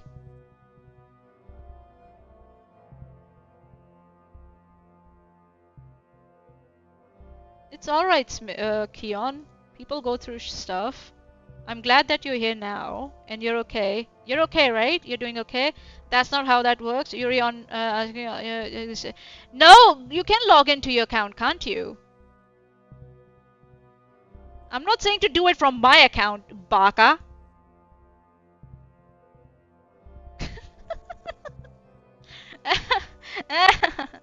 Come on, you know. Okay, let me just see. Yeah, 8,000 words of notes over here. Fuck me life. And I'm going to finish the stream today. We are not getting up till we finish this.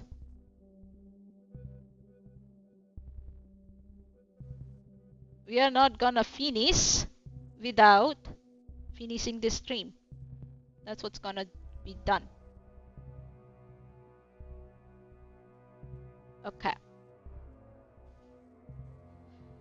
62 IQ. Sorry, I can't help you. I'm blind. You're blind. Okay. Sorry. Where were we? We were here. Right. There we go. My notes are worth 8,614 words. Exactly. Oh, God. Okay. 30 pages. Okay, let's do this. Stretch time, stretchy time. Oh boy. Oh. Oof. Oh, okay, you're blind because that person took your eyeballs. Oh, okay. Sorry. Whatever. Then this is Your opinion is tonight. garbage, Aaron. Because you don't justify why someone should, consider your opinion. That's why. So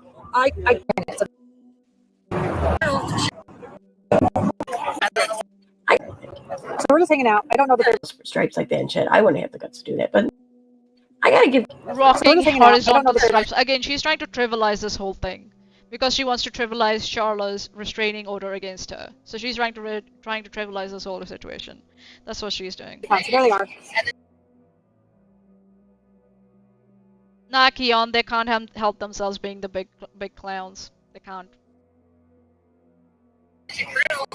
Not her, but else there. Do not give them her. Then her other two friends is a Why is she like diving into her fucking screen? Can't she hear what they're saying? Like, there are closed captions there. so today you Like, if we had the ability to just call the cops whenever someone pissed us off or said something shitty about us. I mean, that's not what happened. They said someone approached them in a restaurant and started yelling at them. That's what their narrative is. What the fuck are you going on about? Like, I just, this woman is so stupid. Why is she so stupid? Why is she so stupid? There would be, like, evidence lockers. Oh, she's not wearing her glasses. Oh, okay, get it. Like, she's so vain. Just wear your glasses, Aaron. Why are you so vain? Like, you have to use a filter to, like, fucking, like, chop your nose off the screen. Jam packed full of fucking slam books, right? It's crazy. I can't imagine calling the cops over this bullshit. I really fucking can't. What? Yeah, so she's trying to trivialize that, you know, nothing big happened here. So she's like, because according to her, in her opinion, nothing big happened here. The cops shouldn't be called. Suddenly, she is a law expert about how cops should behave or how should cops do their job, right? It's so stupid. She walked away and ignored him. She's she's not even saying just stay away from me, leave me alone, or that she walked away and ignored him. She's participating with the conversation.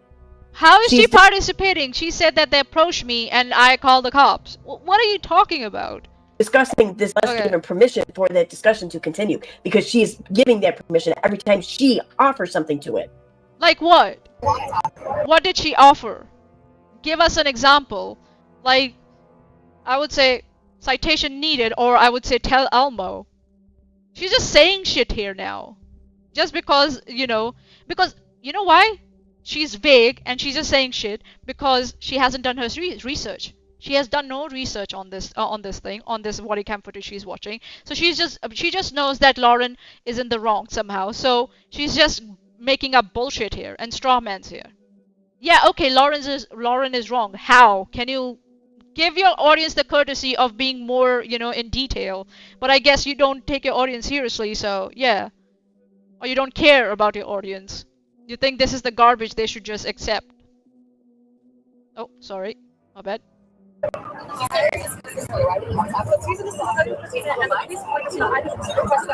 Okay.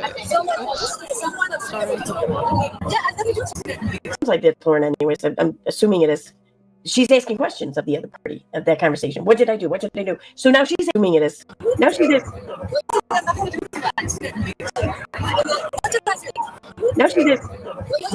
asking questions. It sounds like that's Lauren anyways. I'm assuming it is. She's asking questions of the other party of that conversation. What did I do? What did I do? So now she's asking for them to continue participating in this discussion with her. She is talking.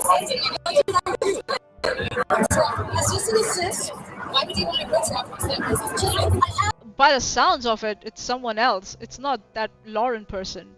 We don't know who's talking to who here off camera. We have no idea. At some point, do you think we see the look on Lauren's face when she's listening to this and she realizes just where she is in life at that moment? She's standing outside of... Again, Erin definitely knows Lauren, and she's making assumptions on Lauren's behalf on, what Erin might be thinking, or what she wants Lauren to think. This is like, oh yeah, definitely, that's what Lauren is thinking. Yeah, sure. Like, huh? Outside there, he turned around her and said she's sitting there playing this fucking bullshit for a police officer. Crying harassment. Like, at what point do you sit there and think, what is she playing for the police officer? How do you know that? Did you see it somewhere? Who are you? What authority do you have to decide? Maybe I'm trying a little too hard to control what other people say, do, and think about me. Maybe I should... Oh, is that what it is now? That's the narrative you're trying to say, that Charla is trying to control about what, you can say about her. Yeah, if they're lies, yeah, she will be like, what the fuck are you doing? And why are you harassing me by lying about me again and again? Sure. Just because you have a mouth doesn't mean you get to spew lies about someone. What the fuck is wrong with you? Seriously. God.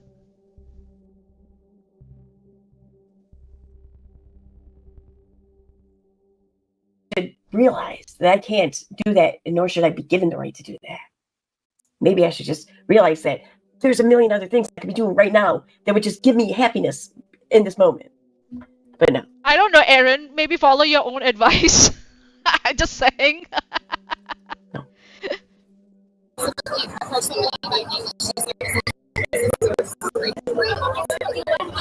I can't spread any lies. No, if it ends in harassment of someone, no. And the person feels like you're lying about them again and again. Yeah, no. I away from our table because you're making out together. You guys, I know, so you're approaching at while I'm trying to have dinner. I approach. What does that mean? I don't approach you guys when we're all hanging out together? What? What does that mean? I don't approach you guys? I know, guys, and when we're all hanging out together. I don't approach you guys when Bothering us. She told her to leave us alone. I don't know her. I've never communicated.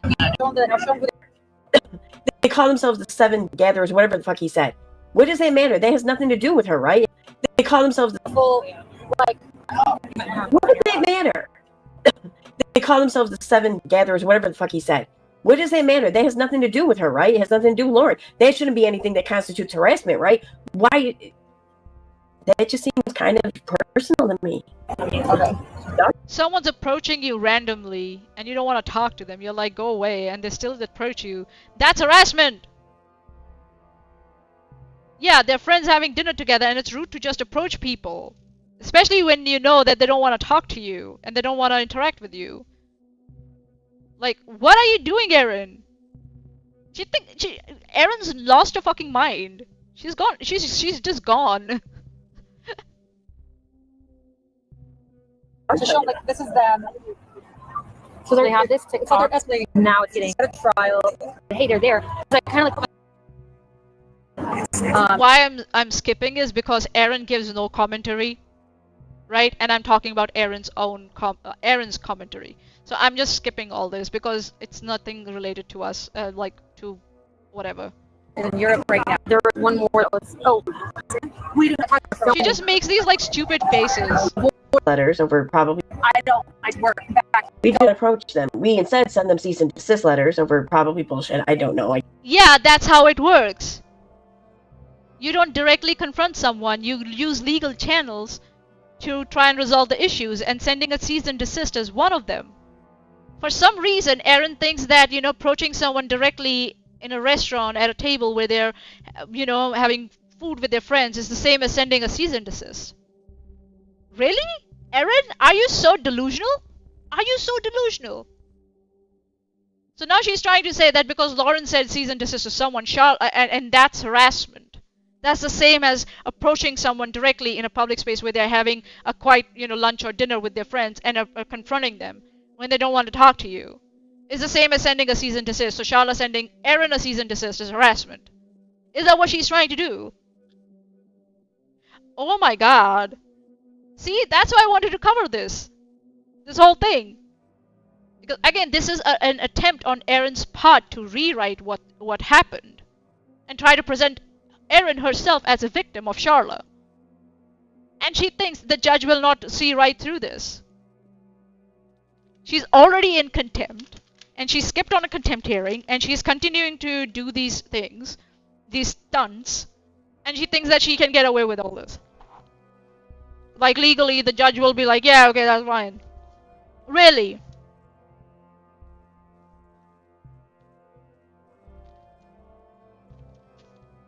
Oh my god. She's not a lawyer, right? But she wants to equate a cease and desist with harassment. What? Holy shit. And she thinks she's so clever, you know? And nobody will notice what she's trying to do here. God.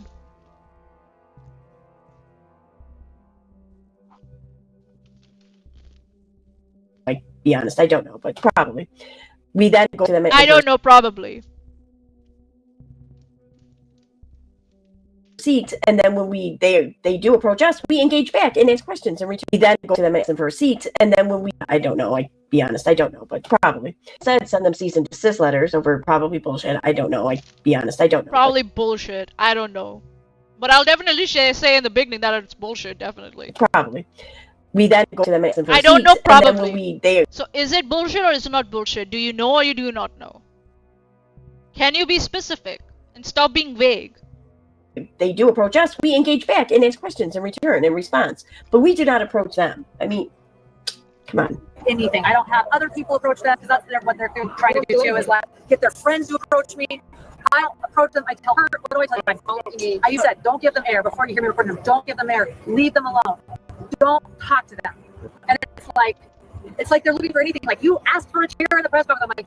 I'm like, so it sounded to me like earlier in this video here, Lauren was kind of blaming them for being like almost like they were purposely within her presence talking about her in the third person, but without saying her name. But maybe they were, maybe they weren't. But that's effectively what she just admitted to doing. They're right around her in her presence, and she's according to Lauren's own testimony here, or whatever statement here, she said to Grayson, "Don't give them air. Just don't give."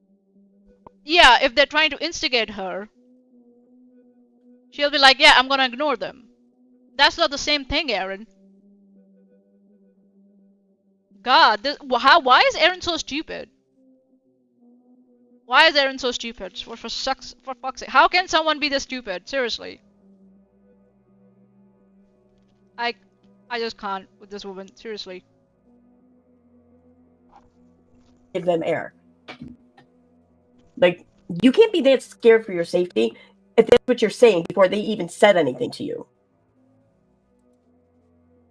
dude, like it's almost like they're looking for something to like say. I'm like, dude, like, I think it's almost driving them crazy. Like, don't do anything. It is, because she said stop acting like everything's fine. Yeah, she actually said that on the video. Stop acting like everything's fine. And then you asked about this chair at the press conference. I'm like, fuck. Like, sorry. Like, like, I just, we don't. I say, don't give them air. Don't talk to them. My husband's the same thing. Like they're having other people protest. I'm like, just leave them alone. We don't do drama. This is their drama. This is their issue. And it's just, gee, trying not to be. So it's their drama. Lauren doesn't do drama, whatever. Yeah, but Lauren's the one who's creating all this drama. She's the one who's creating the court's involvement. Just like you. Who's the reason for any court dates that are scheduled and any appearances. But she doesn't do drama. She's one. You do drama, Aaron. For every season desist, for every court appearances, you have done live streams. You have discussed it openly on your channel. You do that. You're accusing Lauren of that. Maybe Lauren also does it. And you see that, and you see a mirror there. For fuck's sake. One who's turning in the coverage of one case into a case all about her. But she doesn't. I don't know. You're doing the same here. That's what you're trying to do here. You're trying to make yourself out the victim. Like you think the other party is Lauren's victim. That's what you're trying to do here. You're doing the same, and we see right through it. If these people really were like harassing her, like, like if they were sending her messages, if they were telling her like, you better hope I don't see you there, I'll kick your ass or some shit, and then they show up there. If they're like hanging out outside for a hotel room or some shit, I mean, now you're asking those questions. There are things that they could be doing. They could absolutely be. Like you were planning to do DramaCon by calling your followers, considered harassing, and giving them the exact location of where your court case is. Because you said that, you're going to have your DramaCon 2 hours from the actual location of where your court case is happening. So if you gave them the location, they would say, oh yeah, what other towns with courthouses are there within 2 hours radius? Like that? Okay. Absolutely. And this is mud cake, chocolate mud cake. But if what they're doing is considered harassment, then what Lauren's doing is also considered harassment. Talking to cops is not harassment. Going through legal channels, you can definitely be a what do you say? What's that? Litigious person. But again, being litigious is not a fault if you're winning your cases. Just saying.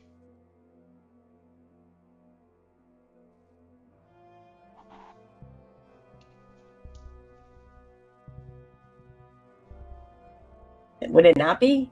Because it's very much the same. It's not like No, it's not the same. Messaging someone directly and then reporting to cops about those harassing messages is not the same, Aaron. What the fuck are you going on about? Oh my god.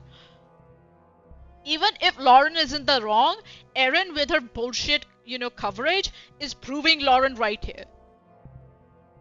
And making Lauren look very good. I'm just saying.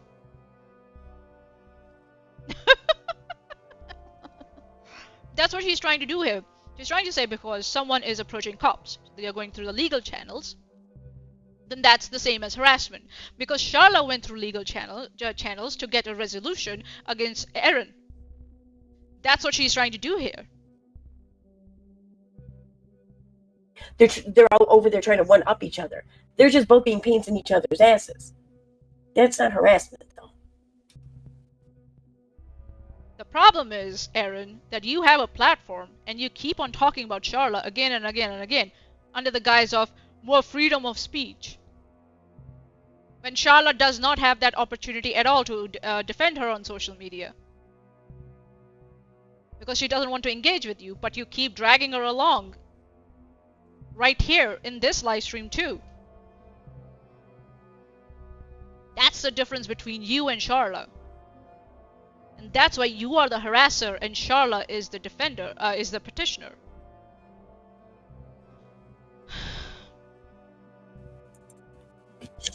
Afraid of for our safety. Like, I've got my producer crying. Like, paints in each other's asses. Okay, I'm gonna. It's fine. To be arrested. Financial contact with him. This particular contact was.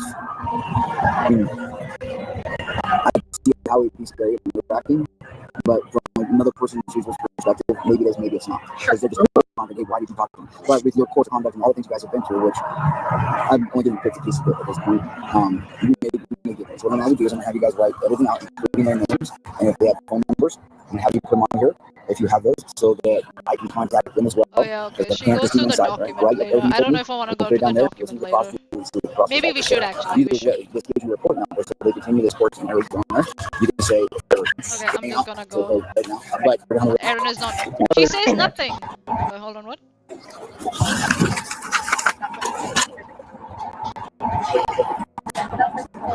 So yeah, Erin, what happened to that narrative of yours that if the officer is sitting in the car, he's just trying to like appease you? He's sitting here and taking a report, if I'm not wrong. What happened to that narrative? God.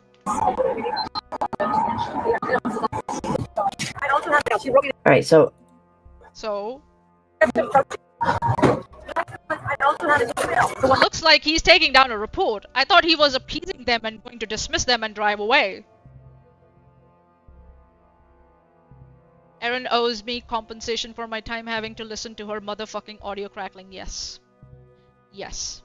I also have an email to the women that did the TikTok. She kept approaching me, and she kept approaching me, and I wrote her an email. And she wrote me an email. are you going to come to my house?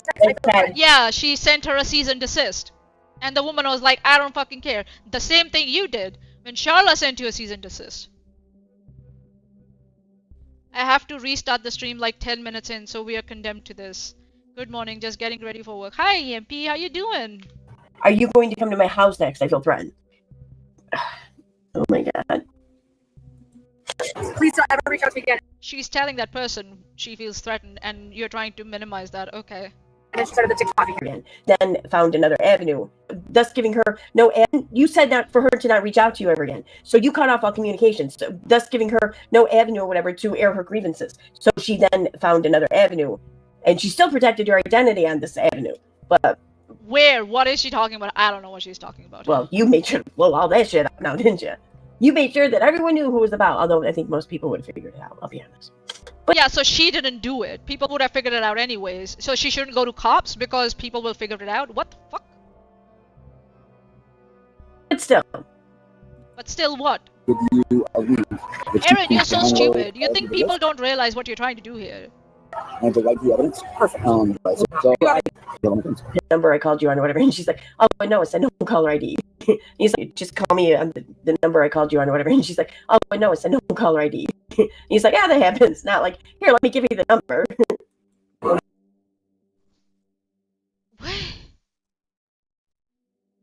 It's just a trivial thing she just brings up because she doesn't have anything substantial to comment about. She doesn't have anything substantial to say, so she brings up this like casual conversation about caller ID and phone number. Huh? Huh? Erin, if you don't have anything to say, just shut the fuck up. Why are you just... Oh my god, like... Just... Now she's mad that that lady is saying that she doesn't have a caller ID or something on her phone. Huh? What? Boy, am I glad I'm skipping all this because we are almost 20 minutes. We got just 20 minutes left and we should be done. God, this is so stupid. So he's now saying, okay, you don't have a caller ID. I'll give you my number. What's the big deal about this? What's so laughable about this? I don't get it. Huh? What? Look at her. She has a stupid grin on her face. I mean, like, for what reason? Huh? Erin is so stupid. She just suddenly realized that, you know, that this is all coming to an end. So she should better start, you know, say something. She better start saying something, you know, that appears to be substantial. God. The fuck? Thank you. Did, this is just one of those stupid little things I'm curious about. Whose pen was that? Did it start up being his pen or start up being her pen? Again, now she's trying to trivialize everything by saying, you know, oh look, I'm such a funny person, you know, this is not a big deal, you know? Like, is she saying, I don't have a pen to write my report here for you, even though I'm a journalist, as she claims? Or... She didn't say even though I'm a journalist. She's out on dinner, you fucking moron. She may not have a pen on her. What the fuck? People doing normal things is bizarre to Erin because she's a freak. Yeah. Bullies than normal people exist. Like, who the fuck cares about the pen? I'm gonna skip. I'm just because they ended up running out a report, and it looks like it's all redacted. Yeah, so there's a report. I thought you said that the police officer is just trying to appease them and he's just gonna drive away. That's what you said in the beginning, but looks like they took a report. Oh, Erin, you know, you should stop bullshitting. When you don't know what you're talking about, then you shouldn't say anything. Just saying. Be more like Gandhi and shut the fuck up. Erin Costello, how ironic, right? There's a shitload of redaction on it anyways. Yeah, so? The link to this... The pen, the hair, right? It's always the hair. Report is in the video description here, right here. Yeah, and... Says this longer uninterrupted body cam footage preceded the written statement. So we've got 19 minutes left. Okay, let's go. Mathias and producer Grayson gave to the Boise PD. It leads to... I'm going to turn my camera off because I've worn my glasses and it makes me... Okay, let me see if I go here and I bring this up. Oh wow, look, what do we have here? Alright. Okay, this is better. No,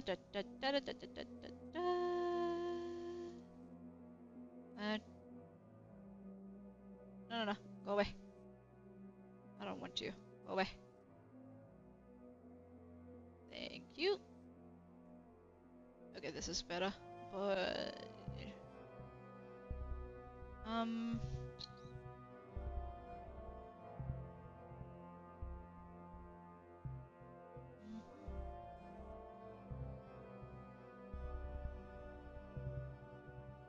Okay, this is better.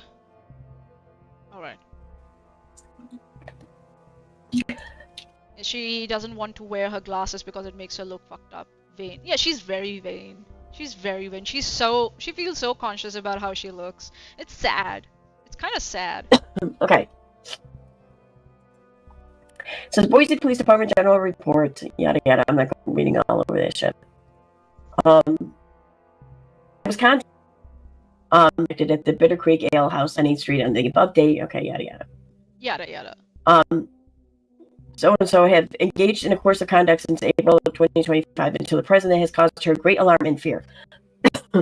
She advised that she had a falling out with Redacted, who at one time was her colleague. Since then, she was approached and harassed by Redacted in Arizona at a courthouse and had to have the bailiffs tell Redacted to leave her alone. All of the females have made TikToks disparaging Redacted and quote-unquote cyberbullying her. Okay. On 7/23, Redacted asked for a seat in the press area of the Kohlberger trial, and Redacted started to yell at her. Later in the evening, Redacted were eating at the Bitter Creek Ale House. See? And Aaron said, oh, you're calling police after several later because they approached you in the courthouse. No, they were at somewhere else later after the courthouse and having food. That's when another instance happened, and then they called the cops. So Erin doesn't know what she's talking about, and I don't know if she corrects herself or not here. Approached by Redacted, who were harassing them and trying to intimidate them. Redacted were asked to yeah, it's funny, I get it. Redacted. Leave by the staff. Redacted provided me with videos of 2 different incidents, including the incident at Bitter Creek Ale House. I did not see any intimidating or threatening behavior in the videos. I love that. I love that he included that. Of course you love that. Because then it helps you establish that because Lauren's, looks like Lauren's report or Lauren's videos didn't have intimidating behavior, you are not also the same person. You're not intimidating, you're not harassing someone. So anything against you is also wrong. We get it, that's what you're trying to do. I contacted 3 of the females, and they all advised me that Redacted had contacted them several times, and the incidents have been back and forth. So all this shit, whatever.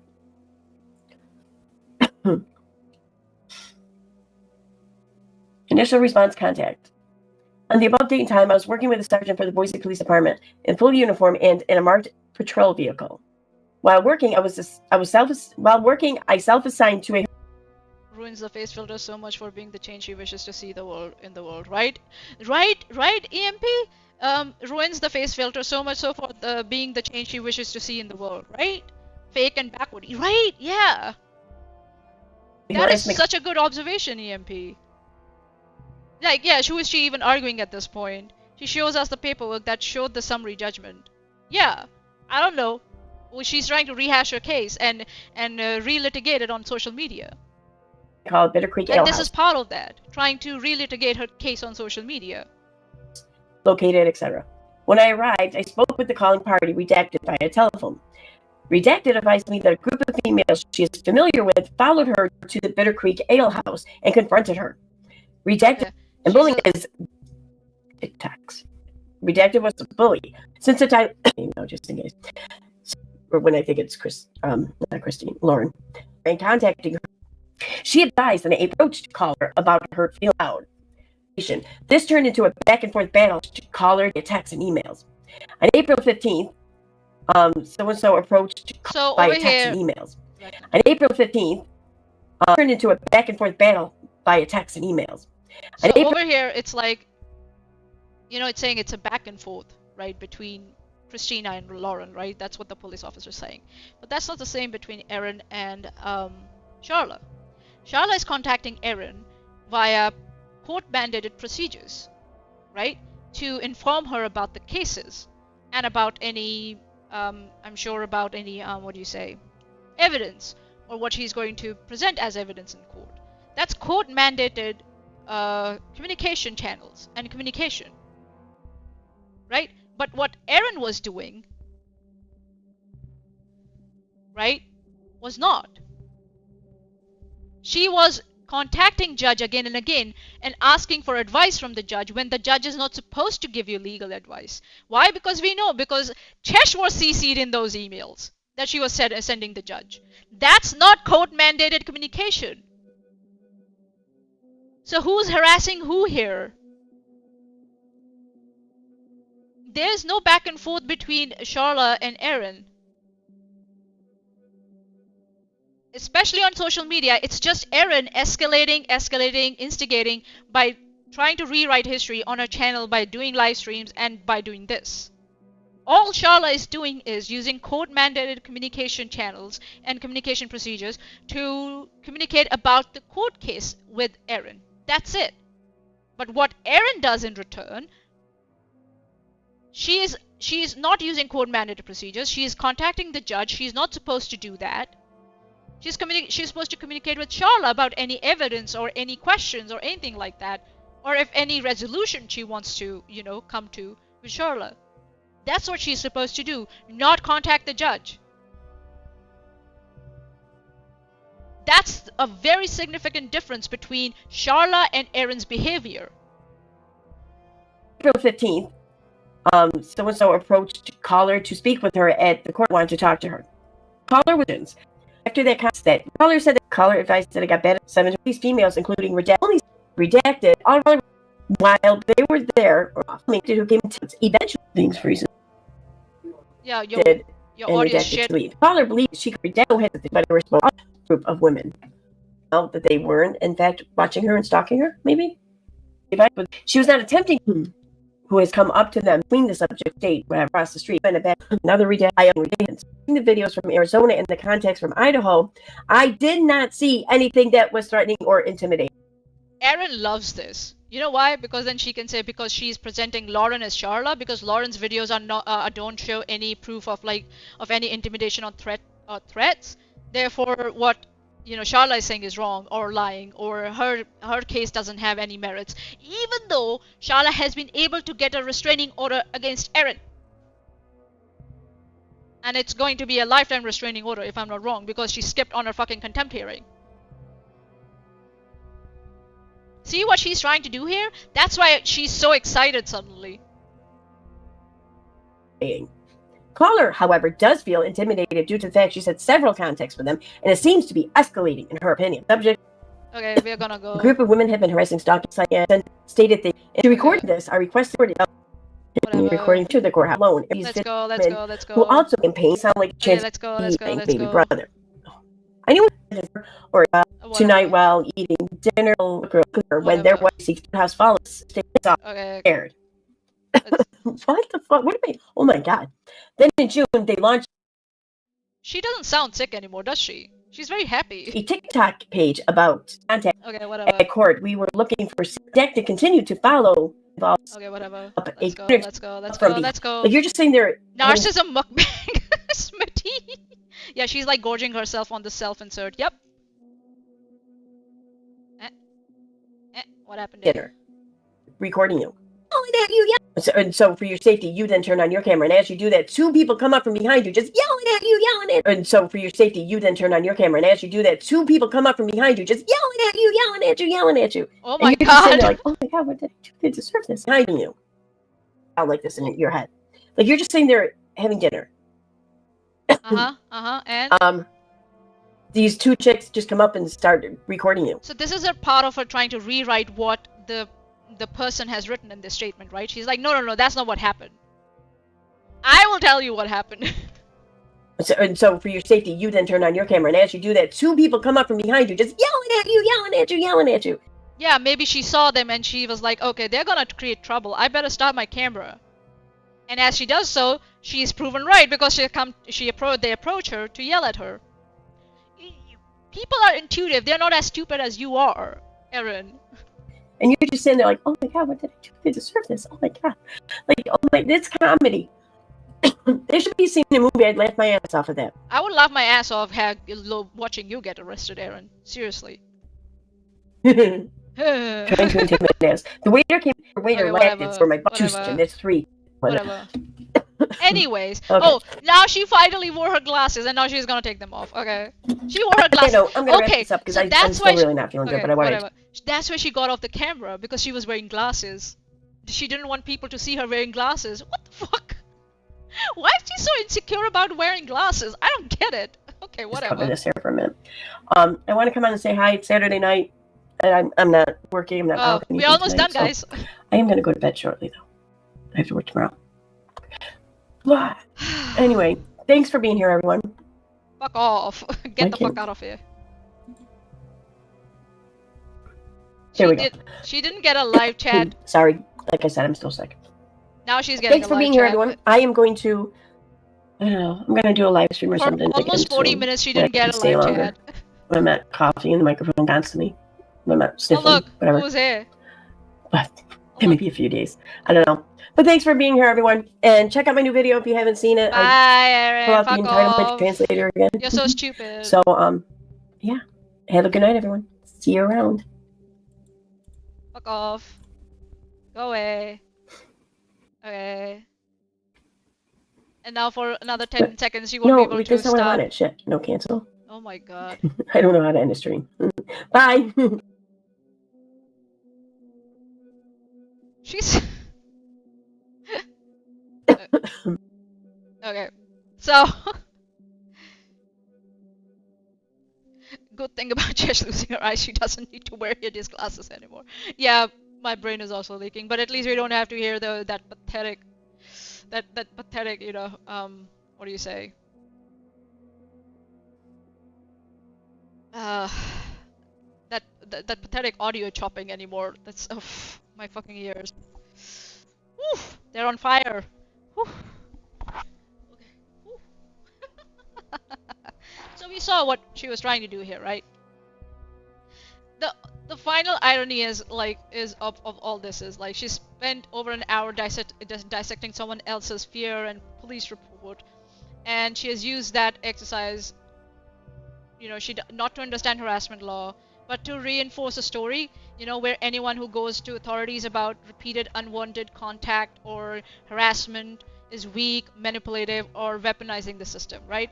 Unless that person is Erin, right? In which case it's heroic resistance, right? Synthesis is that Erin's quote-unquote weaponizing the legal system is model that is applied to Erin herself, right? So if we take our own criteria and we map them explicitly onto her restraining order situation, right? Erin's model from this stream that is like weaponizing the legal system means that you do the very things you complain about: approaching, emailing, talking about people, publishing content, and escalating, right? You then rush to legal authority to get your own narrative on record. You frame your repeated voluntary involvement as being stalked or harassed. You add motives and intent to the other party instead of just describing events. You turn the process into content and a platform for your own grievance, right?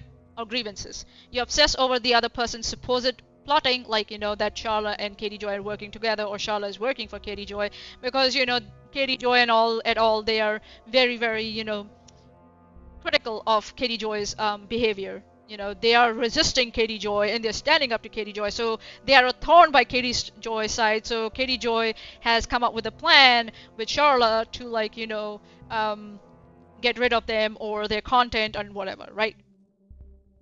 So, and all that while you claim you wanted peace, right? In Erin's situation, right, a harassment restraining order was issued against Erin, not in her favor, against her, right? She continued to talk about Charla, and she targeted the petitioner, who is Charla, on streams, on social media, for 2 years and more, including which included clear violations of the restraining order, right? Under the guise of my free speech, right? In this stream, she herself admitted that, you know, just because you have a right to do something doesn't mean you do it, or just because you have a right to do something doesn't mean it's the right thing to do. She herself said it, but for some reason, she thinks that doesn't apply to her right to free speech, right? Rules for everyone else, but not for her. She makes up these rules, but it doesn't apply to her. That her right to free speech, she may have the right to free speech, but that might be the right thing to do, to keep talking about someone because they are now getting harassed, or you're harassing them with their continuous free speech, right? Then, because she now knows that, one, she's in trouble with the law because she skipped on a contempt hearing. It's going to be a lifetime restraining order, when she might even get arrested at this point, right? For contempt of court. Now what she's doing is, she skipped on her court hearing, instead of litigating it in front of a judge who who would see right through her false narrative and rhetoric, she goes to social media, right? And she tries to reframe everything as, that Sharla is trying to weaponize the legal system against her. That Sharla is trying to silence her free speech, right? And that that Sharla is oppressing her for just giving commentary, right? She turns this entire process into content, right? And she's keeping this conflict alive publicly. She's the one doing this now. She's the one instigating this. And she has been doing this from the start, right? She ascribes to Sharla the, intricate motives: jealousy, malice, fear of being exposed, wanting to silence the truth, and etc.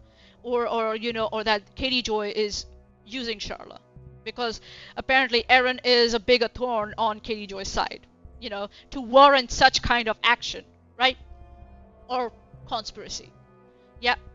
But under her own framework, Aaron's behavior is textbook weaponizing of the legal system in reverse. That's what it is. She's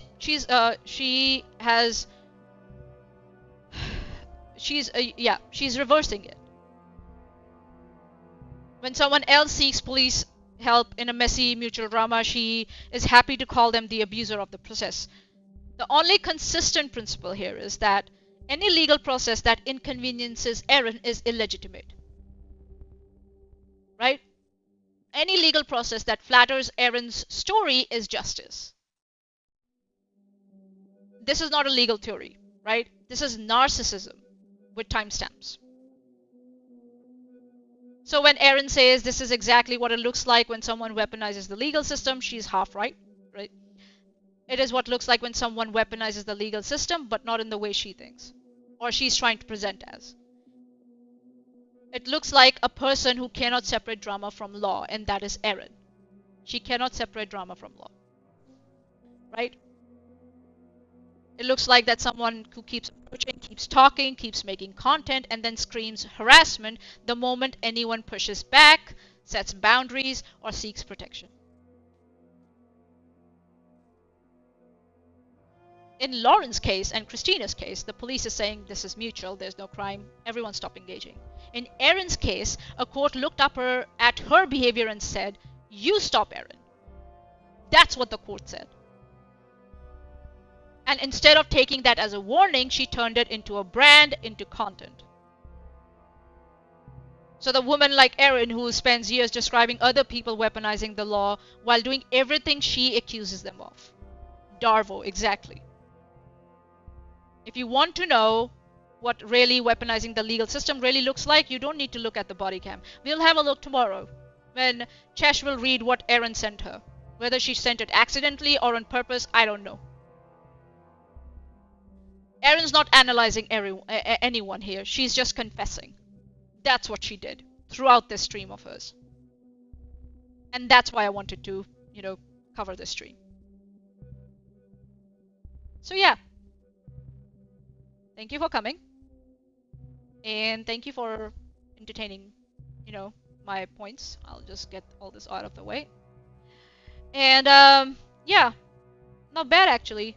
Almost 4.5 hours. 4.5, almost 5 hours.